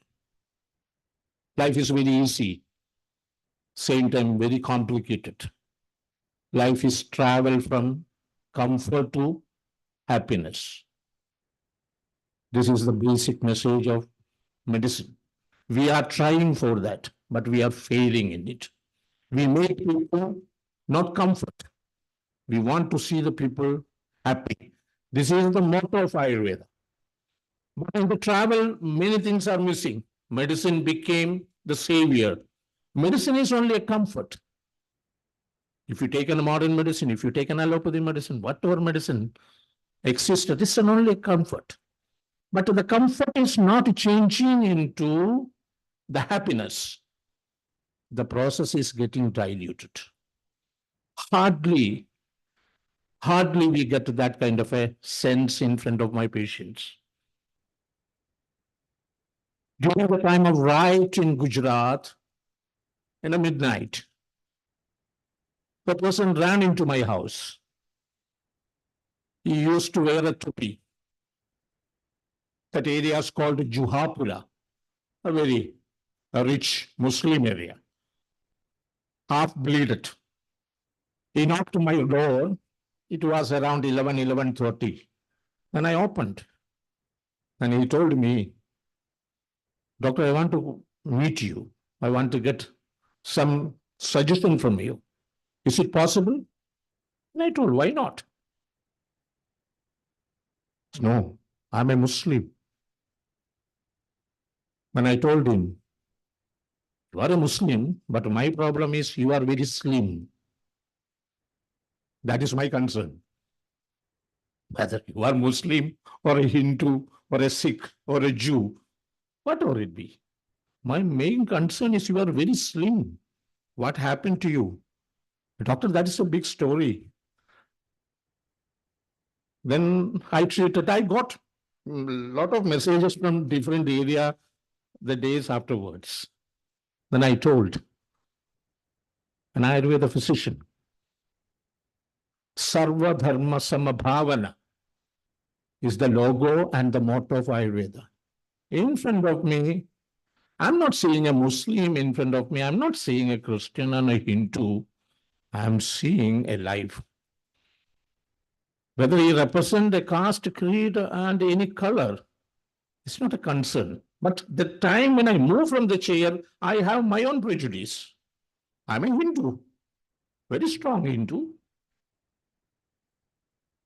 Very strong Hindu with a very my own belief in that. That doesn't mean that I'm not hating other religion, caste, and creed. My practice message is I have to maintain my religion, my peace. At the same time, I want to see this has to be prevailed in the person approaching me. When this process is not happening, I'm really sorry. We had seen series of lectures here. And it gives this peace, this is the problem, this is the thing, these are the peace methodology. The practice of the peace is important. We are validating this peace, but we are not practicing the peace. This is the problem. Each time, if we go to different stages, different plethora of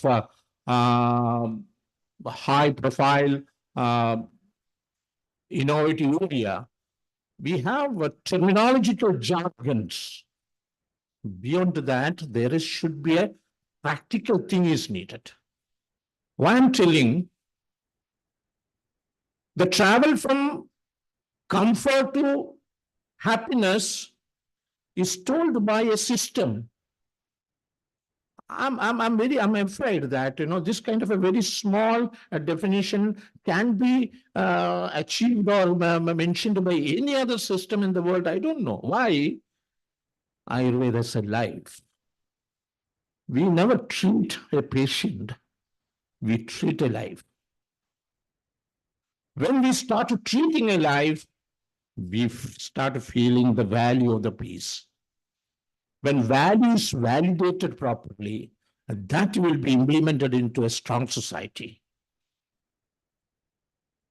There is an Hamas, there will be Mudras, whatever it be. But if what happens in Israel, what happens in Palestine, is a debatable thing. But in front of us, beyond that, there is the cry, bleed, pain of human life. The cry, bleed, pain of a human life comes to our friend, then naturally a peace became highly validated entity in your life. I do feel that most of the time the peace comes as an injury time goal. Peace is an injury time goal, unpredictable. Ayurveda saying there are two types of peace. One is sukha, another is asukha. Where there is a sukha, you have peace. Where there is an asukha, the peace is not there.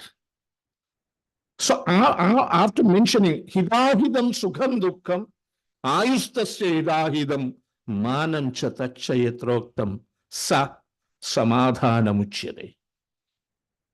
Sa arogyamuchyate. Where there is sukha, where there is asukha. Moving from sukha, asukha to sukha is called health.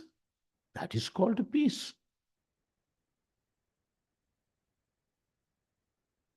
My practical suggestion to achieve a peaceful mind and peaceful body, we need certain basic characteristics. The first one is dinacharya. I'm talking about the international peace. No, I'm talking about a simple individual peace. If you are not able to having an individual peace, international peace is only a pictorial demarcation. Dinacharya, respected by how many people? Somebody will wake up at 9 o'clock, 10 o'clock, 11 o'clock. Now the modern standard is 12 o'clock is the waking time. Because in Gujarat, the office starts at 11:30. Why? Because we are the late sleepers. So we have to wake up late. Waking, eating. No, sun comes at a particular time, goes at a particular time. Heat comes at a particular time, goes. But we are not. That is the juncture. This is we called in Ayurveda Janapada Udvamsagam. This is the first thing which distracts the peace. Dinacharya. Second is Ruducharya. Are we living comfortable with each Rudu? We know the capacity of the Rudu, what is happening in each Rudu. If we are not living accordance with the Rudu, we get agitated. The human body system, the metabolism, or the homeostasis that we call it, get disturbed. We are not leading a perfect life in a day, and we are not respecting the Ruducharya and Dinacharya. No doubt the adrenaline, the pathophysiology of the peace, the medical peace, the adrenaline pump, the serotonin level, the acetylcholine in our brain get disturbed. Then you have to approach, not for the symposium of peace, you have to approach a doctor. Sometimes peace has to get through proper medication. Wherever the lagging of peace comes, I do feel that preachers, okay, well and good. Along with that, some treatment also needed. We have a lot of commissions. I used to say, India require the Constipation Commission of India. because constipation is one of the biggest problem. If you are a constipated person in the morning, where the peace will come? I'm very, very simple, basic things I'm discussing. You see, modern lifestyle, we are talking about modern lifestyle. We are reading about it. Very simple. How many people get a proper bowel movement in the morning?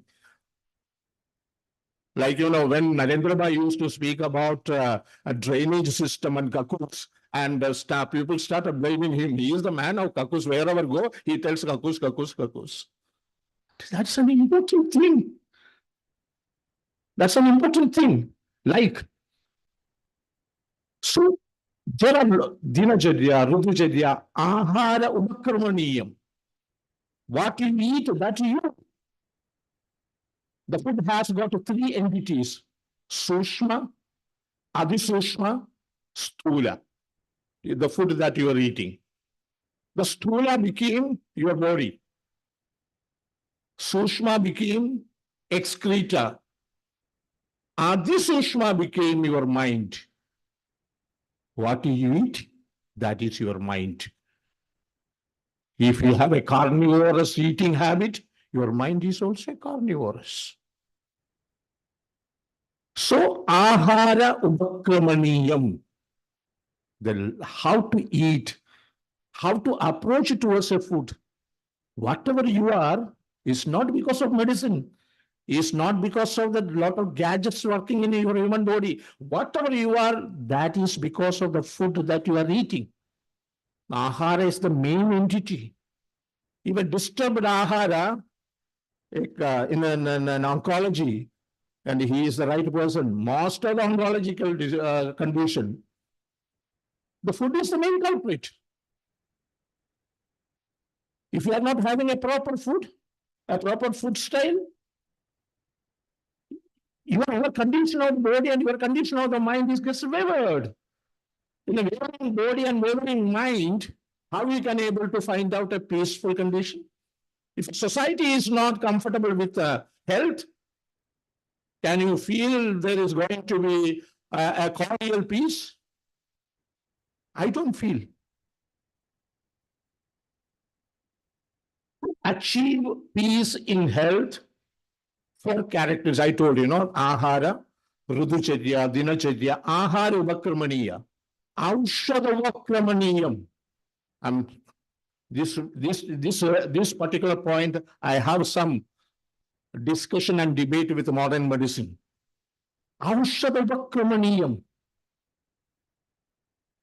In a world, there is only 120 maximum, or 45 to 120 medicines are needed in a world where we have more than 1,000 medicines are bombarded.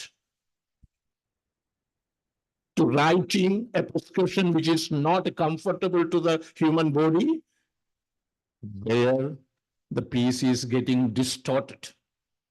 Aushadha upakramaniyam. I told about the Janapada Udramsam. I think the COVID-19 was one of the biggest threats than Second World War. Why it happened? It is because of our own distorted regime in the life. And what happened afterwards? The entire world was in a massacre-like condition. It's not because of the war, it's not because of the fighting between human beings. It is between and simple micro organism and the human body. We were able to recognize it. That time we started the war. We started the war against the virus, and virus planned a particular type of a behavior, mutation. We fight, it changes its body. We fight, it changes the body. The problem, where we the doctors reach into a problem, we don't have a consensus with the virus. Virus is also alive. We don't have a consensus. When consensus reached, then the vaccine is coming. When we start fighting,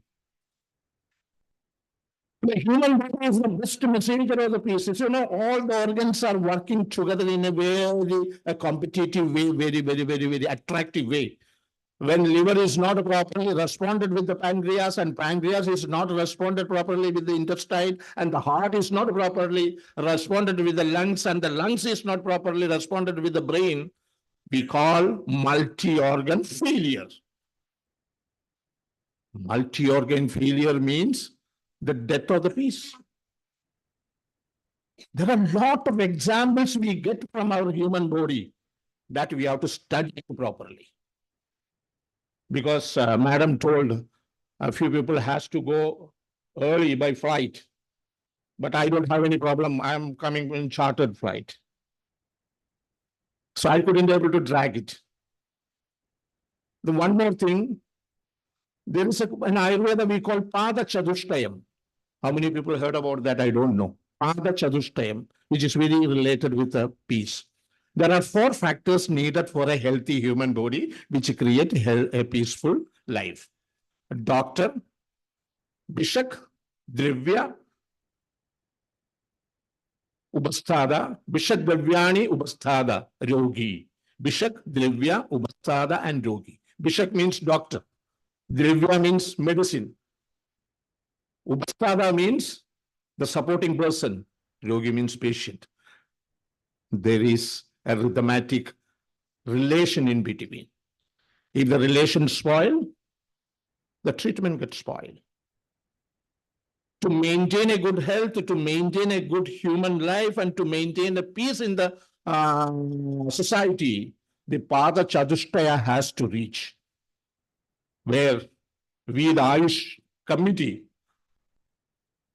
after 2014, the committee is very strongly working behind this one to inculcate a very serious debate on this particular subject. Yesterday was Yoga Day. Yoga became an abhyasa. Yoga became an abhyasa, then became a sahasana, then it became a manufacturing, then became a sale. I'll see you a very simple example. The air is in the universe. We are taking air through our own method by nostrils. We are inspiring and expiring. Air in the universe, it is free. That air we are inspiring and expiring by a methodology. But for the process, we have to give money to somebody. I'm not blaming. The free air in the universe, and we are inspiring and expiring, and money has to give to somebody. This is called abhyasa. Yoga is an interaction between two people, two persons. Now yoga became abhyasa to 20,000, 30,000 people, and one man is doing acrobatic, other people are following it. It became a show. So why is this very important? The Patanjali Yoga, because Patanjali Yoga propagated very comfortably. Dr. Iyengar given a particular notion into that, and later Iyengar Yoga converted into economical yoga. Now we are seeing economical yoga. I think the relation between Sudama and Sri Krishna is the ideal symbol of yoga. Yoga is not an exercise. Yoga is not an exercise. Exercise is a physiotherapy we call Vyayamam. Yoga is a coordination of your joints with your mind. And you are becoming an rhythmatic movement, a coordination between joint and the mind. And physiotherapy nowadays became yoga, and yoga became business. This is also making problem for the neo-realistic lagging of peace. Again, this condition we have to validate peace, not in an ordinary condition. Another tip to achieve the peace, ahara nidra maidunaschedi Tristhunam samrikshade bodhi sharirana. Aharam, nidra, maidhuna. Ahara means food, I mentioned to you. Nidra, the proper sleep. If we are not properly sleeping, how we can able to think about the peace? Minimum 8 hours sleep is very important for an individual.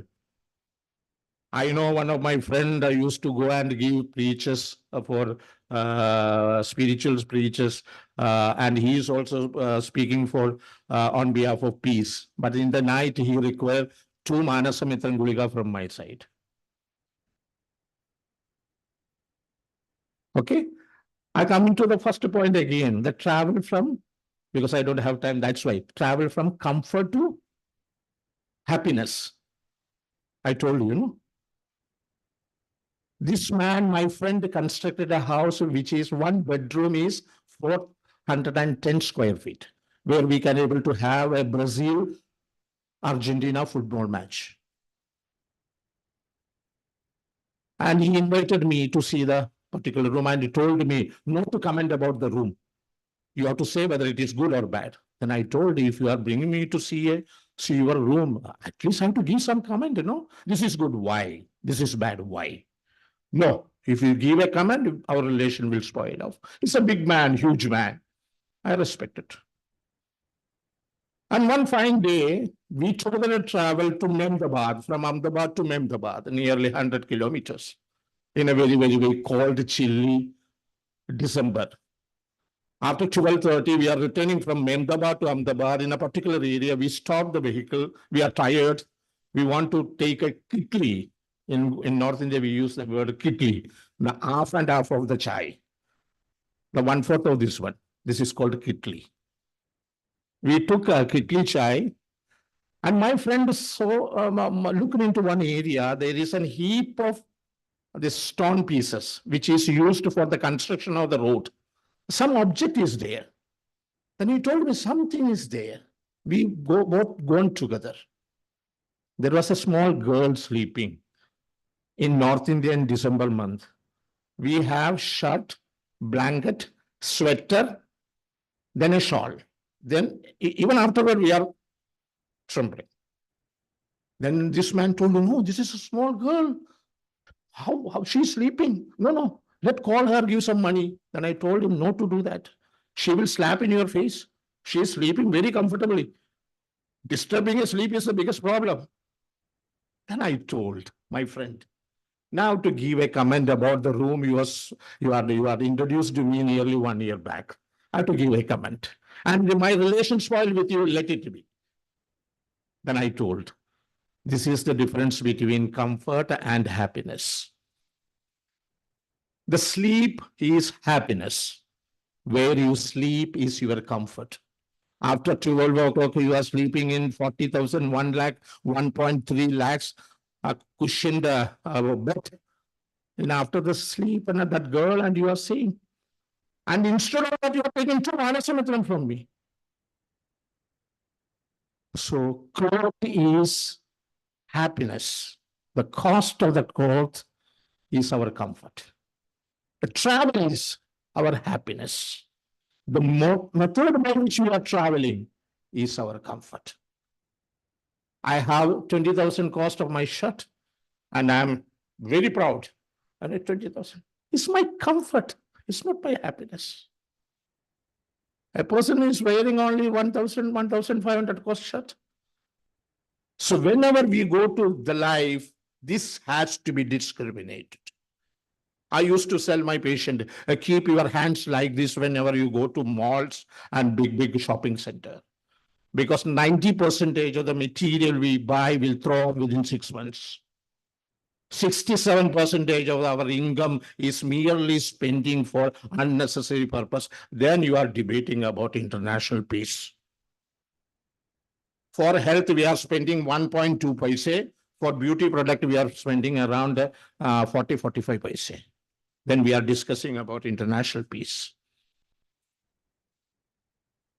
I'm concluding because I don't have enough time. I love India, not because I have been long here. Not I cultivated any idiocracy of life, but illuminance of consciousness and the peace issued from the lips of the sages during the stormy period of political convulsion and national destruction. Still, I'm proud to be an Indian. When I say Indian, I get trembling throat. Why? India is the only country, only piece of land where we can able to see the original peace. We are lucky people. But when it will move away from our side, we don't know. When we compare about Latin American, Europe, and African countries, we are so lucky people. Why? We have tolerance, we have acceptance, we have assimilation. That's why Swami Vivekananda told, look into India when you go to Chicago, look into India. We tolerate it, we accept it, so that we are living. Come to India, look into India. You can able to take enough, but we are not that wealthy people. Put money into us. My humble request, tomorrow peace should not be a commodity. Not to go to each shop and buy, I need 100 grams of peace. Peace has to be cultivated within. So as a medical practitioner, my peace, or the peace I felt by the compassion, the love the patients are showing to us. It's a great occasion because I do have a great respect for Swamiji. I know a lot of Swami Chinmayananda was my neighbor. I have a very good connection. I'm a disciple of Swami Ranganathananda of Belur Math. We are from the both same village, Tirkur. I know Amrudananda Mai. Sri Sri Ravi Shankar, we worked together when he was a disciple of Mahesh Yogi. After all seeing in my life, because my brother is a sannyasin of Sri Ramakrishna order. But one thing, I'm very proud to be here. Hariprasad Swami is the only person who stood strongly behind a subject without wavering. Whether it is positive or whether it is negative, whatever the comment comes or not, and he stood. The peace and reconciliation. Sticking on to one matter, sticking on to basic thing is an importance of a sannyasi. Otherwise, sannyasam became a disease. Ayurveda, Unmada, Absmara, Sannyasa are mental diseases. Unmada, Absmara, Sannyasa are the three mental diseases. Most of the centers, sannyasa became a mental disease, but very few centers, it became a soul, a spiritual entity. That I used to feel from here, because I know him from last 2014 onwards, no single deviation. Whatever happens, no single deviation. He stood on this point. He's debating this subject. That's why tomorrow, if India discuss about the peace, tomorrow India, the political India, the creative India, the cultural India, the sporting India, are trying to discuss and validate peace, Sri Hariprasad Swamiji and Vishwamohan Foundation and Sadhguru has to be in the front side. He is the right person. So my humble pranam, because from 2014 onwards, I'm getting a stage to share my idea and ideology. Maybe right, may not be. My humble pranam to Swamiji. I do pray for his health. His health, which is comfortable, is equal to the peace of the society. He has to be healthy. Then I tell the society will be healthy. And we have to pray for the peace, so that we have to pray for Swamiji's health. Then the peace will prevail. Thank you very much for your cooperation. Once again, my humble regards to all the listeners. Thank you.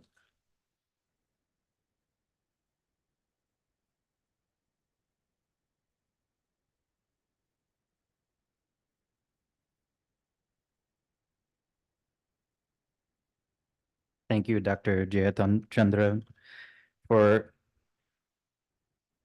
those inspiring words. And especially for pointing out how individual peace is necessary if we wish to see it reflected in society and thus in relations between nations. We'd like to honor you, Mr. Ishwar.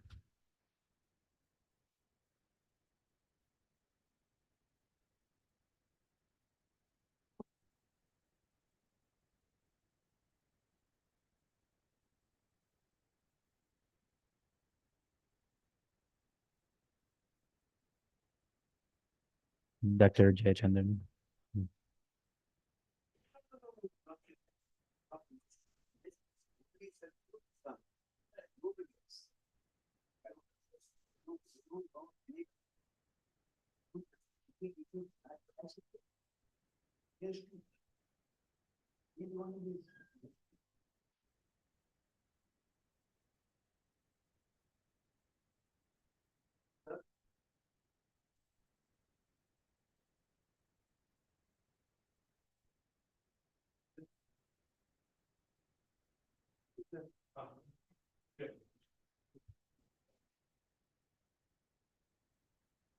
I'd like to now introduce Dr. M.R. Rajagopal.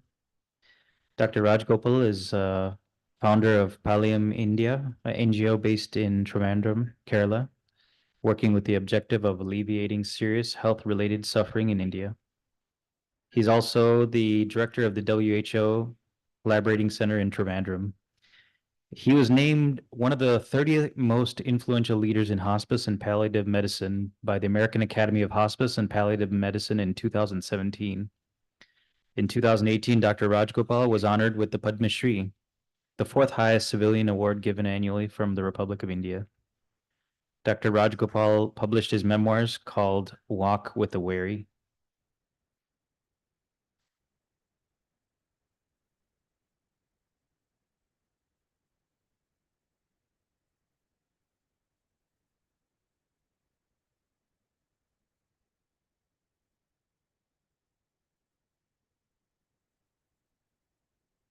Namaskara. I mean it. I bow to the divine in you. Swamiji, thank you for this opportunity to address a hall with so much of soul power. I've never had that privilege earlier. Parth Saradiji, thank you for paving the way for my talk by your final call for action. Not looking into peace of yourself alone, but into looking for peace around you and in others. And Dr. Jayendran, thank you. Thank you for this talk. And thank you for the opportunity, Swamiji, for the opportunity to meet him again.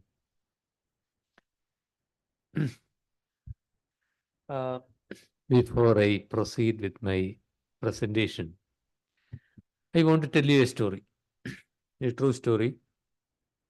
About 7 years back, among the numerous people who come to us, was a 12-year-old boy seeking care for his mother. The mother, in her late 30s, had been living with diabetes since 4 years of age, a juvenile diabetic. As the disease progressed, she lost sensation below her waist. At that time, her husband deserted her and the child. I'll show you the house where they lived. But she lost her vision 4 years before we met. One leg had ulcers so bad that infection spread, and she was advised above knee amputation. It was not done because without a bystander, no one can get admitted to the hospital. And she had known a 12-year-old boy was not enough. One Sunday, without food, the boy was so hungry and said, "Mom, I can't bear this hunger anymore. Let us kill ourselves." The mother asked the son to hold on for just one more day. "Amma will find a way tomorrow. the way she found was to crawl across to the community health center, which was quite far away. And a kind doctor was on duty and he admitted her. When the boy had come to me, they had been there for 3 months. The diabetes still was not controlled. God came to feed her in the form of the sweeper of the hospital, who would every day in the morning prepare food, which the boy and the mother ate for breakfast, lunch, and dinner. Well, we took her on. We admitted her within our organization. We could not control the diabetes either. We sought the help of an expert, a diabetologist, and a podiatrician to look after her feet, the legs. Well, she still has her leg. Kind donations from people, from the community, enabled us to pay for a paid caregiver for a week so that she could get operated for her eye. And she saw her son again after 4 years. What we as professionals did was nothing compared to what the community did. So many kind-hearted people came forward to help, like the way they help thousands of our patients.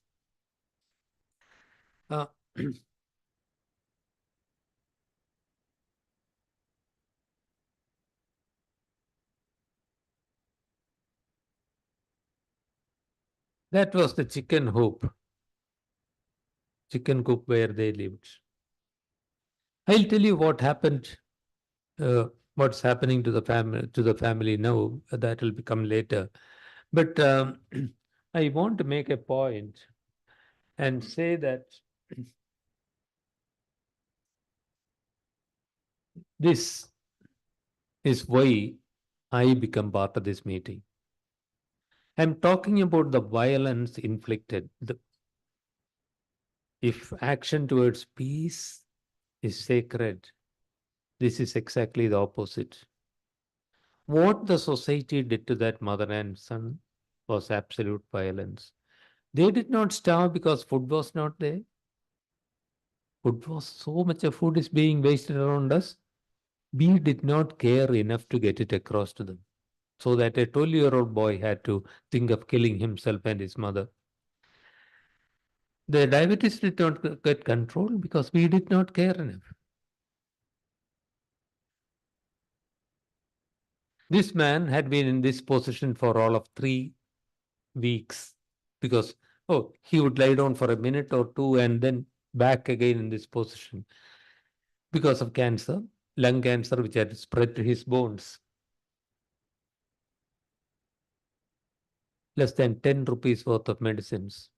And he could sit up again, have his first cup of tea in 3 weeks. The morphine is there. For Dr. Jayendran, it would be tincture opium. For us, it would be tablets of morphine. And he could sit up and become a grandfather again, loving grandfather. This is what is possible and what's not being done. Why is such pain relief denied to 96% of the needy in our country? Because we don't care.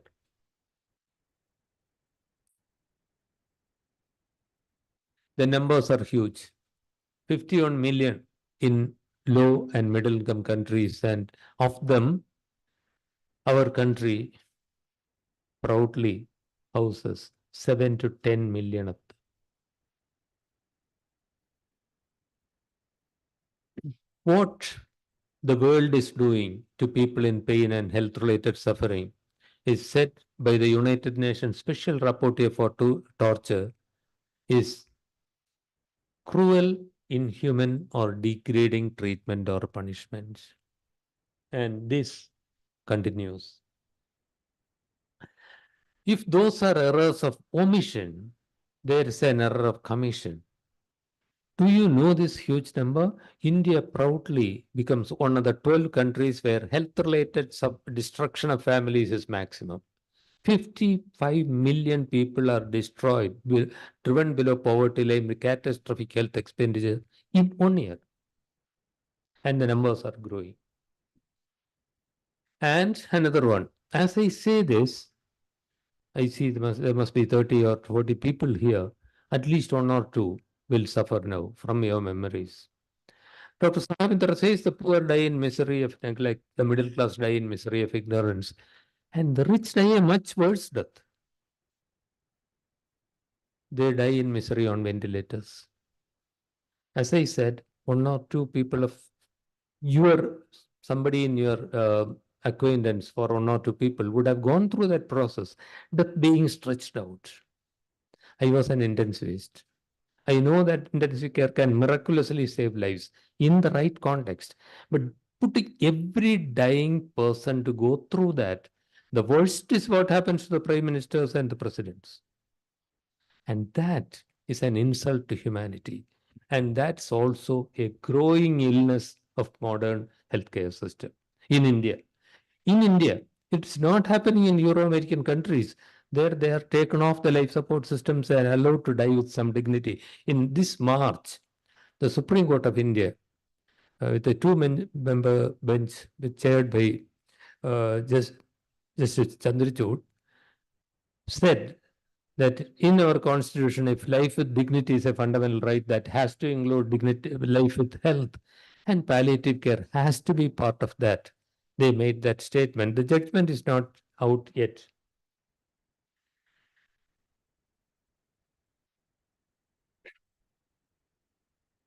Sorry.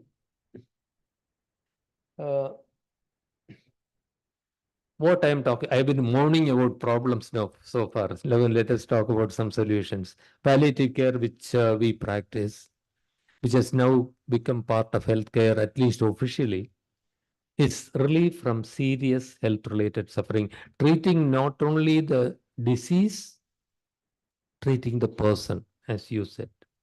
And that is with an aim to improve quality of life, not only to kill the disease. And in 2014, the World Health Assembly, the decision-making body of World Health Organization, proclaimed that every country should integrate this into all healthcare. People in pain must have it treated, others of health-related suffering must get treated. A lot is happening in India, I can tell you. There's a national program for palliative care now. The laws governing opioids have been changed, amended for balanced use of safe use of opioids for pain relief. National health policy in 2017 has included it. And in undergraduate and postgraduate medical education, it is already included. But in our country and in all low and middle income countries, the implementation gap can be huge. And that's what's one of the things that our organization is working on.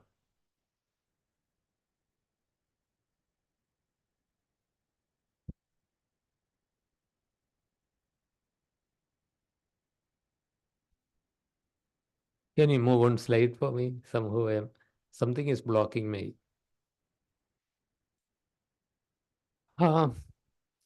This woman and the child.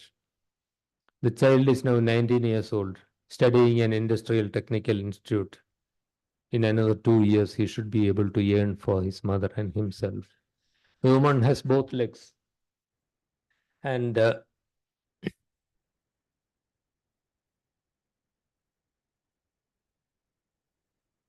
is able to walk at least with crutches. All this was made possible a little because of healthcare system, mostly because the community came together.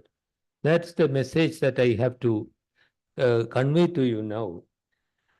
We palliative care people are there on the as specialists, but every single doctor, nurse, physiotherapist, so medical social worker, every healthcare professional has to practice the principles, treating the person and treating the suffering and not only the disease.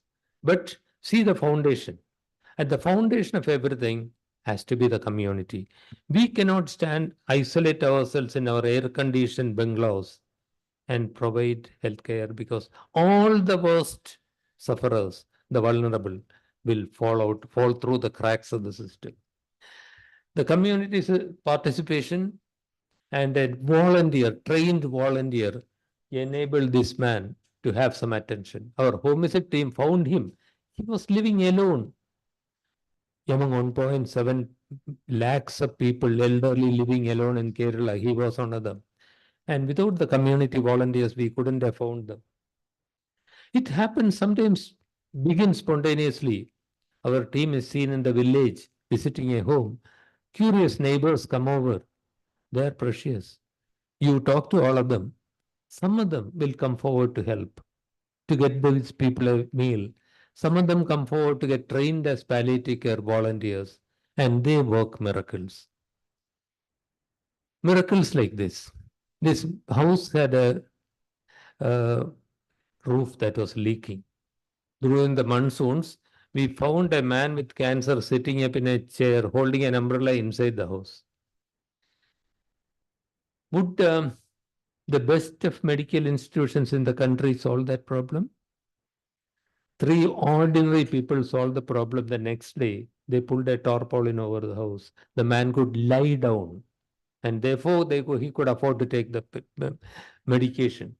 And these miracles are worked by everybody. And palliative care, and in that way, healthcare as a whole should not be the work of some professionals alone. We can't do it. The community has to come together. Our organization works in this fashion.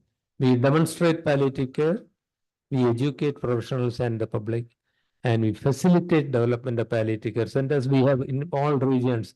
In Chennai, we have Mr. John Surya here with us. He is the local facilitator. John, can you please stand up for a second? Thank you. He is the facilitator for this region. Similarly, in different parts of India, they are there. They go across, help anybody who wants to start a palliative care service, to want to come together to as a community force to help people. So through the people we have trained, we have, our team has established at least 184 palliative care centers in various parts of the country. About 10,000 people, professionals have been trained, and through them we have reached more than 1 lakh of them. But there is a long way to go. 1 lakh is nothing when we compare it to the 7 to 10 million people who need care. A long, long way to go, travel. So what could any one individual do? Anybody here? Get a bit of training in palliative care. It can be done virtually also. Sensitize the community around us. We are all potential palliative care workers. But we all, let me remind you, will die someday. All our loved ones will. This is not about somebody else. This is about us. If we want, instead of the modern civilization which isolates people, we need to people to come together. And without training, good intentioned care can actually hurt. So some sort of training, and our teams will be happy to work with anybody who wants to initiate that kind of work. Thank you very much for listening to me patiently. I hope I have not overdone my time. Thank you.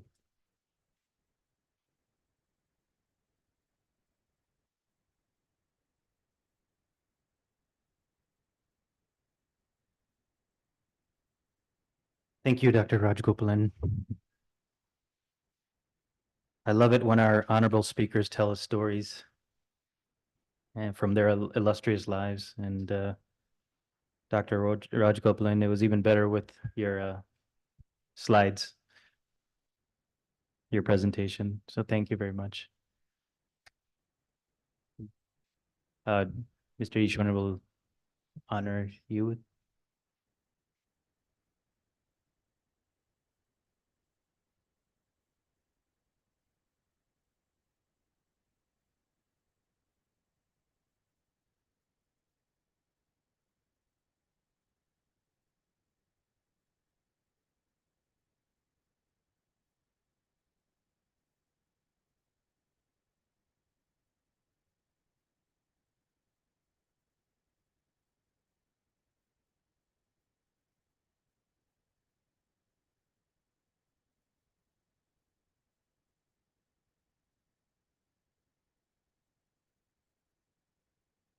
I'd like to introduce our next speaker, Dr. Khalil Ahmed Shakir. Is a psychiatrist with the Community Mental Health Team in Leeds, United Kingdom. Dr. Shakir has 20 years of experience of working as a psychiatrist in the UK. He is employed to look over the mental well-being of the students at the University of Leeds. Dr. Shakir is a humble student of the Sufi master Hazrat Sheikh Abdul Qadir Jilani. His inspiration towards his master helps him in linking spirituality with mental health. He endeavors to connect with his patients on a spiritual level and to minimize the use of medications. He also works at BYMF UK, a Sufi fellowship that promotes holistic healthcare and energy healing to alleviate suffering and promote well-being. He's presenting online. Welcome. Thank you very much. Thank you. Thank you very much for inviting me to this conference. Namaste, ladies and gentlemen. Bismillahirrahmanirrahim. As you have introduced me, I'm a humble student of Sheikh Jilani, and I'm a psychiatrist. Last year, my talk was basically on the topic of peace, and this time I will try to concentrate more on justice. I define peace as the ability of keeping your mind in an empty, pure, and meditative state. In Arabic, it's called taqwa. So, in a state of taqwa, which is complete awareness. This is a state of you being just to yourself. That is, giving justice to yourself. Unless you are just to yourself, you cannot give justice to anyone else, not even your near and dear ones. So forget about others. You need to love yourself to give love to others. You need to accept yourself to accept others. Remember, you can only give what you have. Particularly in a society, we need to stop being harsh to ourselves and accept ourselves just as we are. Justice is to accept others as they are and not as I want them to be. So similarly, unless we accept ourselves, we won't be able to accept others and give justice. A good test to know if you are judging others is how much you yourself is afraid of being judged by others. The more you are scared of being judged, the more there's a possibility that you might be judging others. Let me give you an example of Swamiji. Okay, so Swamiji typically is not afraid of being judged. Let's say, for example, let's say Swamiji does not wear a shirt. So everyone else coming in the conference is wearing nice suit, nice shirt, nice trouser. Swamiji is not afraid of being judged. He likes to remain vulnerable. He likes to remain authentic. The more vulnerable one is, the more he is respected. And it's difficult to understand that how does it work, but it works. If someone will come and say, Swamiji, why are you not wearing a shirt? Swamiji won't judge him. Swamiji won't say, oh, how dare you say this to me? Probably he'll just smile, and instead he will show compassion to him. Saints and Swamis, people who are near to God, they don't judge. They remain highly aware of the situation. They don't judge, hence they provide true justice to whoever comes. Justice given by acute awareness, acute attention, acute presence. Presence is the greatest present you can give to anybody. And the greatest present given to Prophet Muhammad by God was his presence when he went to the heavens to meet God. And that was the greatest present. So the greatest present is your complete presence, your complete attention. Hazrat Jalaluddin Rumi, his mausoleum is in Konya. So if we go to Istanbul, it's a very nice, almost 4 hours train journey from Istanbul to Konya, or you can catch a plane. It takes about an hour or so. So his mausoleum is there, and many people visit. I mean, millions of people visit his grave every year. He was a mystic of 13th century, and his poetry got translated into English by Professor Coleman Parkes in 1995. He then became the best-selling poet in the United States in 1997, just within 2 years, and was given the title of Master of Love, and this was by the Westerners. So I would like to quote a beautiful saying from him, and it said, "Beyond the ideas of right doing and wrongdoing, there is a field. I will meet you there." So there is no judgment of right doing or wrongdoing. You have to take people there to meet them, where there's no judgment, where everyone is invited. And that is the place for justice. The thing is that our job, again, if I go into the philosophy of kalimas in Islam, our job is to witness. In Arabic, it says, it's called shahada. So our job is to witness, is to give shahada. Our job is not to judge. Judgment only suits God, whose knowledge and wisdom is complete. Our judgment depends on our very limited perception, and because of it, it is incomplete.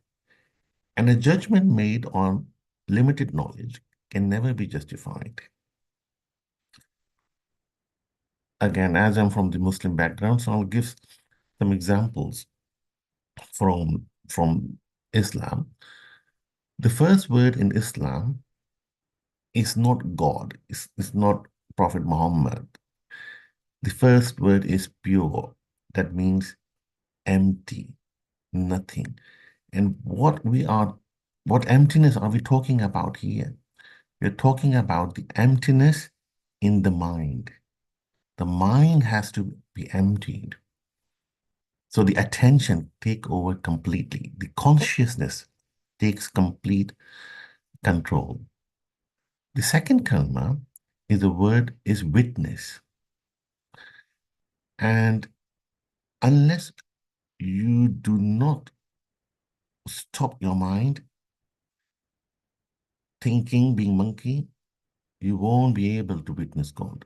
So to witness God, you have to keep your mind completely empty. So the second kalma says, I witness that Prophet Muhammad is the servant and the prophet of God. So it's very interesting to know that servanthood came before prophethood. Prophet Muhammad got prophethood at the age of 40. And he lived until the age of 63. So almost 2/3 of his life was servanthood, and 1/3 is prophethood. And the crux of the prophethood was against servanthood and compassion. That was his lakhab, his title, compassionate for both the worlds, Rahmatul lil Alameen. So prophethood, you can see prophethood came after servanthood. The servanthood for him was defined as Sadiq and Amin. Sadiq means honest. That is someone who is honest in all his affairs with others and with himself by giving justice to others. Amin means someone who returns whatever he has to others. So if you have knowledge, you return to others. If you have food, you return to others. Money, return to others. Time, return to others. But the biggest of all these returning business is your complete attention. So your complete attention is the biggest thing that you can return to anybody. Your complete presence.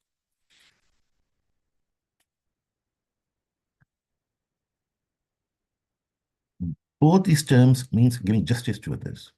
Once this is done, then so once you pass the test of servanthood, then only you will enter into the tests and fruits of prophethood.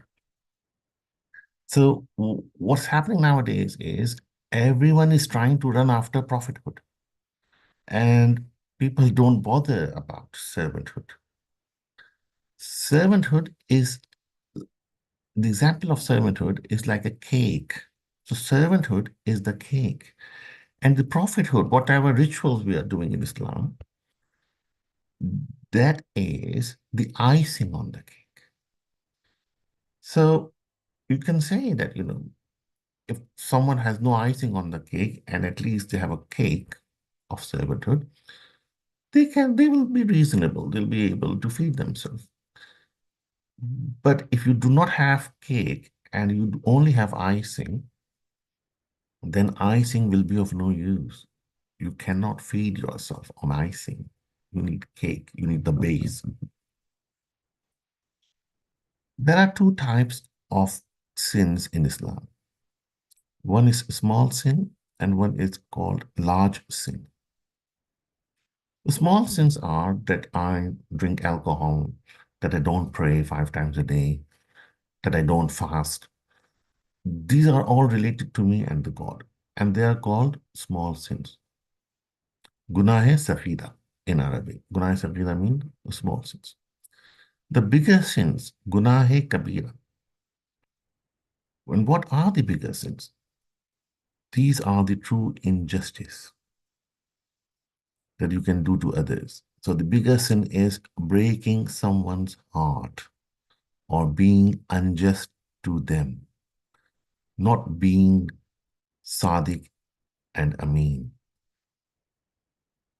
Now, I've seen this and it surprises me that in our society, particularly in India, we are kind of trained to judge. And when students come to England, they don't want to go back to India. And sometimes I ask them, why, you don't want to go back to India because, nowadays, India is, of course, is developing very fast. Its economy is better than us in England. And so, people are getting jobs and very well paid jobs in India as well. So why are you not going back there? Why do you want to stay here? And they reply, it is because there's too much pressure of people around us, asking questions, poking into our business, not letting us live. And I think that's the biggest injustice, not letting other person live. I'll give you an example.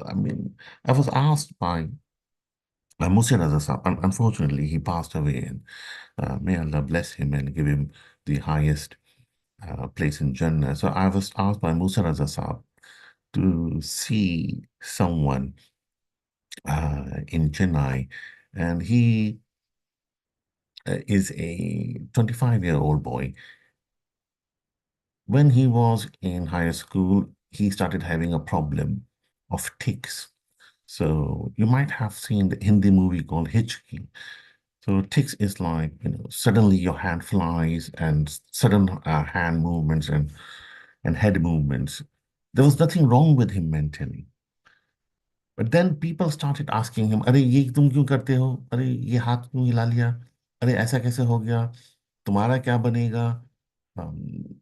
तुमसे कौन शादी करेगा? तुम आगे कब पढ़ोगे? So people started keep, you know, um, giving comments to him. So because of the comments, he became very unwell mentally. He lost all his confidence. He stopped going to school. He's very intelligent. And I am teaching him online. I was asked to, because he was already taking quite a few medication, antipsychotics, antidepressants, all that kind of stuff, 4 or 5, with very good doses. So I was asked to see him from the psychiatry point of view. And what I noticed was there was nothing wrong with him, mental health wise. The only problem was that he's the only child of his parents, and he lives in a building. So everyone else in the building, all the children have gone to New Zealand, Australia, America, UK, flourish very well. So everyone comes to him, oh, तुम क्या कर रहे हो? अभी तक क्यों नहीं हुआ? कल क्या करोगे? So the whole family, even his parents, they just got buried under the pressure of people, their own relatives living in the building. And he completely lost it. So what I'm doing is I just, call him for an hour every day while I'm coming back from Leeds back to my home. It's about 45 minutes drive. And we just talk about normal stuff. That's it. Without any, I just let him to talk. And gradually, he started having confidence. He started feeling like having positive experience, or someone is listening to me. Whatever I say is worth it. Not everyone who is talking to me is giving me bad comments. So that's how his confidence went up a little bit. So this thing about "चार लोग क्या बोलेंगे" is lethal. It's really lethal. I mean, we have to make sure that we come out of this large sin. So I was talking about the small and large sin of Islam. So obviously everyone around him was a Muslim boy. Everyone around him was Muslim, and they were very, very concerned about, oh, I should not miss this prayer. I should not miss this fast and everything. But that's the small sin. The large sin is not to break this boy's heart. Listen to him attentively. Be very soft towards him. Be kind to him. The same thing, Sadiq and Amin, being compassionate. But that's not there. So they think that, oh, we are praying 5 times a day, so we'll be, we'll go to paradise. But it does not work like that.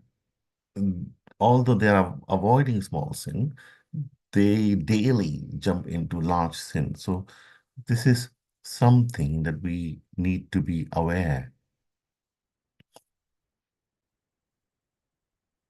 So I would say, again, I wanted to give you a very quick example.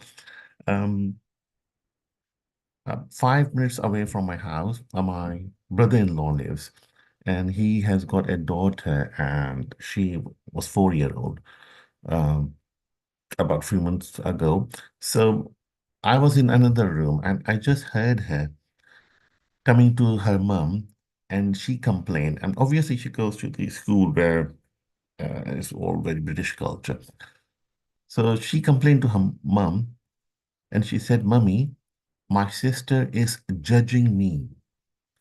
And I got surprised. I never heard any complaint like that before, particularly, in our culture, nobody complains that, oh, that person is judging me. And this was just 4-year-old saying, my sister is judging me. So I think we should learn from this 4-year-old and try not to judge other people. So the takeaway message today, I would say, from my talk, is when you go home, you communicate with your loved ones with total attention, complete listening without your mind asking you questions in between. Okay, so let's say when a child comes from school and you say, okay, you've come from school, So what have you done in the school? And the child starts telling you the story. Listen to that story without interruption, without letting your mind interrupting and judging. अरे ये क्या maths नहीं पढ़ा, ये तो अभी फलाना पढ़ लिया, या ये टीचर ने इसको ऐसा बोल दिया, इसने मेहनत नहीं किया, she should be getting 90% instead of 70%. No, don't do this. Just listen to your loved ones, to your parents, to your spouse, whoever. This once we cultivate the habit of listening someone with total silence in the mind, because when we listen, yes, we do listen to them, but in our mind our own stories goes on. But if we learn to listen to others with complete silence in our mind, then and if we cultivate this art, I think that will be the greatest justice we can do to our families and to our society. Thank you very much. I would end my talk with this. And if you want me to, for any questions, yeah, you're welcome, or we can wait until the whole session finishes for questions, like we did last year. Thank you. Thank you, Dr. Shakir, for your thoughts.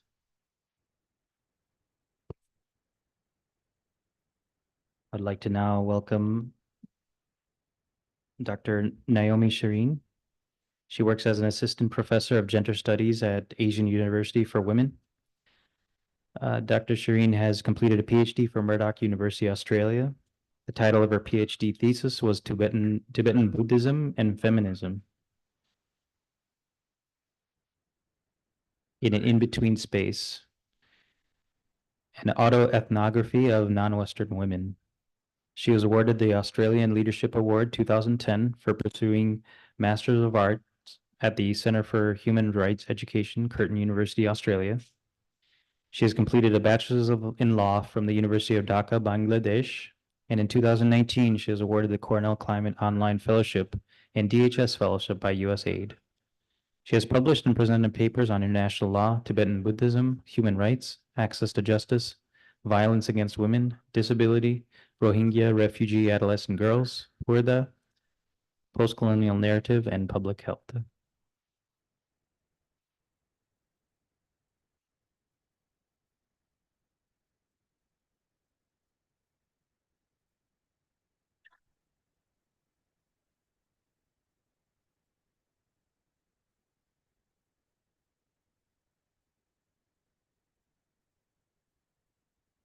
Namaste. My name is Naomi and I'm from Bangladesh.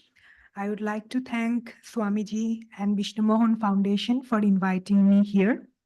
Today, I'm going to talk about Bangladesh foreign policy, especially Bangladesh foreign policy for peace and justice since 1971.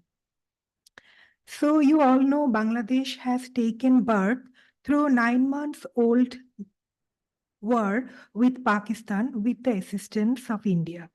30 million people were killed, 4 million women were raped by Pakistan army. In this war, 3,000 Indian soldiers sacrificed their lives. The Liberation War, its memory, the scars, the extremely brutal violence, especially violence against women, has shaped Bangladesh foreign policy to a great extent. Among all these factors, India's unconditional support, first by accommodating the millions of refugees, then supporting the freedom fighters and assisting them, being active in international diplomacy, and lastly, by sending Indian armed force, have given the foundation for Bangladesh foreign policy. The 1971 war was not only a war among the militaries and freedom fighters. It was also war between two kinds of values. On one hand, there were Father of Nations, the Mukti Bahini, India's support for establishing a secular country. On the other hand, there was effort from the Pakistan government, Pakistani army, and their allies to enforce a religious identity on Bangladesh. The victory in 1971 was considered to be also a victory for secularism and Bengalis' secular cultural identity. However, these values were greatly compromised after the murder of the Bangabandhu Sheikh Mujibur Rahman. This compromise was largely made in the area of secularism. In fact, there are two phases of Bangladesh foreign policy. One that was in existence during the tenure of Bangabandhu Sheikh Mujibur Rahman.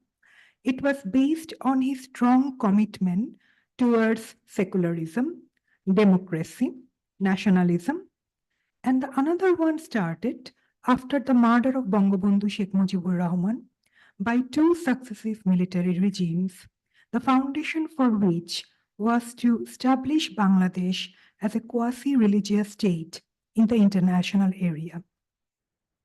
When Bangabandhu's daughter, the current Prime Minister Sheikh Hasina, took power, her major task began to revive the foreign policy of Bangabandhu based on the secular identity of Bangladesh. Hence, it is imperative to understand the foreign policy of Bangabandhu to examine the foreign policy of Bangladesh, the current one. According to Bharat Watch, one Indian academic, anti-imperialism, anti-colonialism, non-alignment, close friendship with India shaped Mujib's foreign policy since the emergence of Bangladesh. The greatest contribution of Bangabandhu's foreign policy to Bangladesh was establishing the dictum that he often used and is currently widely used. The dictum is friendship to all, malice to none. This dictum was incorporated in the 14th paragraph of United Nations General Assembly resolution entitled International Year of Dialogue as a Guarantee of Peace 2023. It was adopted unanimously. During Bangabandhu's tenure, Bangladesh joined non-aligned movement in 1973. As a developing country, Bangladesh has benefited from a non-aligned policy which has led to economic partnership with rival superpowers such as US, China, and Russia, and major powers like Gulf country and India. Bangabandhu did not hesitate to have friendly relations with those countries who were against the birth of Bangladesh in 1971, such as the Islamic countries and the United States. Bangabandhu exhibited unwavering solidarity with oppressed individual and nation. Furthermore, he expressed a strong aversion towards armed conflict and emphasized the importance of peaceful resolution to international disputes. To him, peace was not a passive, fluid stance. It was all about avoiding possibilities of aggression biased towards any superpower. The foreign policy believed in having good relationship with immediate neighbors, India, Myanmar, Sri Lanka, Nepal, and Bhutan. It believed in economic development and economic diplomacy. However, his foreign policy had very strong element of anti-colonialism and anti-imperialism.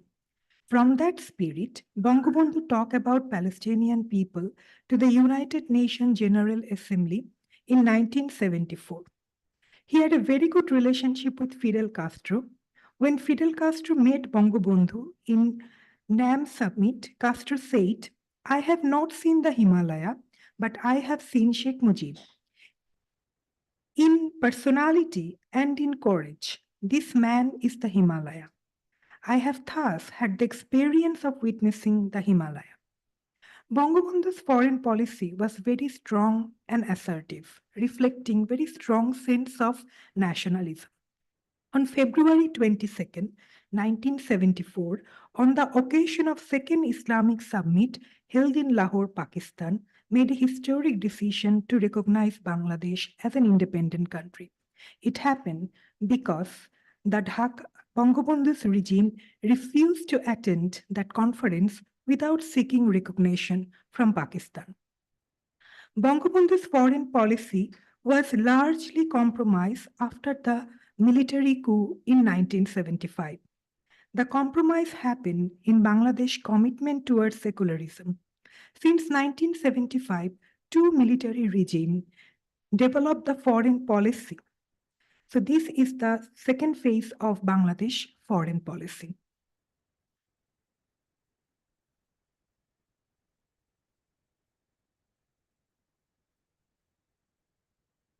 After the murder of Bangabandhu, few military coups took place.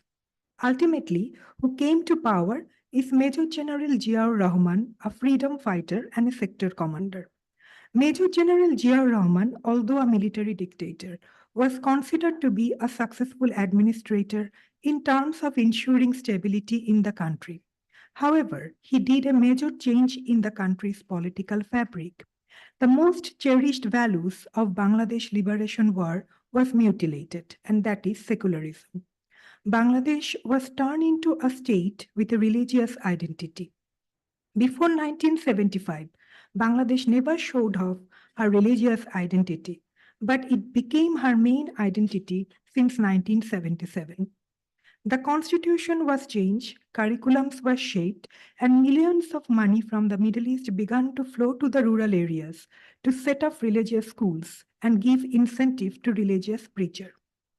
One of the crucial aspects of this project, which was executed in rural areas of Bangladesh in collaboration between the rich Gulf countries and the Didim regimes and a group of public intellectuals, was creating strong feelings against India. And it targeted India as a country of enemy. During the two successive military regimes, Bangladesh became close to USA. The country, which did not support Bangladesh Liberation War, gave support to Pakistan and thereby sanctioned rape and genocide of Pakistan Army in 1971. China, which remained passive when the genocide was going on. Gulf countries, which refused to help Bangladesh just because of religious sentiment. And these two successive military regimes created good relation with Pakistan. However, for the sake of economic prosperity, the emerging good relation with the West and China worked very well. The donor aid increased that gave birth to large number of NGOs in Bangladesh that work successfully to promote women empowerment in the rural area. During this time, relationship with neighbors remained purpose-driven. SAARC took birth during this time.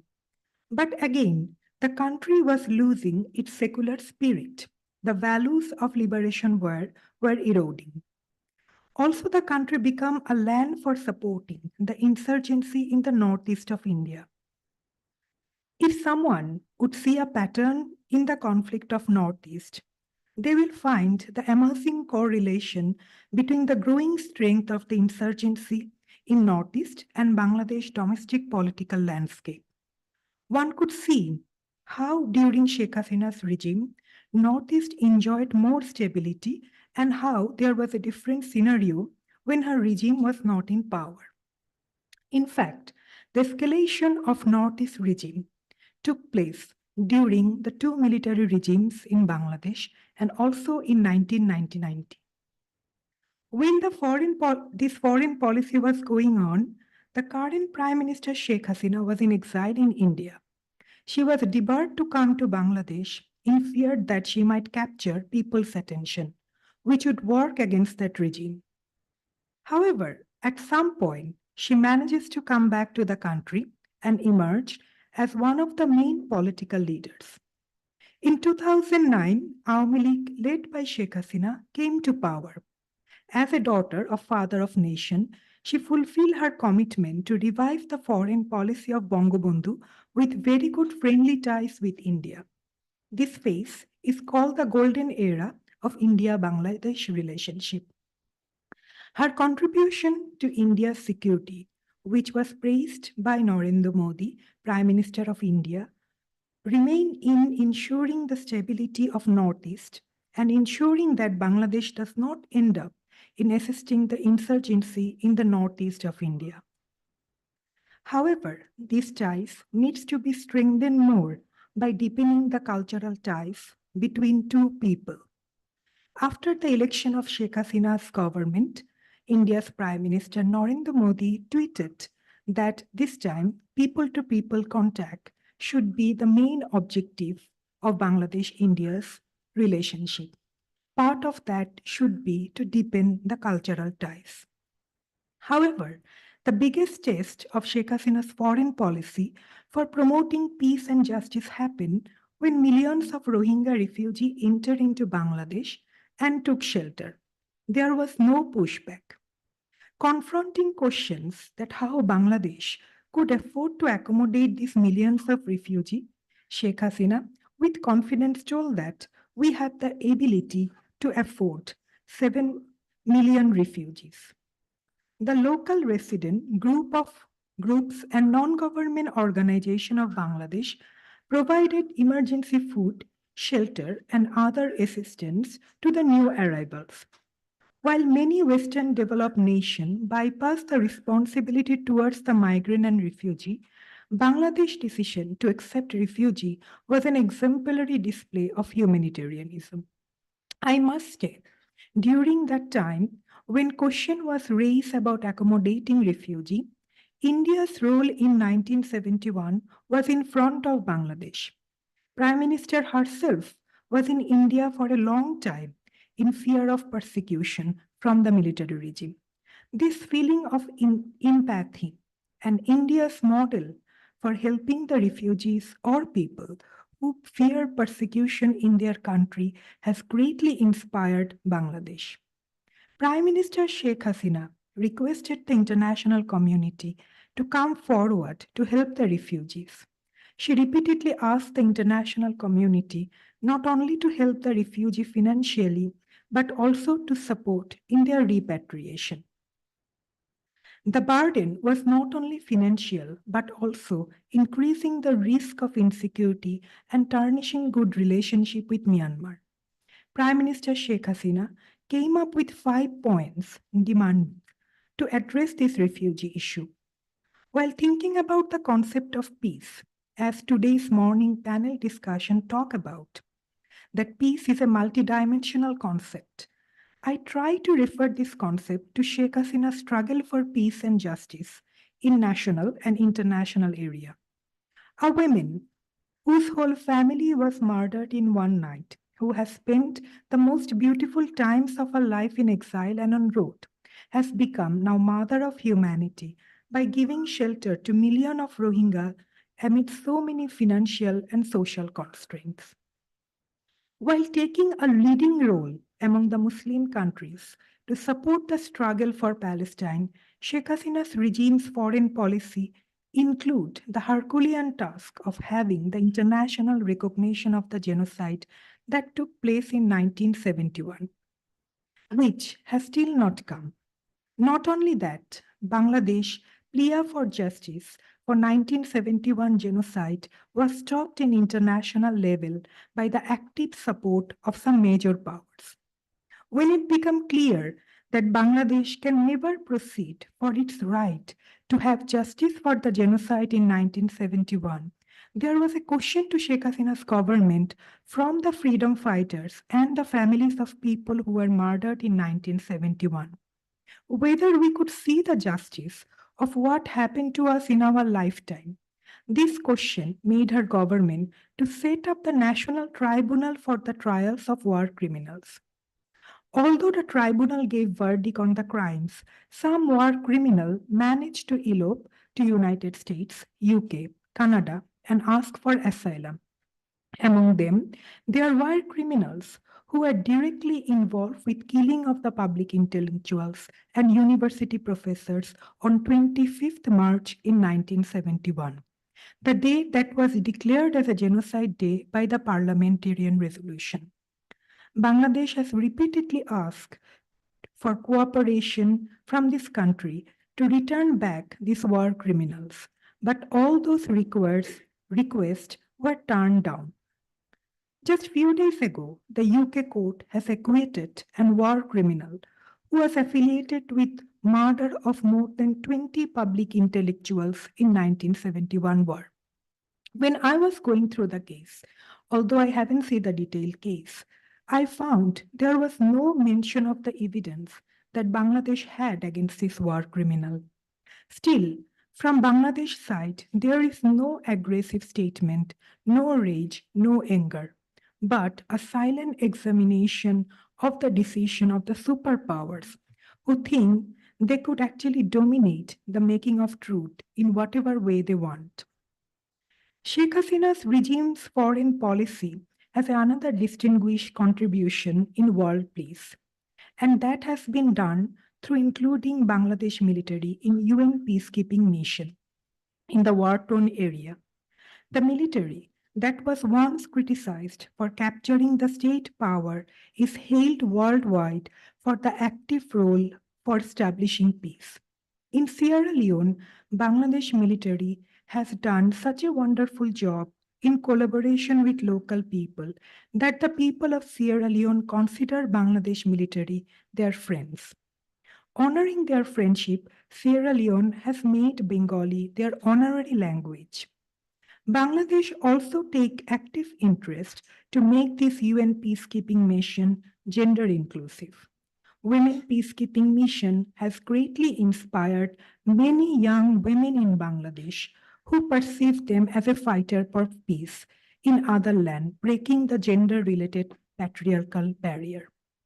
Now coming back to the concept of peace, does it mean withdrawal from the world affair?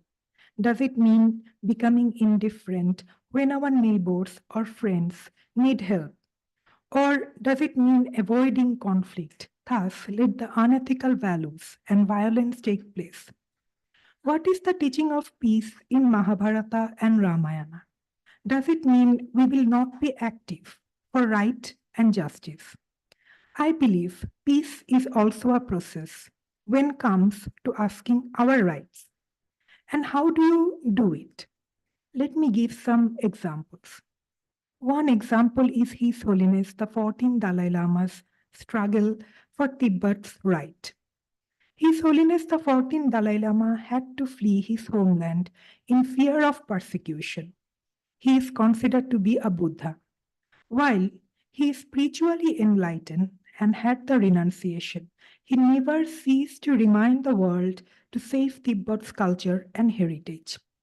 Another example could be Swamiji and Vishnu Mohan Foundation, that how they are working relentlessly to promote peace. In Tibetan Buddhism, there is a concept called Bodhisattva. This concept talks about the determination to help others, even if this is not required for the person's self-interest. In Tibetan Buddhism, it is the enlightened being who postpone their enlightenment to help others. Here, peace means active compassion. Peace and compassion become inseparable. This concept has a huge implication for developing the concept of peace in a multidimensional way. Let peace becomes inseparable from the intention of compassion. Let it become a process, activity, intervention, and of course, the intervention. With that note, I'm ending my speech. Thank you.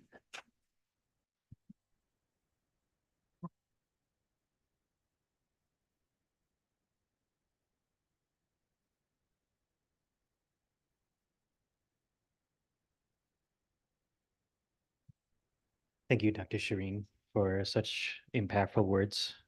Need to see the replay of your speech again to understand the true impact of what you described. You've given us so much great information. I would like to, Dr. Ramdas would like to honor you.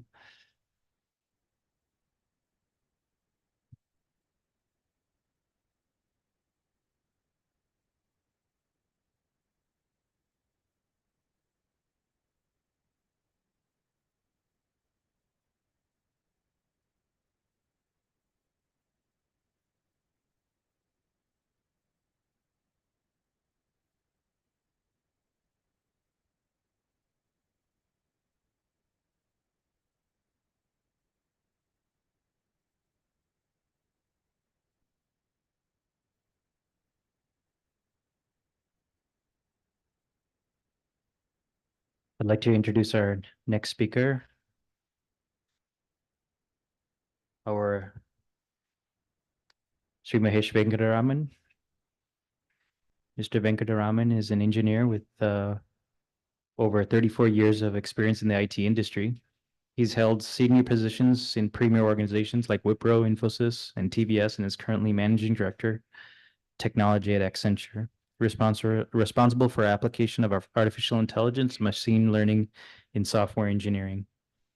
He was a visiting faculty at India Institute of Management in Kozhikode, and he's currently a visiting faculty at IIT in Mandi and is a frequent speaker at premier educational institutes like IIM Lucknow, Symbiosis, National Institute of Advanced Studies, Center for Policy and Society, and also international conferences. His areas of interest and study include application of epistemology, philosophy, cognitive science, and perception in scientific and technological research, scientific discovery, and artificial intelligence. He also holds 13 patents in the area of application of IT and software engineering. Welcome.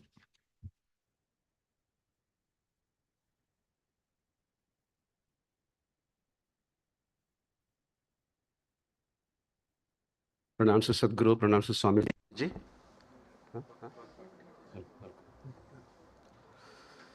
So topic given to me, Swamiji selected the topic for me. It's lessons learned from Mahabharata. From insights from Udyoga Parva. Yana Parva is one subsection of Udyoga Parva. So we've been talking and we keep talking about peace, reconciliation, conflict. So the first part of my presentation is going to be a bit provocative.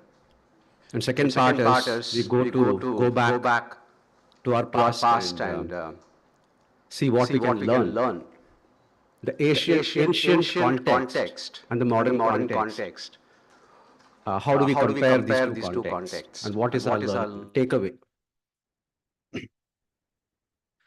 So is peace a consequence or is peace a starting point? Do we have to do something to attain peace? Or just by saying peace and lack of conflict, will we be able to ensure there is peace? So what happens is when we've seen this right on the road and two parties are fighting because of road rage. One person goes and says, don't get angry and tries to separate this. And then the two parties who are fighting go and bash up this person who's coming and trying to make peace. And this happens in many places where we've seen in papers where two people are fighting and then the third person goes and tries to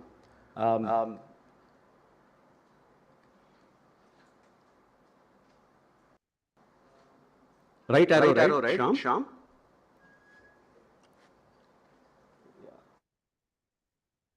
You put it back, Shyam. So, when you don't have a stake in the whole affair, then we can talk about peace. When I get into a road situation, I get angry. I understand.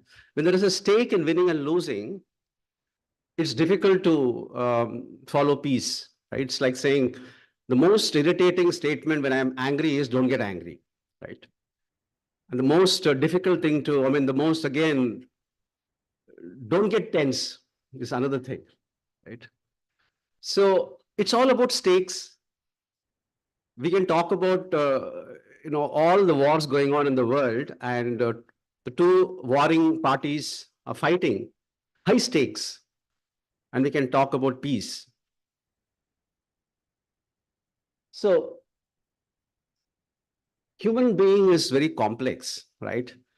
I want to be part of a larger group because I want to be bigger than what I am. The sense of belonging, sense of unity comes into my mind. At the same time, I want to be separate. I want to have a unique identity. We've seen this, people of the same state get together, people of the same region in the state get together, people of the same district get together, and among these there is infighting. So there is a duality in our identity. We want to be part of a larger team. When I meet a friend, I want to say, I and my friend are very similar in many aspects. What do we share? What do we share as common hobbies? Where do we come from? Our background. At the same time, I also want to be separate from that person, have a different identity. And this conflict goes on in our minds. To some extent, this is one of the reasons for conflict.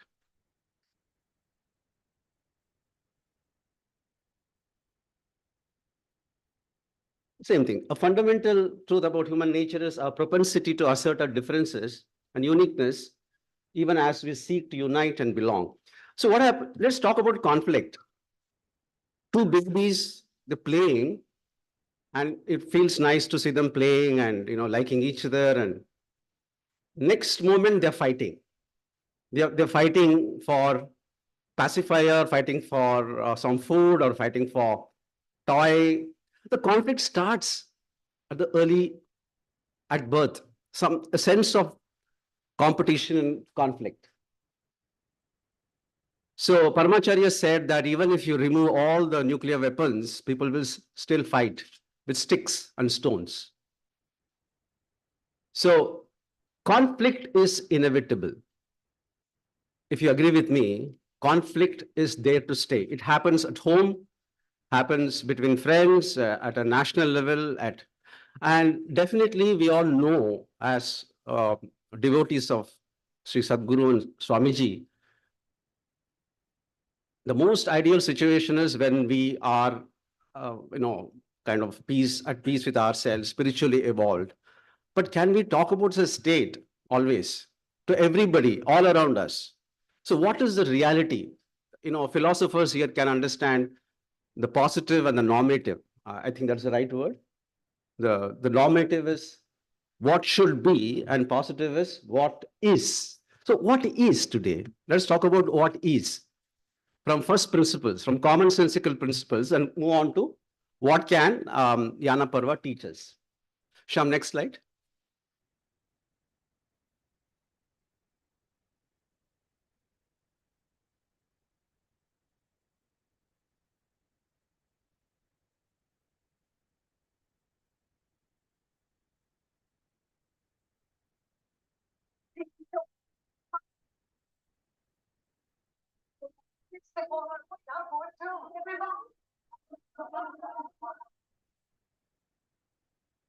Okay, do you all, who can tell which movie is this? Gone with the Wind, right? So they're very happy. Why? War is declared. See the contradiction. They want war. They also want peace. And they realized that later. I don't know whether they realized it, but this, even till today, the debate goes on. The South versus North, the Yankees versus the Confederates. It's a great learning from this movie, how there is a dichotomy, there is a duality in human beings. Sham, next slide, please. So we know that from our scriptures, Kama, Krodha, and Bhaya. Yeah, so three, you can, combination of all that can go into all the other composite emotions. So all three things are there in human mind. So it's a ripe seed for conflict. And on what basis do conflicts happen? Go by just purely, if you think about it, conflicts happen for three reasons mainly: power, resources like money, or ideology. Right? Ideology, usually all the social media conflicts happen because of ideology. Some words create reality. Then everybody calls everybody else some kind of bigoted, fascist, supremacist. Words create reality, words create conflicts. So we've seen this. So we've seen that every day. Next slide, Sam. So what are the levels of peace? What are the levels of conflict?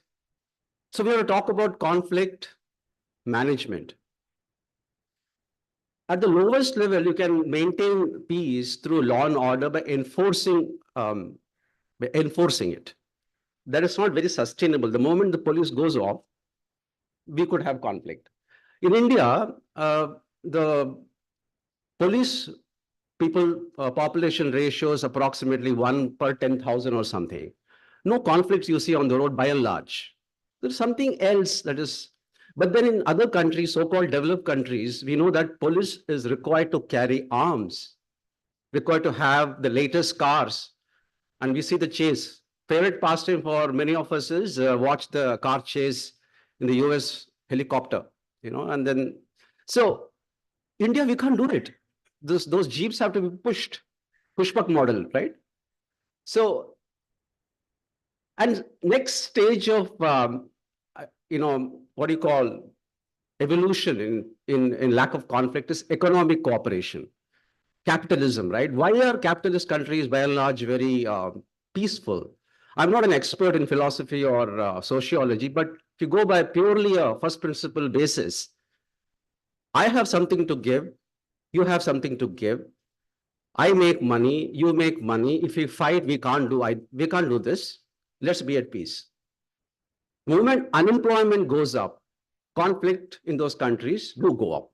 Do we agree? So economic balance causes some kind of a peace. Next is shared values, shared ancestry, shared sense of culture.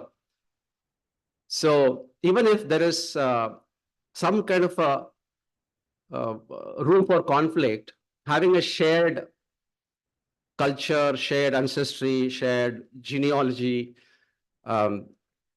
communal, not the communal that we use in India, community feeling, despite all the, for example, we've seen that, we are siblings have good relations as long as the parents live, right? We've seen Ambani's case, right? What happens after he passed away? We saw a lot of conflicts.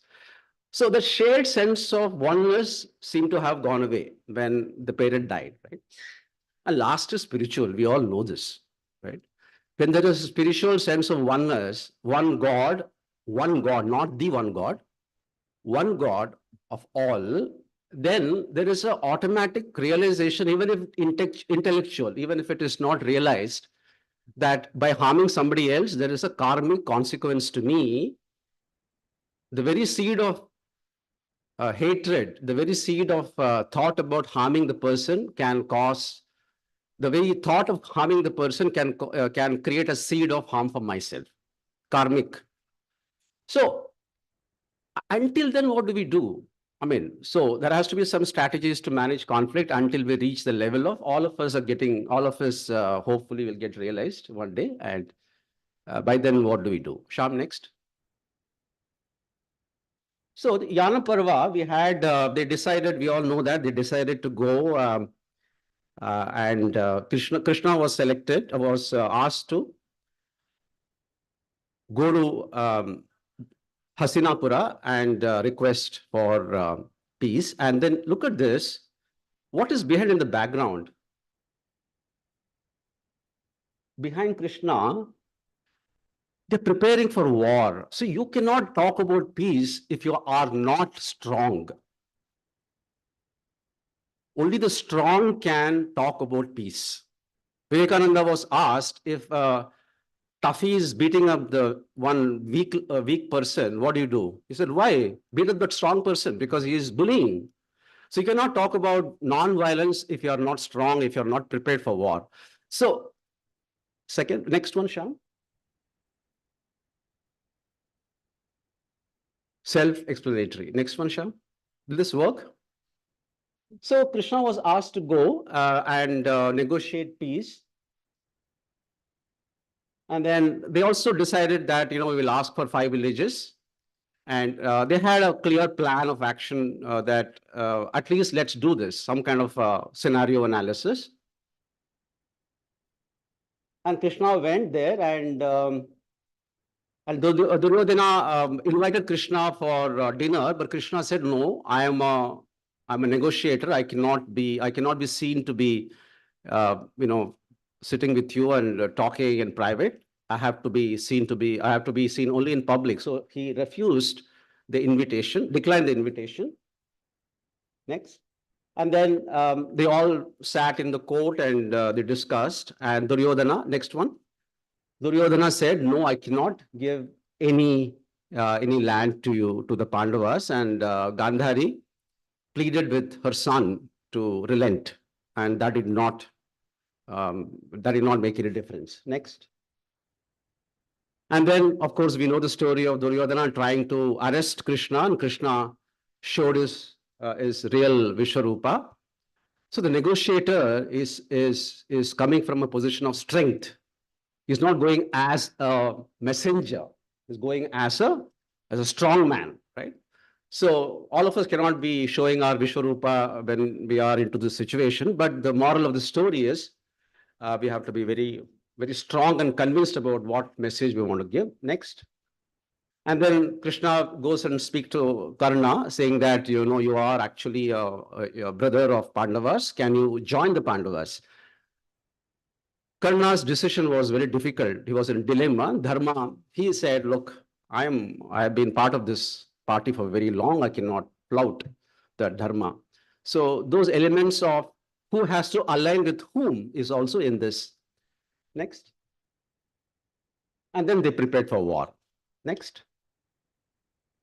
So if you look at this, there are 10 themes coming from this Yana Parva. And I was surprised to see that there are parallels with modern negotiation theory. That's very fascinating. Each of them seems to have a modern equivalent. We only know Krishna went and they didn't relent and war happened. This whole, if you go read it, all these elements seem to come. How much time I have? So 10 of them. Important thing is holistic understanding of peace, not piecemeal peace, right? Wisdom and patience,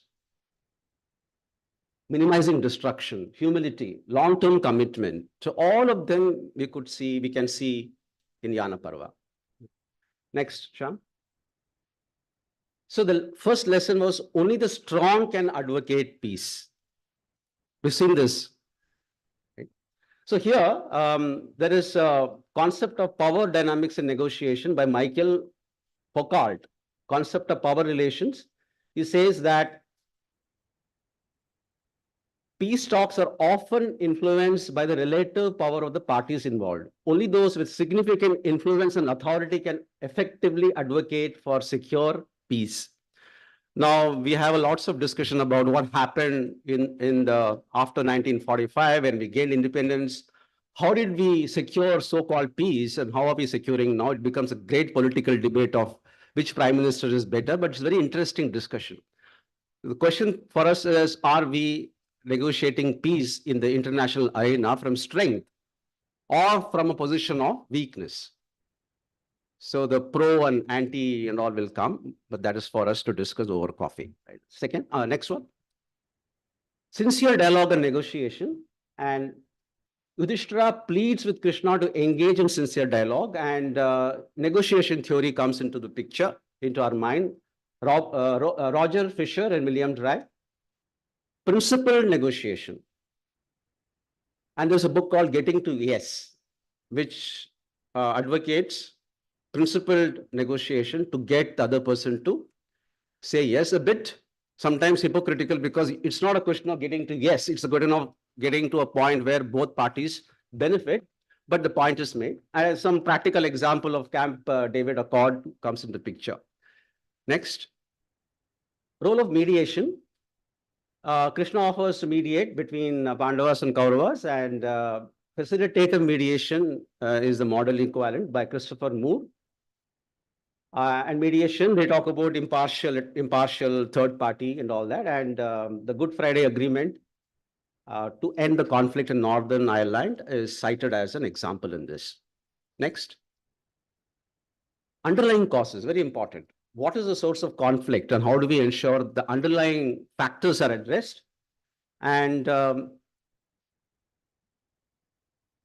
Yudhishthira knew that the real reason for this is because Dhritarashtra was very partial towards his son and did not see that his son was actually being very greedy and not following dharma. And conflict analysis by Johann Galtung comes into mind here. Peace is not the absence of conflict, but the presence of creative alternatives for responding to conflict. And the Truth and Reconciliation Committee, South Africa, is a practical example in the modern world. Next.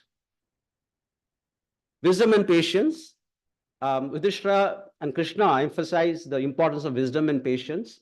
And there's a book, and the method here is actually Chinese equivalent. Strategic Patience by Sun Tzu. He will win who knows when to fight and not when and also when not to fight.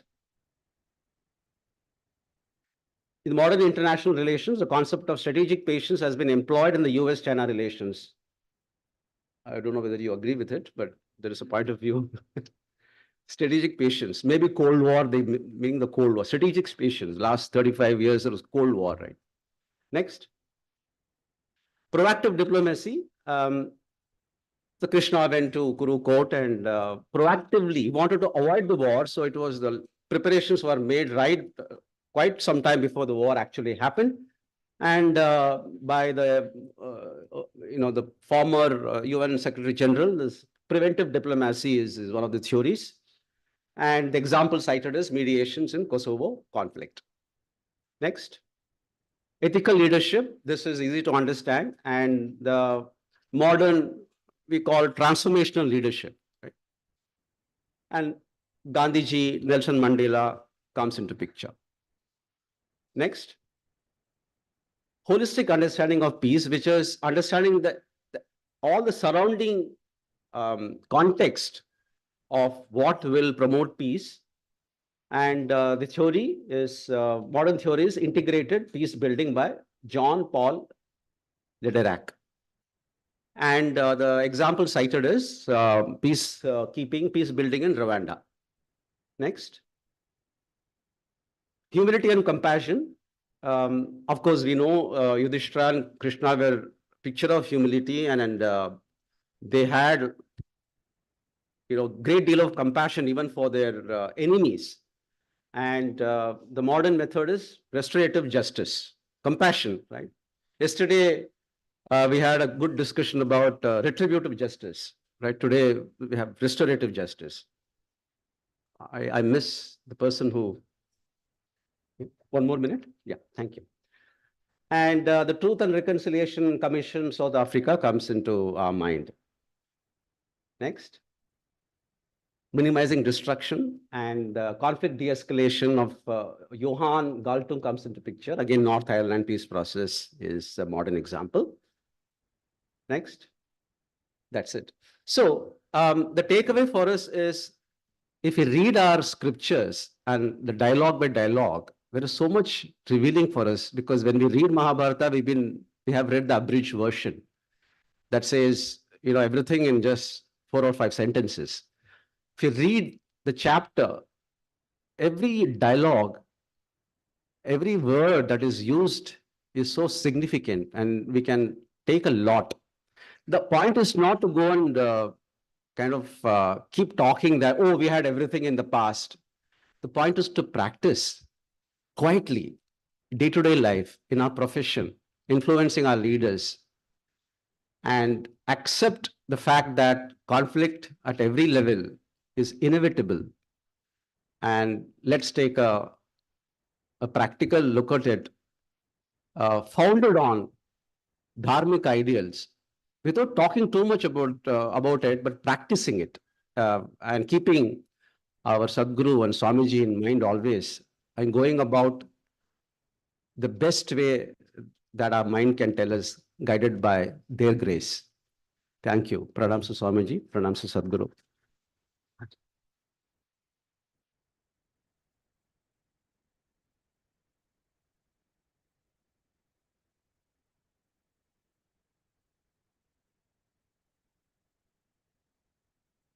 Thank you, Mr. Venkataraman, for the beautifully illustrating your points. It's very provocative. Mr. Ishwaran, we'd like to honor you.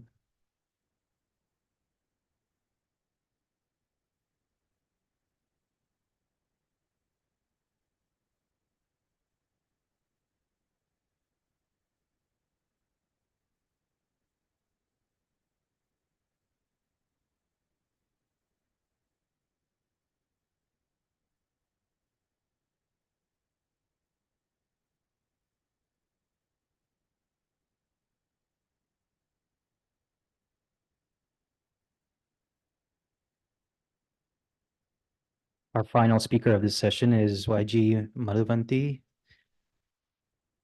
Madhuvanti is an able professional, entrepreneur, and social activist with over 2 decades of incredible experience in film and theater industry.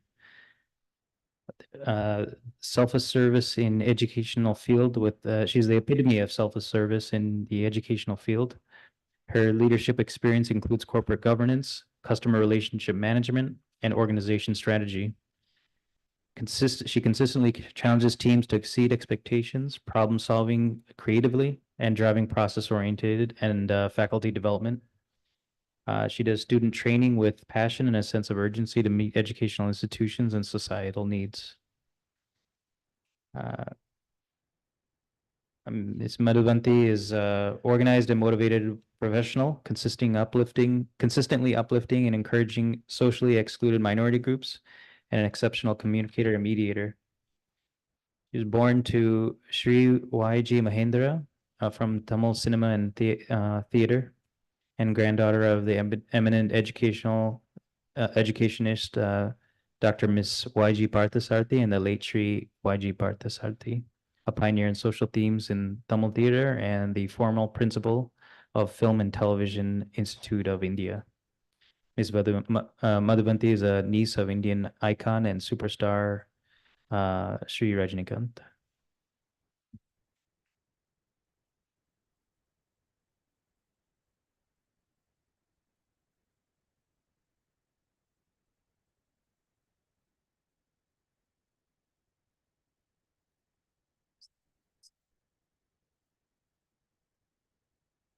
Sadguruvyo Namaha. Respected Swamiji, pranams to you and to Sadguru. Incidentally, Sadguru and my grand aunt, as in Mrs. Y.G. Parthasarathe's sister, Sita Lakshmi, were schoolmates in Trichy before Swamiji took over into this mode. They were neighbors as well. And today it's very interesting. I am a neighbor to the ashram. I live just 5 minutes away. I can hear most of the speeches. I was actually listening to it from my window, literally, like probably how Draupadi was watching the entire episode at when Duryodhana and the team walked in. Well, that is just outside of that. I've been interacting very recently with Swamiji and this entire amazing team of selfless workers. And I'm in awe of the way this ashram is doing so much of strong work in a very peaceful manner. I think connecting peace with strength, this ashram is a very standing example for something like that. Hats off to the entire team for putting together this 3-day conference. I was actually supposed to speak on the first day, but unfortunately, we've been having some very strong issues going on in Tamil Nadu of late for the past 2-3 days. So I had to handle some of it as part of my work as Karyakarta in Bhajpa Tamil Nadu. So I couldn't come on Friday. So I think I've been made the Bakra today as the last speaker.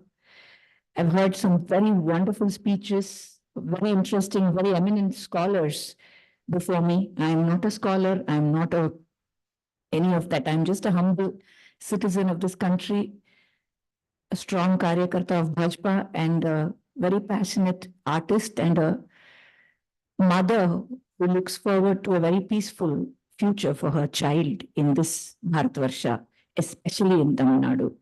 So I'm here to speak about justice bringing in peace as fast as it can. And that's what Swamiji wanted me to talk about. He said, from a woman's perspective, why don't you talk about it? So my talk will be all very, very down to earth. I will not, I'm not going to be quoting from the scriptures or from the Puranas, or it's all hearsay and life experience that I would like to share and talk about.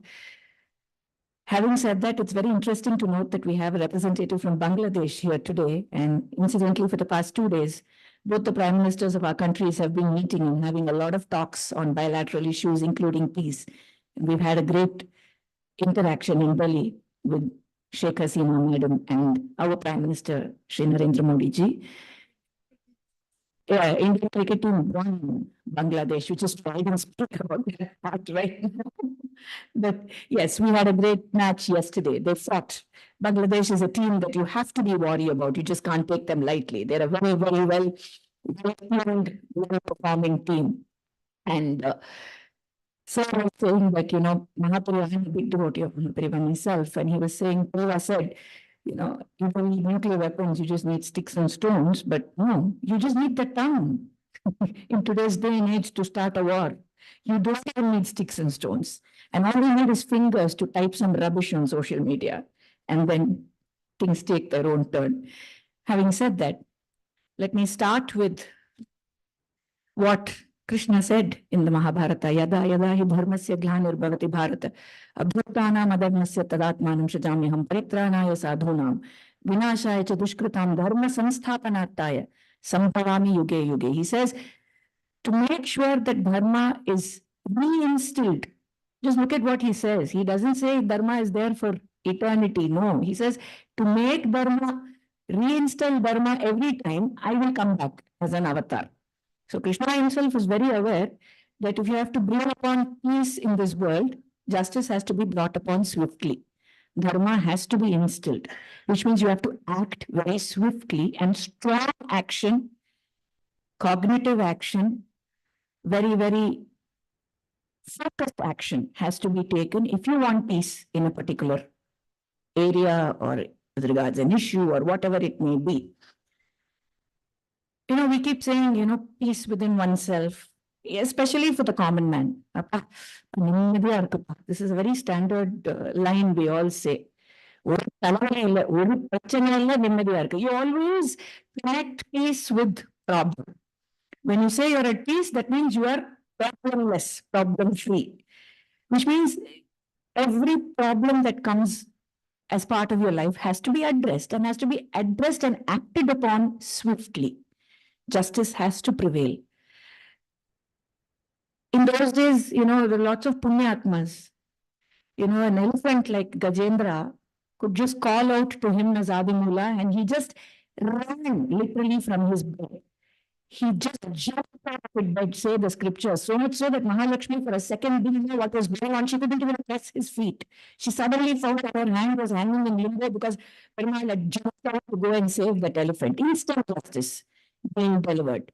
Be it Markandeya, instant justice. He goes and hugs the lingam and Shiva comes out there in one kick. And there goes Kala flying out of the air. Instant justice, instantly. Prahlada, he says, yes, he's there in this pillar. He says he's there in this pillar, and what does Perumal do? Comes as a form of Narahari. And immediately, instant justice. And if you notice, ironically, Narasimha to me is our Kuladevam also for my family, but not just that. To me, he is the embodiment of strength and peace. He comes out very strongly, slays Hiranya, garlands his intestines onto himself, but instantly when he sees that little child, calms down and then protects the entire universe by sitting very quietly with Lakshmi on his lap. Like a lion, if you go to any Narasimha temple, you'll always notice there is a little cave. He's sitting inside as though the lion is just waiting to attack. He's not in attack mode. He's always in that pre-attack mode, which means he's the calm before the storm. He can become very forceful if he wants to, but he is not. So it's a very interesting combination of strength and peace. So these were all punyatmas in those days who could call to God and say, come help me, and God used to come. Today's day and age, very tough. We can sit and pray until kingdom come, but it's very tough to have God come in front of us like that and instantly solve our problems. Incidentally, today is also the death anniversary of Pandit Shyama Prasad Mukherjee. I don't know how many of you are aware that he was one of the founding fathers of Bharatiya Janata Party, and he was the main reason for today's peace in the Kashmir Valley. He fought for the abdication of Article 370 and he was killed. He didn't die. He was not a martyr. He was killed in the middle of Lal Chowk for having fought this very, very strong war. It took 60 odd years for his dream to come true.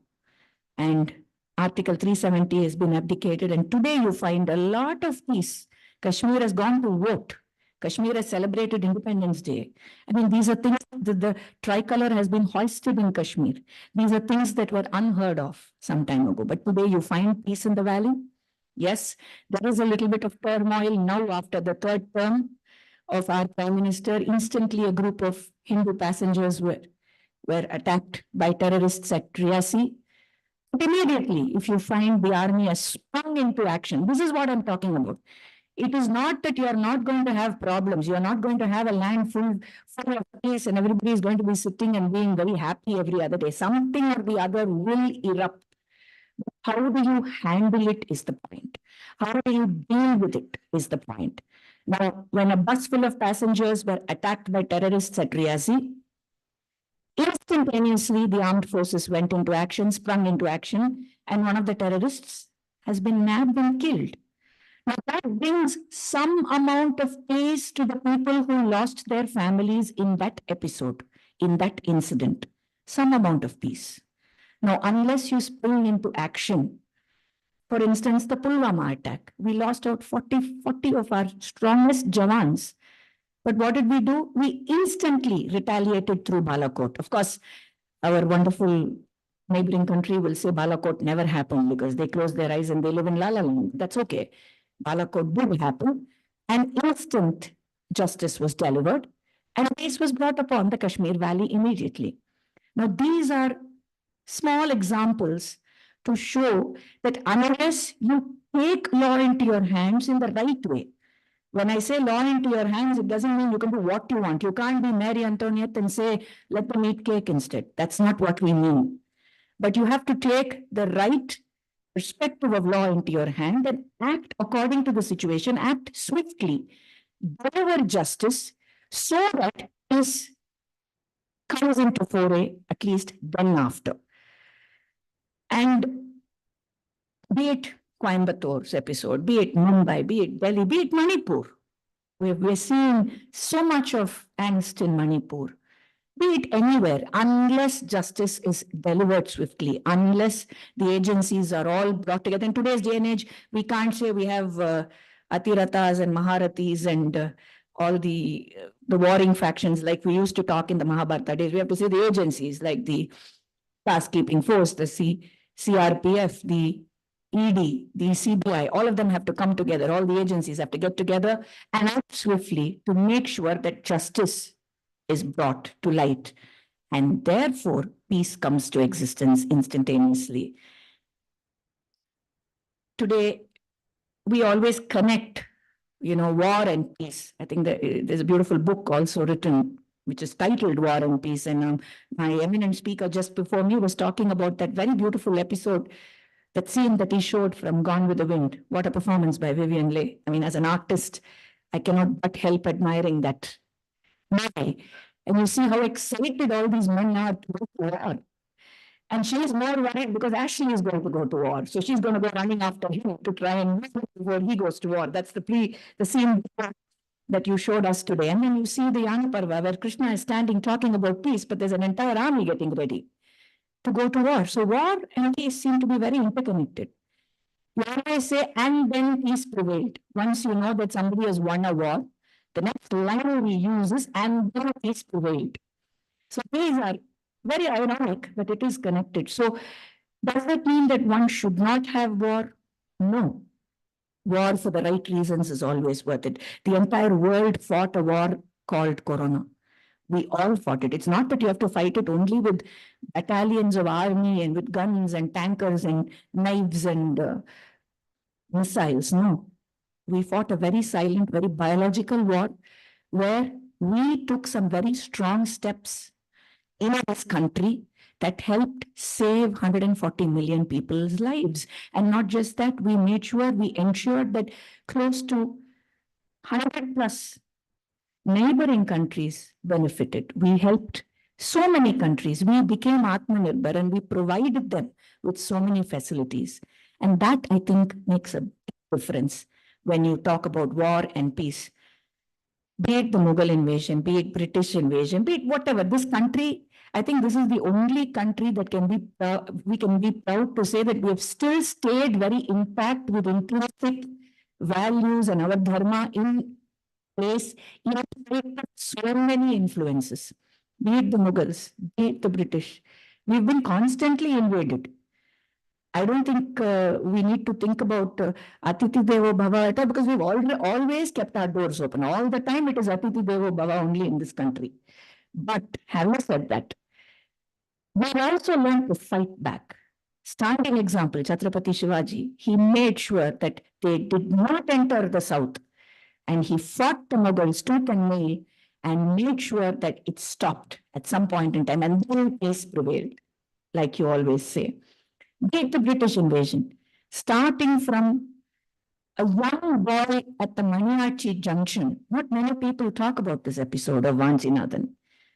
He just went and shot Collector Ash on his face, straight at the forehead, and surrendered himself immediately at the nearby police station. Why did he do that? Because he wanted the atrocities of that man to end then and there and peace prevail.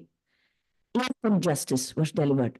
It's a very poignant story of a young boy who could serve the nation by sacrificing his entire youth and career doing this, by shooting that man.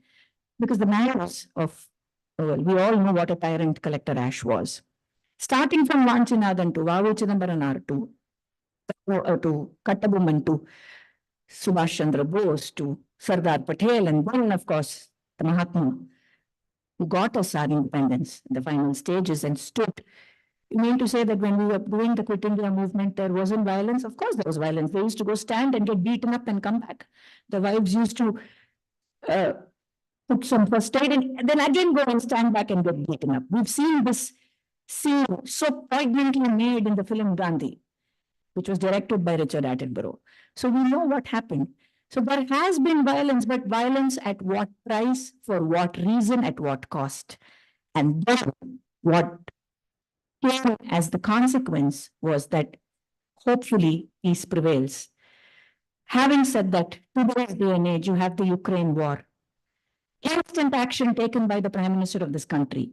He was able to stop the war for 2 days because he wanted all the Indian students to be brought back. I don't think anybody in the history of this country's politics or in foreign politics policies has done something of this kind, of this nature, extracting students instantaneously from a place that was, we all know what's still going on, because all of us on Twitter will say all rise on Rafah, but we won't say all eyes on Riyasi. And now we will certainly not say all eyes on Kallakuruchi, because it's a taboo statement to talk about, isn't it? 3 hours away from Chennai, the place is going through mayhem. As of now, the death toll is 56 people and 200 plus people undergoing treatment. Why? Because they chose to drink spurious liquor as against what was available in TASMAC. How? Because methanol was put into this liquor and you sell them at 25 rupees a packet, where 10 meters away from the local police station. What is happening? Government will keep quiet and say, oh, we have arrested some of the perpetrators. CBCID is taking action. 1 year ago, same, 22 deaths. Same spurious liquor, same CBCID action. Nothing moved after that. 1 year later, 56 plus deaths and 200 in hospital. Yet, we will give them a value of 40 plus 40 and send them to Delhi, because that is what we are all here for, because we want to lead a very peaceful life, sitting here in the ashram, listening to conferences on war and peace. staying away from going and voting on election day because it's too hot. Now we will let perpetrators of crime keep infiltrating this holy land. There isn't a land that is more full of bhakti than Tamil Nadu. 12 Alvars, 63 Nayanmars, how many Divya Deshams, Arupadai Veedu. Look at this place. Still, this is called Dravida Bhumi. I do not know I'm amazed to understand why the term Dravida Bhumi came here. Dravida is a location. It is not an ideological mindset. Even Gujarat comes under Dravida Desha, if you look at it. Gauda Desha and then Dravida Desha. Gujarat is part of Dravida Desha. Now, are we going to say Gujarat is Dravida Bhumi? No. This is all convenience-oriented words and terms used by dirty politicians to play havoc and disturb the peace of people living in this state. And that is exactly what is going on at this point in time. And what are we doing? Nothing. We have to make sure that justice, as a mother, I am concerned because I saw the video yesterday, I don't know how many of you witnessed it, of 3 children performing the last rites of their 2 parents who died consuming this illicit alcohol. 3 small children, 9, 7, and 5, I think, performing the last rites. It's not a very nice sight to see. Seeing parents cry. There's an enormous fire lit of 56 bodies. Is this peace? Is this what justice is all about? Is this what this land of Ramanuja and Adi Shankara has taught us? No. Where are we headed? And another very disturbing element which causes me a lot of tension, and just 2 more minutes of my time I will take if it's okay, is the kind of disruption created through social media. They don't have the guts to put on BP photographs, but they will talk rubbish on social media and disrupt the peace in the minds of people. That is a very, very, very, very dangerous future for this country. In fact, something as simple as, Atal Setu, the bridge. They are creating a fake news saying that there is a crack on the bridge, which is not the truth. There is a crack on one of the service roads that lead to Atal Setu. This has been clarified. But nobody on social media will retweet this. They will only retweet the negative that talks about Atal Setu having a crack. Immediately, oh, Narendra Modi this, Narendra Modi that. Immediate. Fake news. Everybody now, imagine somebody who has to take that road, drive on that road. Are they going to be having a very peaceful mindset before they get into their cars or lorries? Forget even car. You can choose to take a train or a flight. People who have to deliver goods through lorries, through heavy vehicles, what will they do? You disrupt the mindset of people. Second, today, fake news spread saying that Nirmala Sitharaman has imposed 12% GST on milk. Total fake news. The 12% GST is actually a reduction from 18% of GST to 12% on the aluminum cans that are used for storing and supplying milk. You see the fake news that is peddled?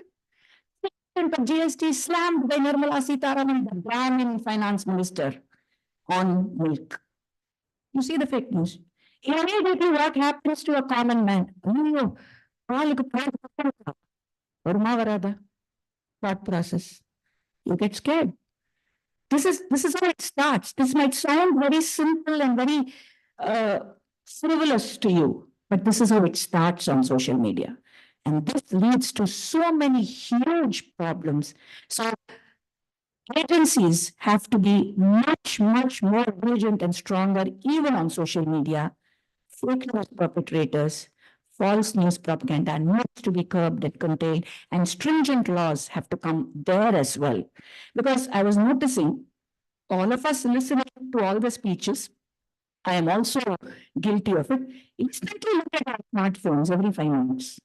To check what's the latest update on WhatsApp, when is Indian 2's trailer being launched, who's getting married, in what lavish style 1 month from now. All of us, I'm also guilty to it. I come from a film family, and I cannot say that I don't watch this and I don't see it. No, I'm an actor myself. So these are things so the social media has a very, very strong impact on our lives. So we have to see how to bring justice in this platform also, which is very, very, very, very important. As a woman and a mother, I am concerned every day about the peaceful existence of my son and the future in this state as well as this country. எங்கும் சாந்தி நிலவ வேண்டும், ஆத்ம சக்தி ஓங்க வேண்டும் அப்படின்னு பாடினாங்க. ஆத்ம சக்தி எப்படி ஓங்கும்? Unless we are strong, unless we are diligent, unless we are focused, Atma Shakti will develop. And Subramanya Bharati always said, Manadil Urudi Vendum. And on that note, let us keep our minds strong and look forward to an amazing, peaceful future for the next coming generations. Thank you. Bharat Mata Ki Jai.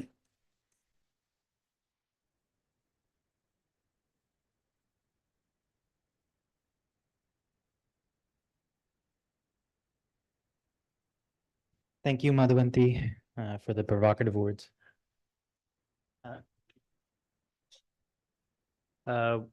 Would you like to entertain questions? Yeah, is there any question?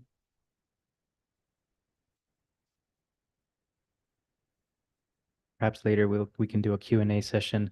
But thank you for the provocative words and thoughts which you've expressed. You bring a good point regarding social media. Essentially how everybody sees the front page headline, but they never see the page 4 retraction 1 month later in tiny box at the bottom. Never the social media. I don't even think there's a social media equivalent of a retraction, you know. But thank you. And we'd like to honor you with Padmavati. We'd like to honor you.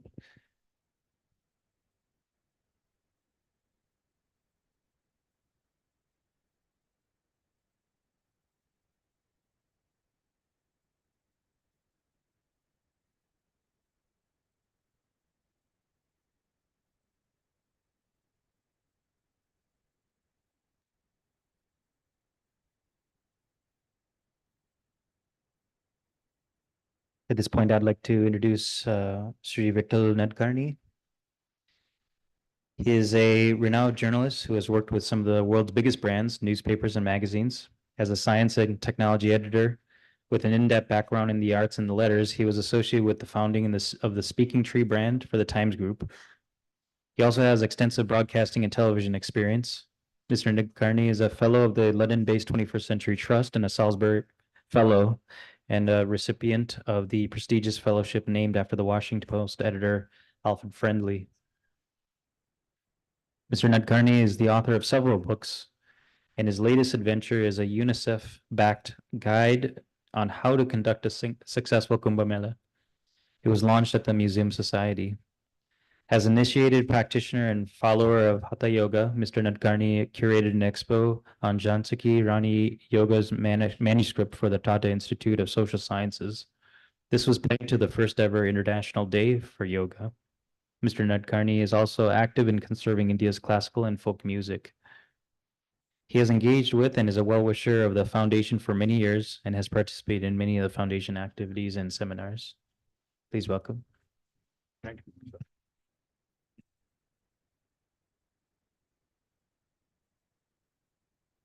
Let me start with, okay.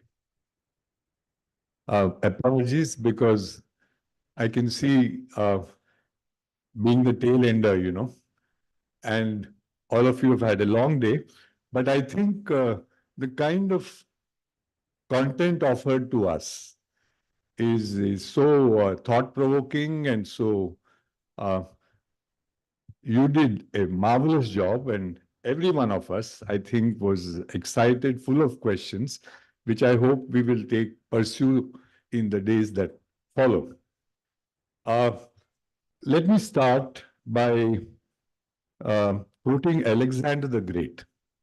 Now, he's generally associated with rape and rapine and, you know, conquest, and the young boy who became, who became the emperor of the world because he was able to ride a horse by realizing the trick that the horse was afraid of its own shadow. So big it was. So it is the shadows of the mind that we've been talking about. the shadows of the mind that provoke us to demonize or to demonize the other, and sometimes forget our own innate humanity in the process. Now, what did Alexander the Great say? Whatever possession we gain by our sword cannot be sure or everlasting. But the love gained by kindness and moderation is certain and durable. Now, I think Dr. Saab will agree with me that this four-letter word, LOVE, it has been sung about by prophets and poets, and we feel it, and it rains and rises and all that. But as a science editor, I would say this is the most important word. And this is one of the hallmarks of humanity, really. And the other hallmark of humanity that we spoke about was empathy. And being able to put yourself in the shoes of the other. This is also the mother of creativity, because you are able to think of situations that don't exist or that ought to exist. And I would say, I would humbly submit that this 9th conference devoted to peace and reconciliation is one such exercise, where we are talking about a virtual utopia, where there is no conflict. Of course, we are not so daft to think that you can have peace that is everlasting. Indraji, spoke about the absence of absolutes, that you cannot have something that lasts forever. It would be boring again. When Zeus was requested by his daughter, when she fell in love with a human, to make him immortal, he said, "Are you sure?" She, of course, besotted as she was, says, "Yes, sire." And he makes that man immortal.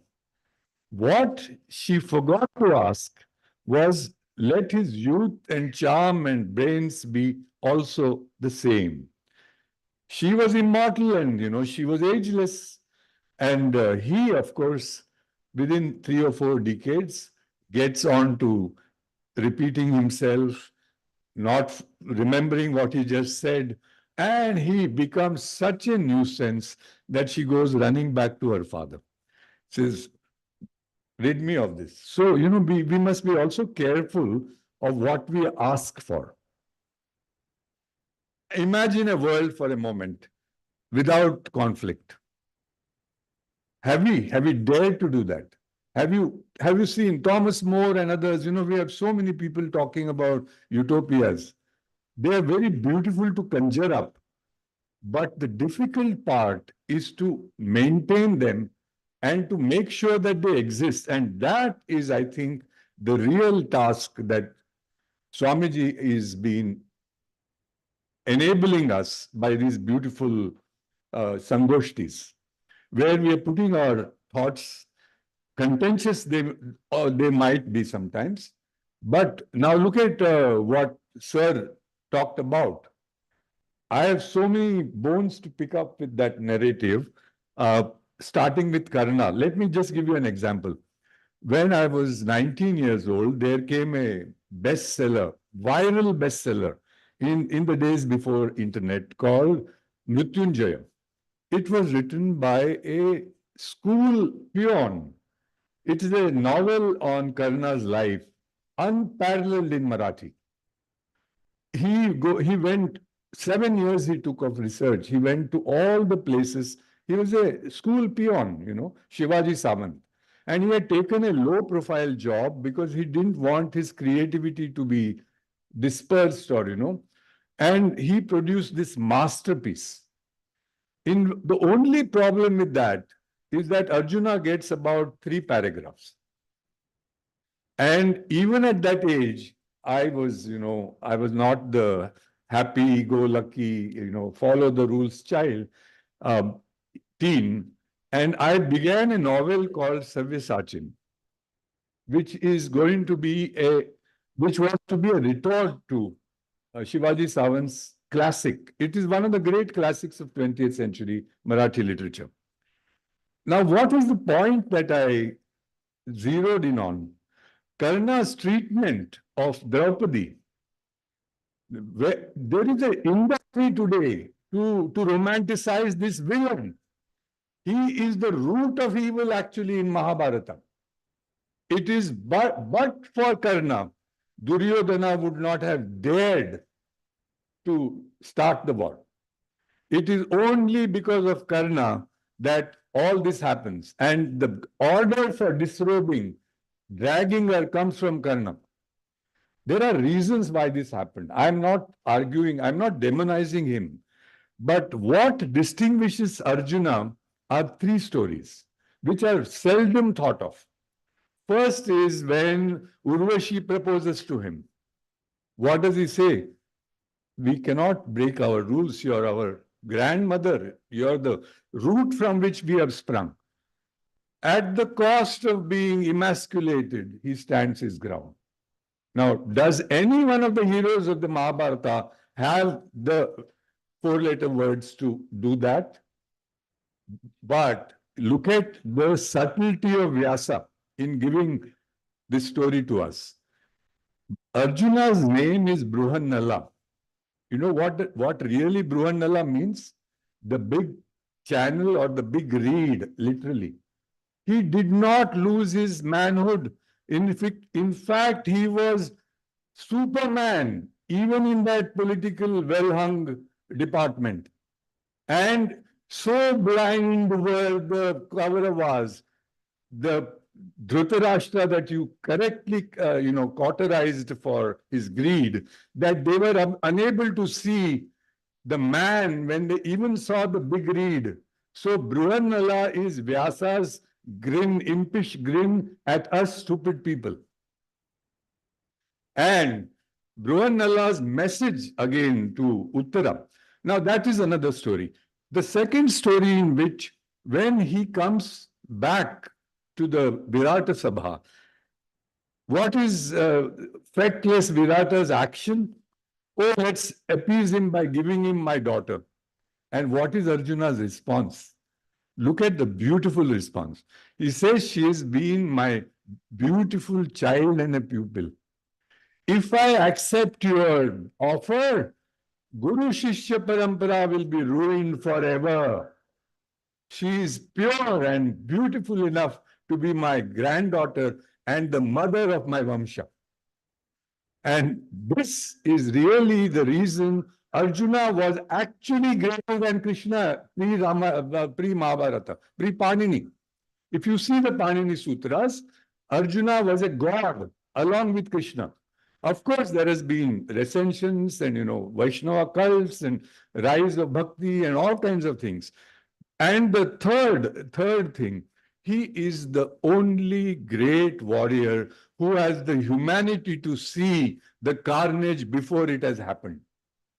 And Siddhanti Mama Gatrani is not, he is crying at what the widows are going to do. The 5-7 people on the water, he has seen it, and the Lord gives him the action for mantra that Madhuvanti ji spoke about. That is inevitable action. But it has a price. He was never happy. Now, the crowning glory is that when they are going, on Himalaya, when he loses, Yudhishthira, the poor sod, I say, he is unfit to be a, Maharaja. He is asked, why has this great hero died? He says, Draupadi favored him. When Draupadi dies, he says that. Why is he died? Because he said in one day he will take off all my enemies, and he didn't fulfill. But what were you doing in that? Playing dice, rolling dice. That is the lesson to be learned. That you do not agree to your mothers. But then what happens? You get Kalaha. She was very wise, and she said that if there is this Triratna, and why was Draupadi inimical to Karna? Not because of caste. Very few people have realized that she was conceived for Arjuna alone. You know the story. Drupada was a Guru Bandhu of Dronacharya. And then they have a pact, because when you're bum chums like that, he says, when I become king, I'll give you half my kingdom. When he becomes king, Drona goes, he's a poor Brahmin by then, although armed to the teeth by Parshurama. He says, give me that kingdom. He says, who are you? So when the princes have finished their martial training, he says, now go and get me this guy. Very few people forget that Karna, along with Duryodhana's entire army, was unable to dent even one wing of Drupada. And they came beaten, black and blue. It is Arjuna and Bhima alone. They are able to get him, but while taking him to Drupada, the behavior of Arjuna is so courtly and so beautiful that he says, if I have a son-in-law, it has to be this. And he doesn't have kids. So he makes a Mahayajna to Shiva, who creates Yajnaseni only for Partha. And that is not all Parthas, just for this Sabyasachi. And it is another story that the other Pandavas were brought in. Drushtadumna was also created specifically for destruction of Drona. Now, again, the crowning glory of Arjuna you see at Mahabalipuram. He is the only hero among the, who can wield the Pashupata and who has dared to fight the Lord. And you see the behavior of every other hero. At some point, they have run away.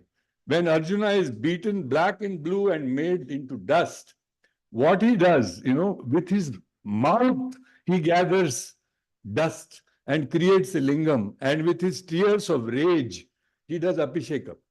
And he finds, to his astonishment, that the flowers that he has dragged with his mouth, because he is unable to move, they go to the Kirata's head. This is Bharavi's masterpiece, This is the climax in Kirata Arjuneya. Now, it is for writers and poets and good rulers, it was to emphasize the right role models. It is when we demonize, now there is an industry even talking about Duryodhana's justification. When somebody is, plotting to kill your cousins with poison through laddus, I mean, how can he be a good king? You see the repetition of that in the Mughal times again. You see the fate, that awaited Dara Shikoh. And Dara Shikoh was so beautiful physically that the Himachali kings harems visit their harems because the ladies could see him. Otherwise, they were restricted from going out. But we were told how his head was, Makaran spoke about it. And bestial treatment was there. Now, these are actually cautionary tales for us. And I'm only digressing from my, these were not part of my thing. Now, why Alexander? When we went to Turkey, I went to a place called Ephesus. Ephes. How much time do I have?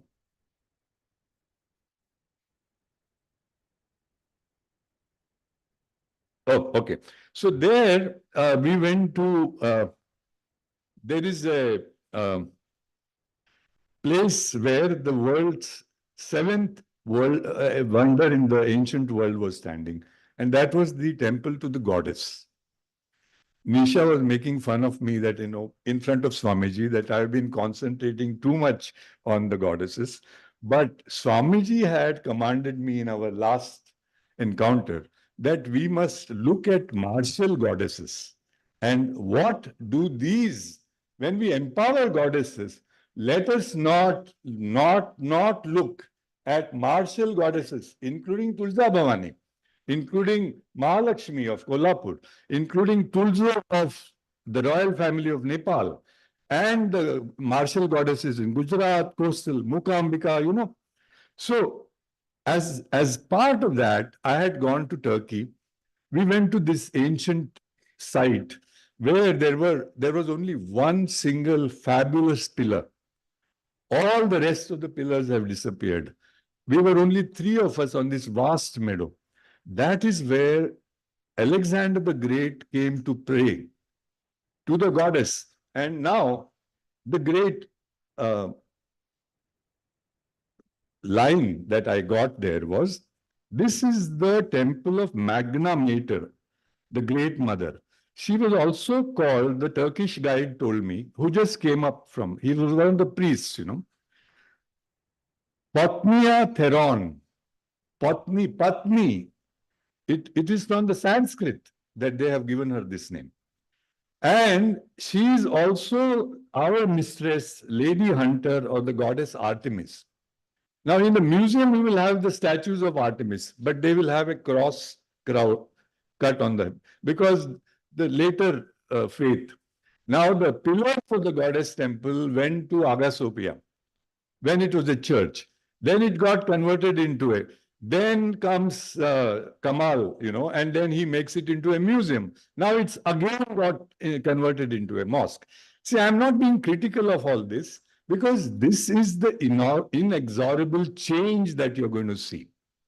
And Shannon also spoke about the change from Bangabandhu's ideology to a military industrial complex kind of mindset, swing back again and all that. In all this, the ants should not get crushed when elephants fight. These are big fights. These are global fights. You talked about strategic patience. The ant has no patience. It is the elephant which has long memories and long hatreds and long fights also. It is from that we need to insulate the world, actually, because they can even run away to their havens with all their unaccounted wealth, It is the hoi polloi that will bear the brunt of this.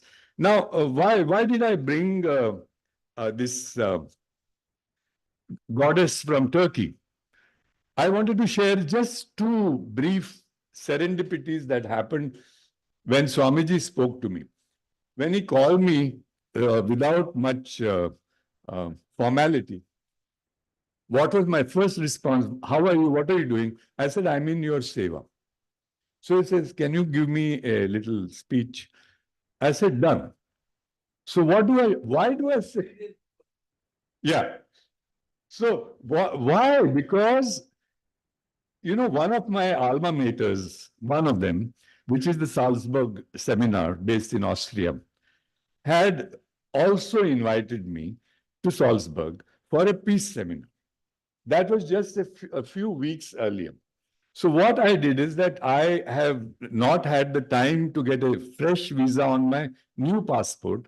So I said, I will send you my talk.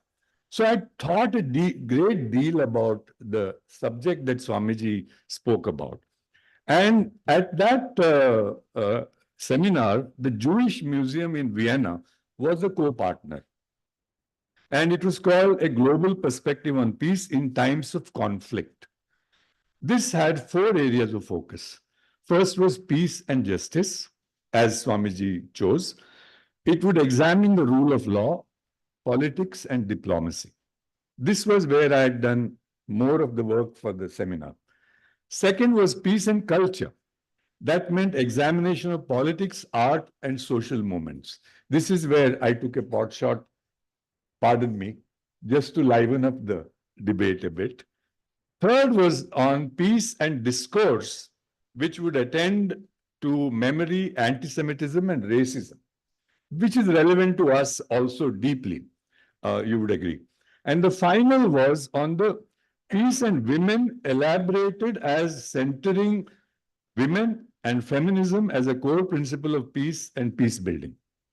This also I feel, and this is the reason why I was very enthused by Swamiji's Nyota on working on looking at the various aspects of the feminine, including the protective and, martial ones.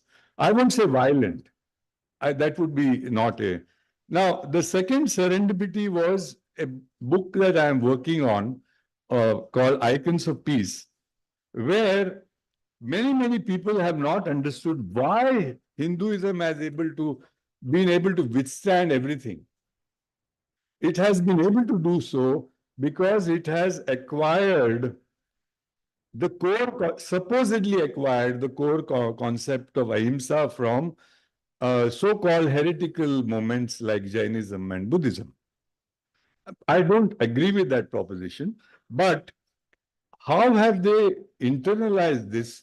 They have done it to a measure that the beautiful Tambrams and Kerala Mallu friends of mine don't realize.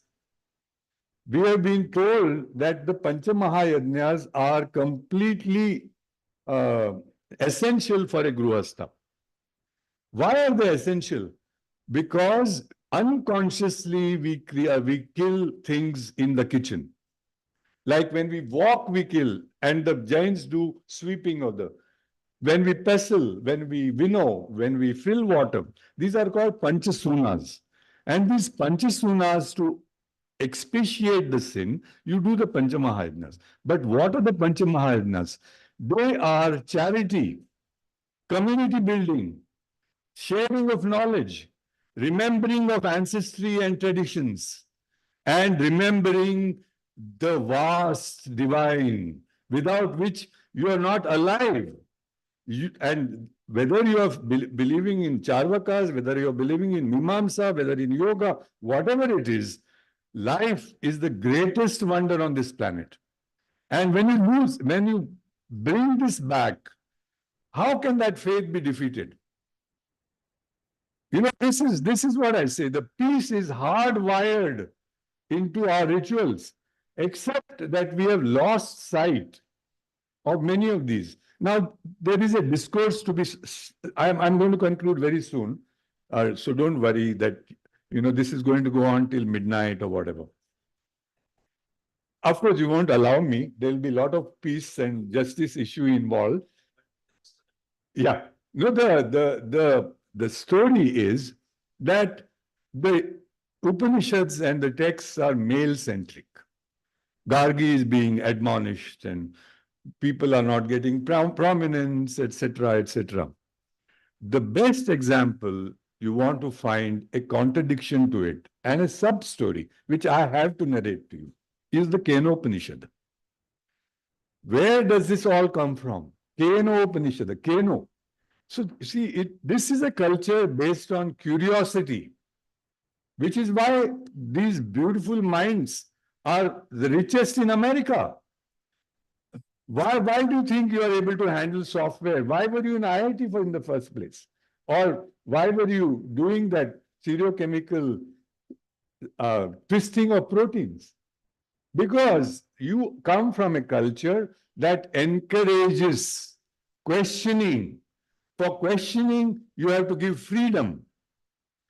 You have to give freedom not just to one gender. You have to give freedom to the other gender. That is the great lesson of Kenopanishad.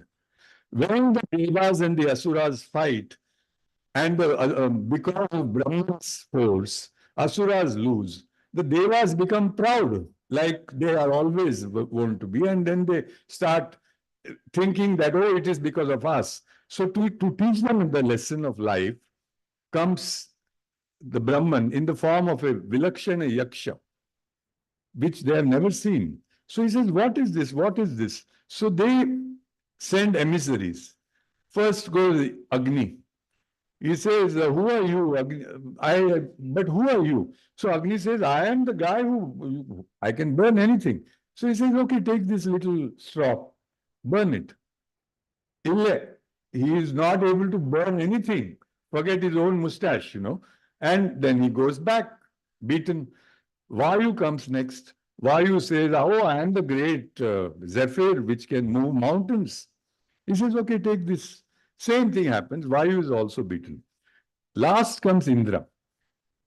Indra is wise because he says, if these two powerful elements have not been able to, how can I do this? So at that time, he sees Uma Haimavati, beautiful, daughter of the mountain, laden with beautiful ornaments. And she tells him, not the Brahm, that it is Brahman itself, because of whom you have won. Not, and she is the most supreme goddess who is superior to all the male gods. And they are not, only 3 gods in the Vedic pantheon among the 33 became worthy of the first Havi because of their proximity to Brahman.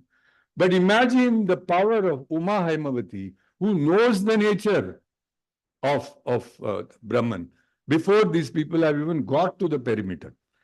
Now, when this story was borrowed by Victor Hugo in the 19th century, and he wrote a beautiful poem in French, completely obliterating Uma Haimavati from his account of the Kenopanishad. Now, that is the difference between the Western discourse and, dare I say, the native discourse. I know it's a term fraught with all kinds of baggage. We need to recover this, not in a spirit of combat, because there's much to learn from everybody. And their tradition, as we have seen from so many beautiful faiths here gathered by the benediction of Swamiji, there's much to learn and celebrate and to recreate for a challenging world, which, and may I say, not only as a mother, even as a father, I am worried about, So I have one princess in Stanford, and even at the age of 36, I continue to call her child. And now, as a tail end story, when Dhirubhai Ambani gave 1 crore to his son's Udicity, he called my wife and me among 18 other couples for the ceremony to his house. We got to sit next to him. Now, that is the time I didn't waste in asking what will be the script tomorrow, because I used to be an Economic Times editor also. Instead, I asked him, a child who has been raised like a little doll is going for the first time to this great Uncle Sam's land, and what would be your advice? First, he said, I am matriculate. You are postdoctorate. I said, Dhirubhai, it's for my daughter. Immediately he changed, became like a lion. He says, Sunega, tell your child there are no problems in this world, only opportunities. If you live life like this, then you. Now, if you want to make a big enterprise, have the brains to surround yourself with people smarter than yourself. And the third and final advice says, be wise enough to be aware of your own BS. The word I don't want to say, I am aware of my own BS, so I have other things to offer, and we will talk later about it. Thank you for listening to me so patiently. God bless.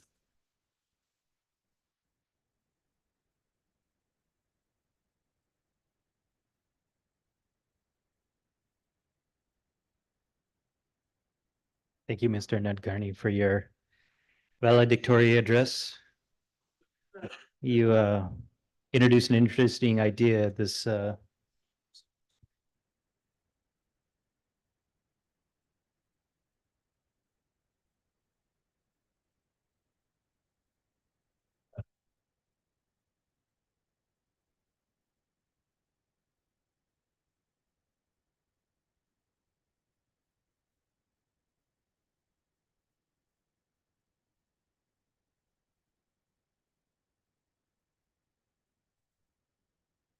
Now, short digression from the scheduled proceedings. Now, Professor Jahangir from Hyderabad, who was one of the speakers in the conference, now he'd like to read a poem. Professor Jahangir.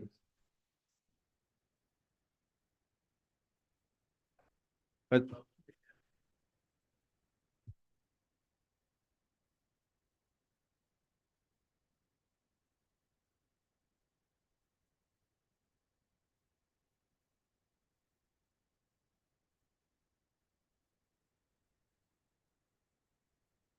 You are there, you can decide. The distribute whom do you like? Yeah. Oh.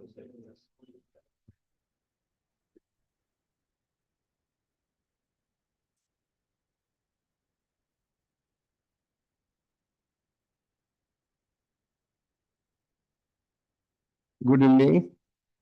I think we are running behind our schedule, so that's why I should not do say many words or any kind of beginnings.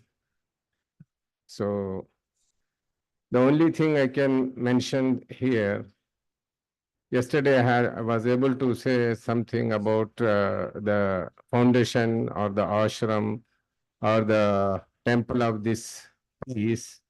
But today, madam who lives as a neighbor to this ashram foundation who spoke lately, she enlightened us and she confirmed and made us very much satisfied that, you know, she is very much satisfied with the activities and functions of our foundation and ashram. So I'll just recite these poems. This is in praise and activities and achievements of the foundation. It is in Arabic, but if I started translating it, it will take a long time. But however, Guruji, Swamiji has instructed me to say or explain about it. So I'll do to some extent. I'll just recite first the poem, then afterwards I'll try to explain to you. I think so. So مشاعر الشكر والتقدير والتبجيل إلى سوامي هري برساد مؤسس هيئة ويشنو موهن بشناي الهند بمناسبة عقد المؤتمر الدولي التاسع عن السلام والصلح بمقر الهيئة للفترة من 21 إلى 23 يونيو 2024 بمدينة شناي الهند. رفق ورحمة ربنا وشنو هري رفق ورحمة ربنا وشنو هري سلم سلام حقق وشنو هري. Unfortunately, I had taken the two surnames of one Shri Vishnu Mohan and then Sir, you know, Sri Swami Hari Prasad. So I take from one part from there and one part from here so I can remember both of them. That was the thing, son.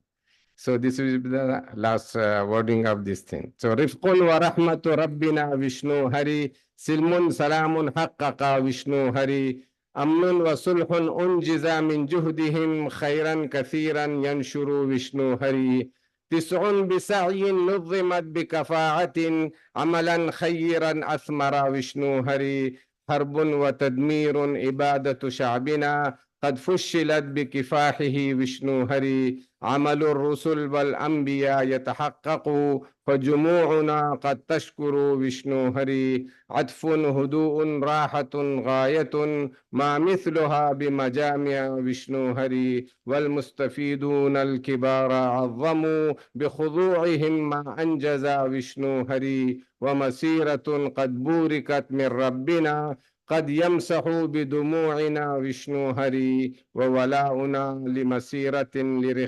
لرخائنا فنشارك نتعاضد وشنو هري علم السلام الأبيض يعلو بها قمم الجبال الشامخة وشنو هري يدعو بحكمة هندنا لا عنفنا ذي الفلسفة هي أسوة وشنو هري عنف دمار موتنا البتة درس يدرس عيشه وشنو هري كم من عظيم يسهم بكفاءة تنمو ينمي هيئته وشنو هري يسر وراحة شعبنا أعمالها أمن سلامة جمعنا وشنو هري جيل جديد قادم قد شمر عبء الغد برعاية وشنو هري لست أصلحت بصفائها يتواصل خطواتها وشنو هري فسرسوتي أم لحكمة هندنا صرح ليبني عالما وشنو هري روح لقديس صفت بها وفؤادنا ساد الصفا إخلاصها وشنو هري حمد وشكر ربنا للمنجزي لصلاحنا وغد لنا وشنو هري دار لإنسان هي قد عممت قد أنشأ لنجاتنا وشنو هري سيد جهاغير رجا بصميمه ليمدد لسلامنا وشنو هري. This was the poem. And now just I will in the very hurriedly in the fast mode and I will just explain to you what I have mentioned in these couplets and verses. Rifqun wa rahmatu rabbina vishnu hari. The kindness and the mercy of our Lord, our Creator, and Vishnu Hari, the Sri Vishnu Mohan and Sri Swami Hari Prasad. Silmun Salamun Haqqaqa Vishnu Hari. The peace have been achieved by Vishnu Hari. Amnun wa sulhun unjiza min juhdihim khairan kathiran yanshuru Vishnu Hari. The security and this what the reconciliation has been achieved with their efforts. The many good things have been spreaded by Vishnu Hari. This is the 9th international conference which has been achieved and organized with the efforts of competence and which is a very fruitful work which has been achieved by Vishnu Hari. The war and the destruction is the destruction of our nation, which was failed or let them fail with their efforts made by Vishnu Hari. The work which has been carried out by Sri Swami Hari Prasad Garu is the work of apostles and prophets which are being achieved for our gatherings, our societies, for which all the societies are thankful to Sir Swami Hari Prasad. The kindness, the tranquility, the comfort is the aim of this foundation.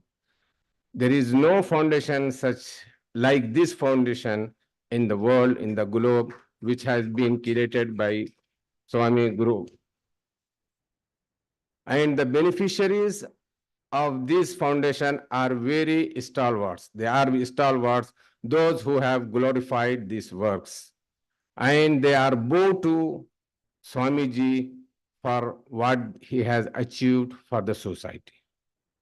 And this is the journey which has been blessed by the Almighty, the Creator, and Swamiji, by his efforts, he is wiping out the tears from the people in the society.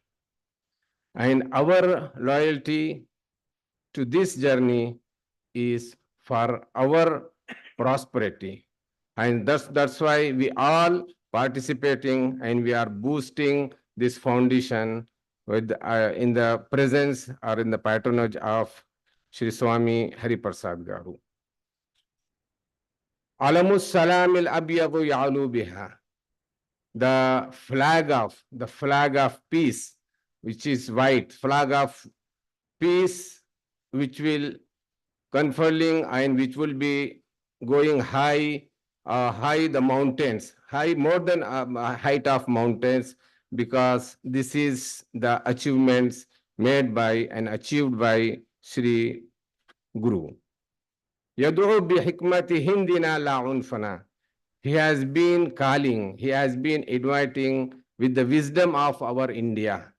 The wisdom of our India is the ahimsa, no violence. He has been calling upon the societies with the wisdom of our country, that is India, that is no violence. This is the philosophy which is being followed by Sri Hari Prasad Garu. Unfun damarun mautuna albattata. The violence, the destruction is our destructions and our death. There is no doubt in that, definitely. This is the lesson by which he has been propagating, and this is the motto of his life, which is being spreaded through his life. Kammin adimin yushimu bikafatin. There are a lot of stalwarts. There are the pupils of dignitaries, big positions, big profiles. They are contributing with their competencies to this foundation organization. Because of their efforts, this organization being progressed, and the Swamiji himself is making it progressed. Yusrun warahatu sha'bina amaluha. What is the motto and aim of this foundation and organization? To bring the easiness and the comfort to our society, our nation. And the security and peace is his motto, to be covered or to be reign in the society. The another his contribution, the jilun jadidun qadimun qad shammara. The new generation is also being trained under this organization to shoulder the burden of the society in the patronage, under the patronage of Shri Swami Guruji. And now just I am speaking something about the Holy Mother. Sittin aslahat bisafaiha. The mother Saraswati ji. Ummun lasittun aslahat bisafaiha. The mother Saraswati, who reformed the society with her purity. Yatavasalu khutwatiha Vishnu yani. The Swami Hariprasad ji is also stepping in her steps, and on the same paths he is continuing this journey. Saraswati ummun li hikmatihim mina. The mother Saraswati she was the mother, master or mistress of the wisdom of our India. Sarhun liyubniya aliyan Vishnu Hari. So, Sir, our Guruji Swami Hariprasad is raising and building this palace very high and high. Ruhun laqaddisun safat biha fuaduna. She was a very purified soul. And because of her purified soul, our hearts have also become very purified, pured. And that was the purification which was reigning, and due to her sincerity and due to her purity to our society, as well our Guru Swami Hariprasad ji. Hamdun wa shukrun Rabbuna lil munjazi. Oh, the Lord Creator, we praise you and we thank you for this achievement, for our reformation, for our betterment, and for our tomorrow, and for under the patronage of Guruji. Darun li insanin hiya qad ammamat. I just mentioning about this house, or we say the temple of peace and tranquility. Darun li insanin hiya qad ammamat.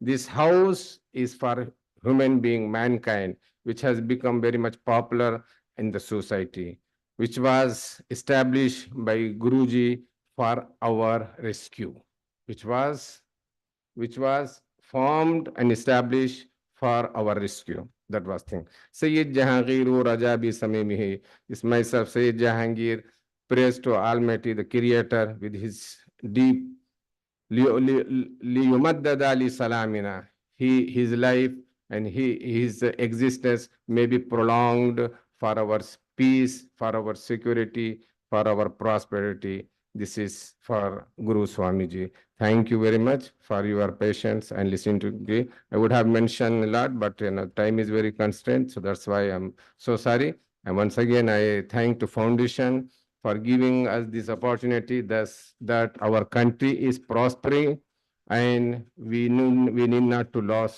lose our hope as long as Swamiji is alive, and this foundation is existent for the betterment, for the peace, for the tranquility, and for the rehabilitation of the society. Thank you very much. I take this leave till next meet. Wassalamu alaikum wa rahmatullah. Salam means peace. I may seek the peace from the Almighty for every one of us. Thank you very much.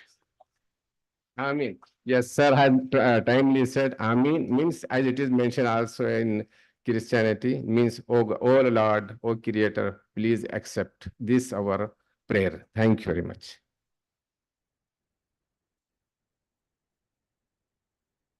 Thank you, sir, for the kind and thoughtful words and reading the poem. Yeah.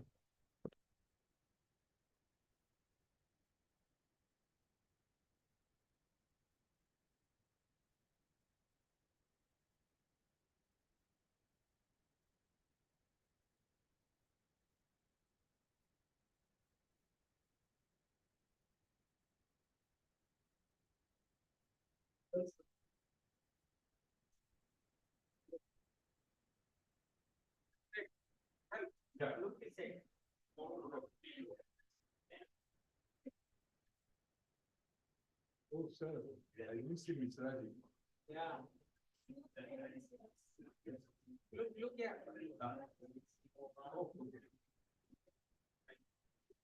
Sir, let's leave it on this.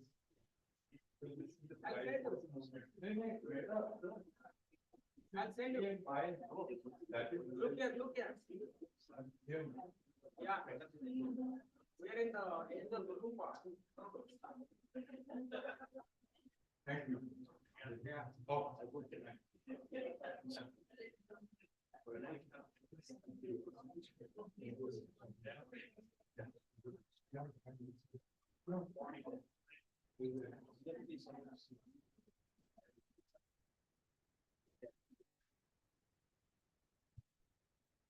like to honor you with Professor Ishwan. Or,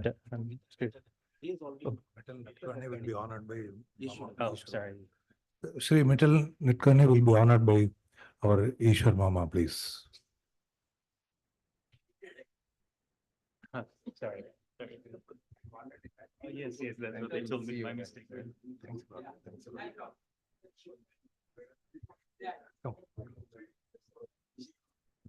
We now request Professor Mishra ji to address the gathering for a few minutes, please.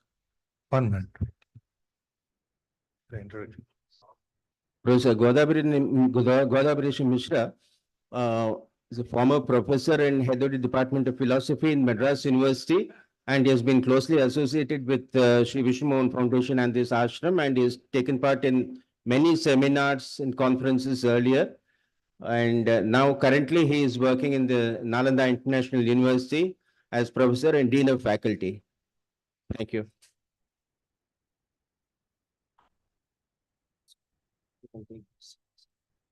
Oh, very good.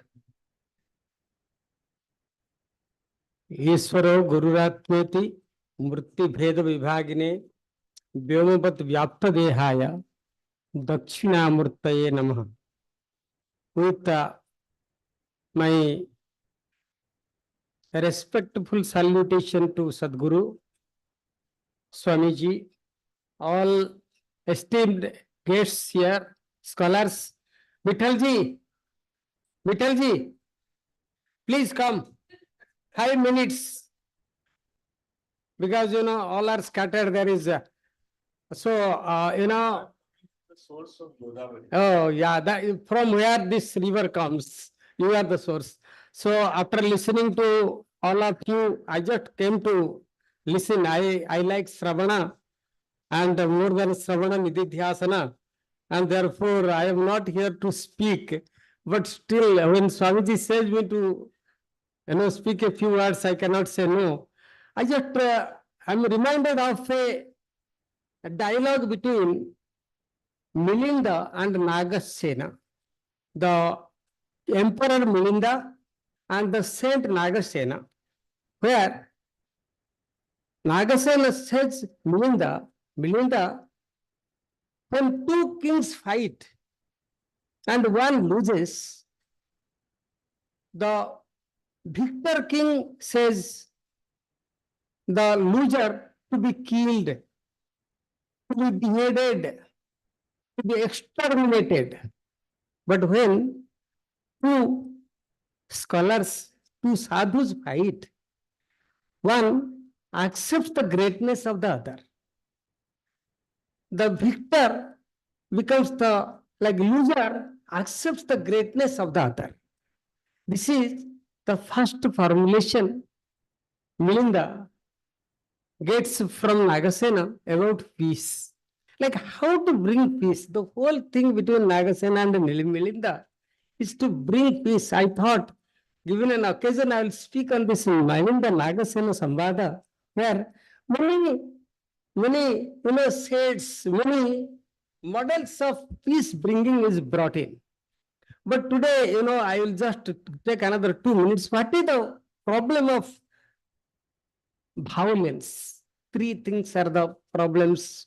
3 things are the sources of violence. And this is common to all the religious traditions. Raga, Shoka and Moha. Today we are all under the spell of raga of a particular world, first world, which creates the model for disturbing the peace and trying to enunciate the models of bringing the peace. I am not going to go into that. But what is the ultimate peace that the man can think of? The man can think of the peace in achieving self-knowledge. Achieving self. What is the most peaceful time? Sleep is the most peaceful time we have. However much, whatever we may do, we cannot get a peaceful state like sleep. And that is the state Upanishads, Gita, every literature brings us home at. Why we are at peace? Because mind is not working. Mind is not working as it should be working. And when it is not working, raga, soka and moha are not there. And Buddha talks about this. Mahavira talks about this. And of course, Bhagavan Krishna talks about this very loudly, very vociferously in Gita. So, and one more thing I just wanted to tell. What is this? This is why Upanishad says, Upasantolam Atma. This is the time when the total balance in the creation has been brought about. And Buddha says, there is no difference, madam, between the samsara and the nirvana. For a Jivan Mukta, there is the most peaceful person that we can think of is a Jivan Mukta. Sadguru was a Jivan Mukta. We lived with a Jivan Mukta. Swamiji, we lived with a Jivan Mukta, most peaceful person. That is why the peace dialogue is going on here for last several years. So, and one more thing I wanted to tell you, that is my last thing. 2 more things. Without violence, man cannot live. Without violence, man cannot live. Therefore, more than ahimsa, himsa is being spoken, and ahimsa is spoken as an antidote to himsa. Because this is a dialogue between Buddha and the Jaina. Can we live? He says we should not kill mosquitoes, microbes, all that. Buddha says, is it possible to live without himsa? Everything that we eat is himsa. Are you getting? The life cannot be lived but lessening it, making it to the level that is required. That is how I had a talk with Swami. I had a talk with Professor Bhatt whether himsa prescribed in the yagas is himsa or not. We had a dialogue. Today I am remembering Professor Bhatt. I told Professor Bhatt, all the times himsa should be at the minimum as much as required, because eating food is himsa, because it is killing the life of a plant, possible plant, another creation.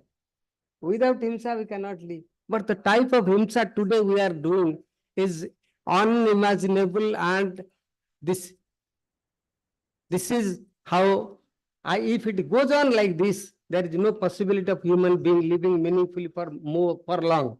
Therefore, what is the way to bring this himsa down? How to manage himsa? And this is what is spoken in the Gita in the term Anru Samsya.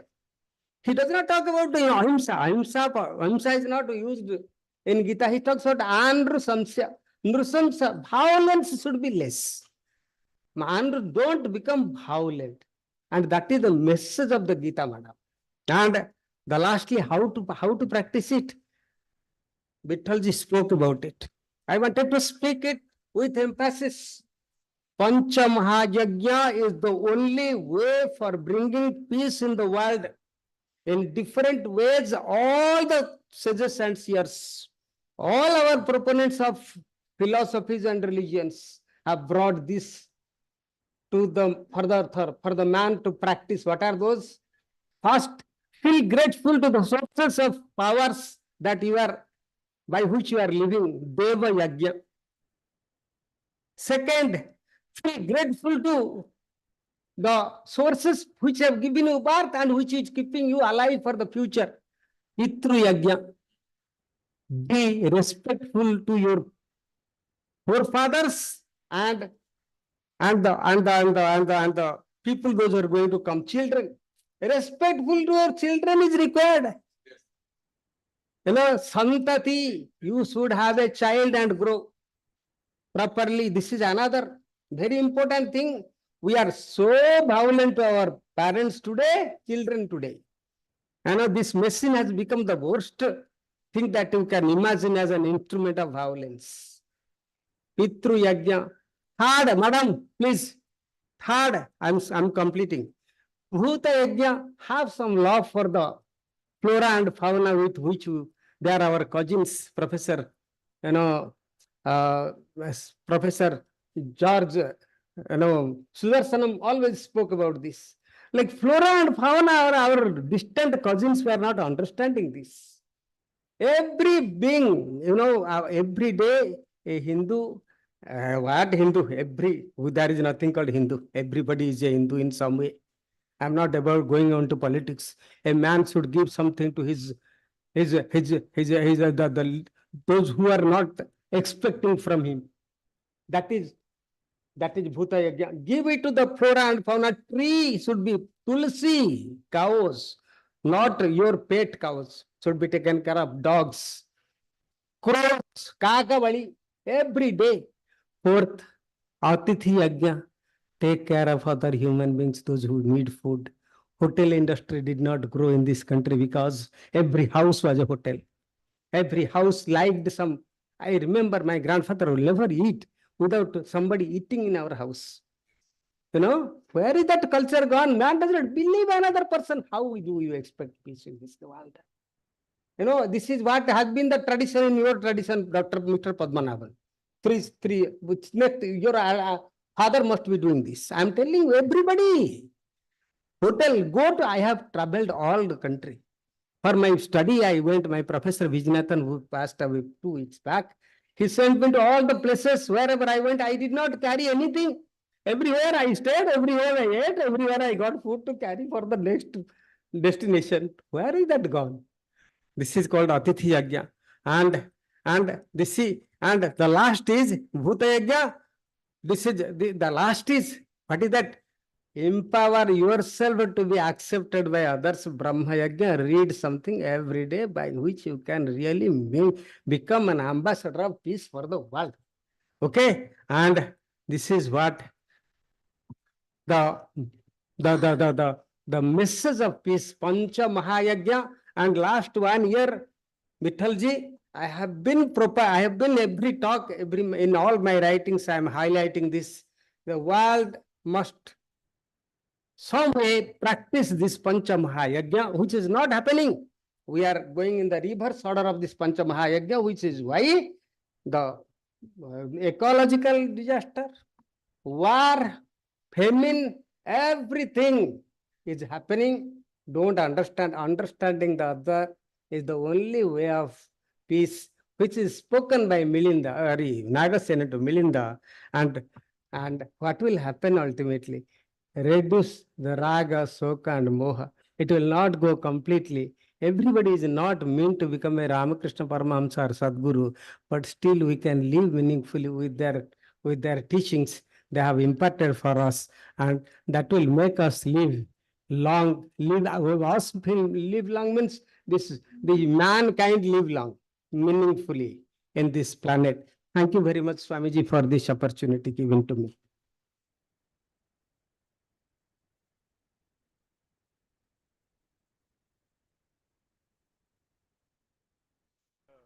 COVID, there were reports from the US which said India's strength is its family, actually. Why we have this rate of growth is because we are not abandoning our parents. And this is not mine. It's an economist thing. He has also warned about that. This is something, family bonds is not tyranny of the family, but the cherishing of that unit, which has enabled us to do miracles like this. Thank you.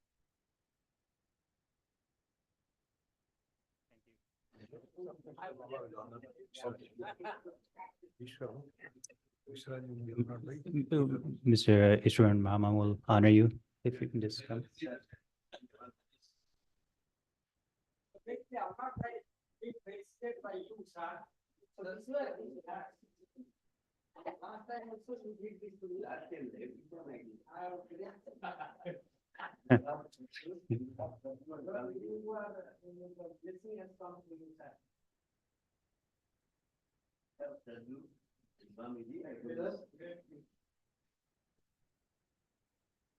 Sri Vishnu Mohan Foundation would also like to announce the family of the late V. Dur Swami have rendered a lecture in his name. The first lecture will be Major General Rajiv Narayanan on the subject of the Saraswati River, and details will be given shortly.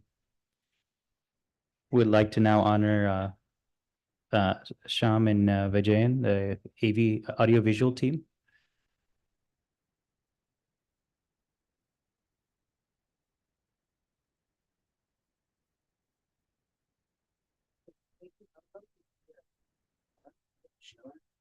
Sham and Vijayan. No, Vijayan is left. Oh, Vijayan is okay. left. Vijayan is left already, I think. Okay. And Sham is there. Shyam and Ram. Ram. Shyam. Ram and Sham.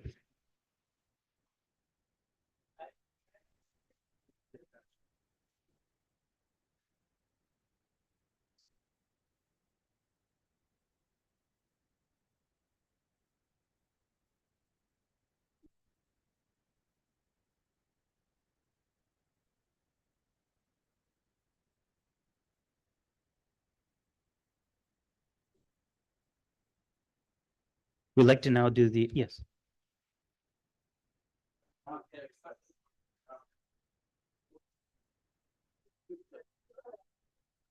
On the 5th of October, we'll be doing the Navratri conference as well. And then we'll now do the national anthem, but if you can just give 1 minute, we're going to do an audio track. Oh, no. Vote tax, then the, okay. I'm sorry.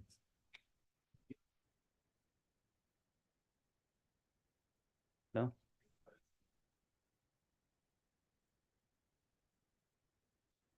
Are you sure? Oh. Ishwar Mama will now honor Jairaj, please.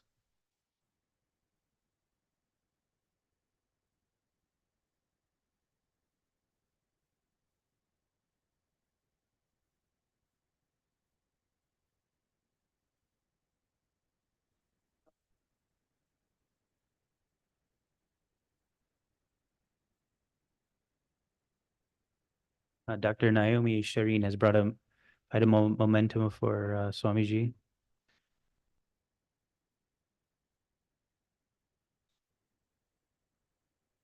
Do you get a picture? Very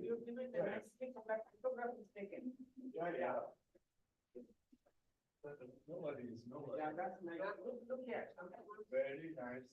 Give us a smile. will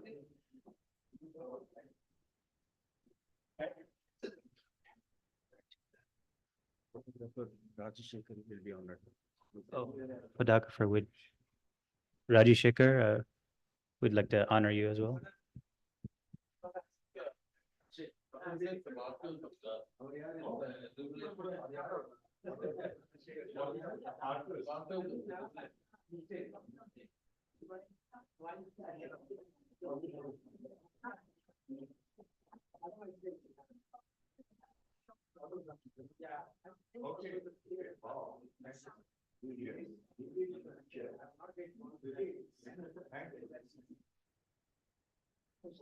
Just 1 minute, they'll load the audio track. Okay.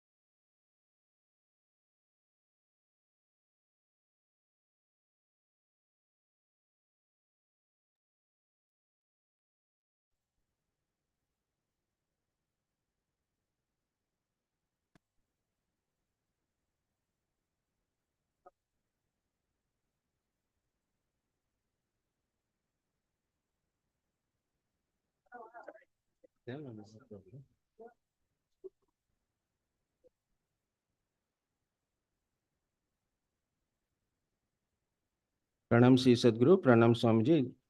It's now my privilege to propose the vote of thanks. As usual, our gratitude and pranams and gratitude to Sri Sadguru Swami Nyananda Saraswati, who established this ashram and who is guiding all the activities of this ashram.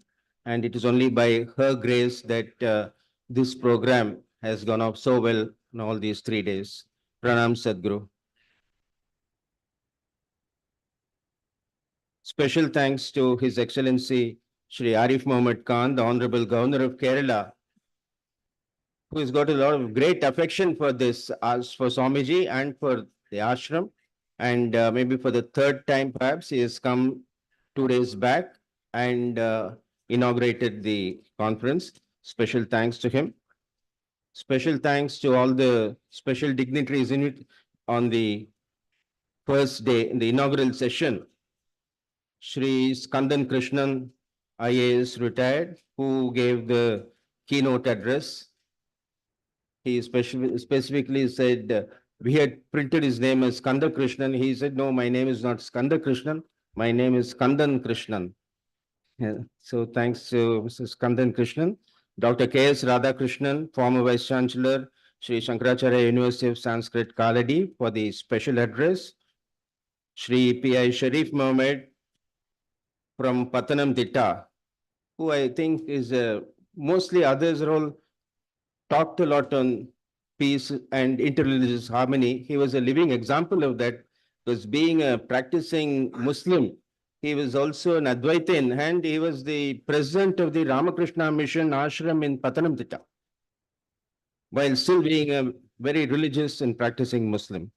Special thanks to him. Thanks to Professor Shrikala Nair, Director, International School for Sri Shankaracharya Studies, Professor and HOD Philosophy, Sri Shankaracharya University of Sanskrit, Kaladi, for giving the trajectory of the conference. And on day 2, we had the chief guest, His Excellency Mr. Christopher Hodges, Consul General of USA in Chennai.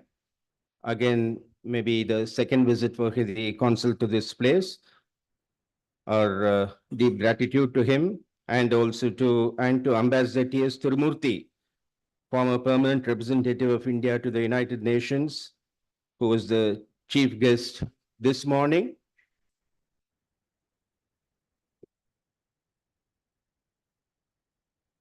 We thank all the speakers on all the 3 days for the excellent presentations they made, for the time they took to prepare the presentations, to come over here and the presentations that they made. But I'm not going to read out their names individually because of paucity of time. But we'd like to make a special mention of two or three people, a few people. One is His Excellency Professor J. Ranganathan, Honorary Consul General of Myanmar in Chennai, who is also a well-wisher of this foundation. And he has also helped a lot in the conduct of this, not just as a speaker, he has also helped a lot and with Swamiji. He has a lot of efforts he has taken in conducting this conference. Thanks to His Excellency Shri Sharavana Kumar Kumaravasagam, Consul General of Malaysia in Chennai. Thanks to Archbishop Yakub Mar Irinaos, Metropolitan of Kochi Diocese, Malankara Orthodox Syrian Church, who's come all the way from Kerala.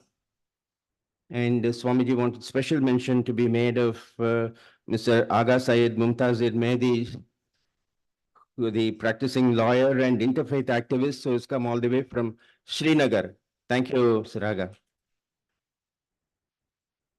Thanks to Mr. Vital Natkarni, all the pleasure listening to him. And the only problem is that he has so much to say that it's sort of cruel to ask him to stop and say some 20 minutes or 25 minutes, but which we had to do. Special thanks to him. I'd also like to thank Mrs. Varsha here because she is from the Quilt India Foundation, and these quilts which you see here are all courtesy Varsha and the Quilt India Foundation. So far, all the peace conferences have been, we've been talking about peace in the context of various, say, justice, philosophy, religion, interreligion, all these things. But maybe for the first time now, we have now had this thing, art and peace. So thank you, Varsha. And a very special thanks should go to Shyam of Epix Entertainment. Shyam. He runs his own company, Epix Entertainment. And in an extremely committed manner, he has helped us through this conference and all 3 days, not only the 3 days, even before that. And technically, there was absolutely no problem throughout the day, which is very rare. So special thanks to Shyam. And we also thank his team members, Ram, who is here, and Karthik, who was here earlier, now is left. Again, thanks to the YouTuber Vijayan, who is not here now, but you might have seen another person covering everything in on video. He is a YouTuber. He has covered all our many of our conferences programs earlier, and he has his own YouTube channel, G Vijayan. And thanks to Vijayan. Thanks to our Asana photographer, Rajashekar. Thank you for all the still photos. And yeah, thanks also to Jairaj. Jairaj there, special thanks. He has worked behind the scenes very hard all these days. So special thanks to him. And we don't mention the names of devotees. A lot of devotees have worked very hard, both here in front of you and also behind the scenes. But it's not the practice to name them. They have done it in a spirit of service to the Guru, to Swamiji. So I'm sure the blessings of Sadguru Ma and Swamiji and Bhagwan will be on them for the wonderful service that they have rendered to make this conference a success. But special mention is, as per Swamiji's command, he has commanded me to make a special mention of Mr. Mandar Raut. Mandar, stand up. He is Mandar Raut. Swamiji wanted the special mention to be made. And in this connection, Sri Vishnu Mohan Foundation is also proposing to get started in USA. And Mr. Mandar Raut is identified as the secretary for the USA chapter of Sri Vishnu Mohan Foundation. So, all the best. And last but not the least, as always,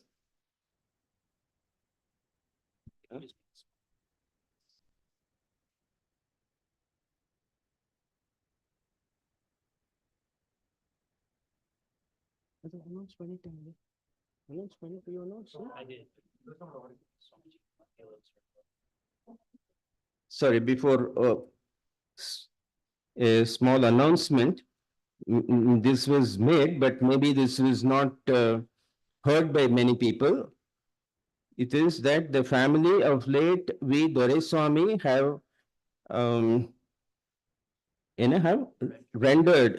have endowed a lecture in his name. The first lecture will be by Major General retired Rajiv Narayan on the subject of the Saraswati River. Details will be given shortly. So coming back to the vote of thanks, the last item, the vote of thanks, as always, pranams and gratitude, special gratitude to Swamiji, Swami Shri Hari Prasad, the managing founder and managing trustee of Sri Vishnu Mohan Foundation, who has, as always, tirelessly worked day and night for, I don't know, for how many months before he started it, I don't know. Maybe almost as soon as the last peace conference ended, I think he has started working on this, contacting the people, making all the arrangements, and also blessing all the devotees, guiding them, blessing them for the very successful conduct of this conference. So special gratitude and pranams from all the devotees, from all the participants, all the speakers to Swamiji. With this, I conclude my vote of thanks. Thanks also to all the audience. Yeah, thanks also to all the members of the audience for being with us in all these days. Thank you. Now we'll have the national anthem. 1 minute. Just 1 minute. No, Swamiji will.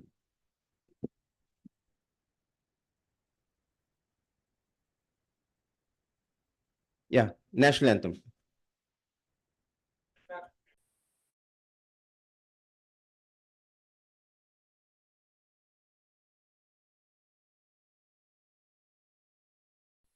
जनगण मन अधिनायक जय हे भारत भाग्य विधाता पंजाब सिंध गुजरात मराठा द्राविड उत्कल बंगा विंध्य हिमाचल यमुना गंगा उच्चल जलधि तरंगा तव शुभ नामे जागे तव शुभ आशीष मांगे गाहे तव जय गाथा जन गण मंगलदायक जय हे भारत भाग्य विधाता जय हे जय हे जय हे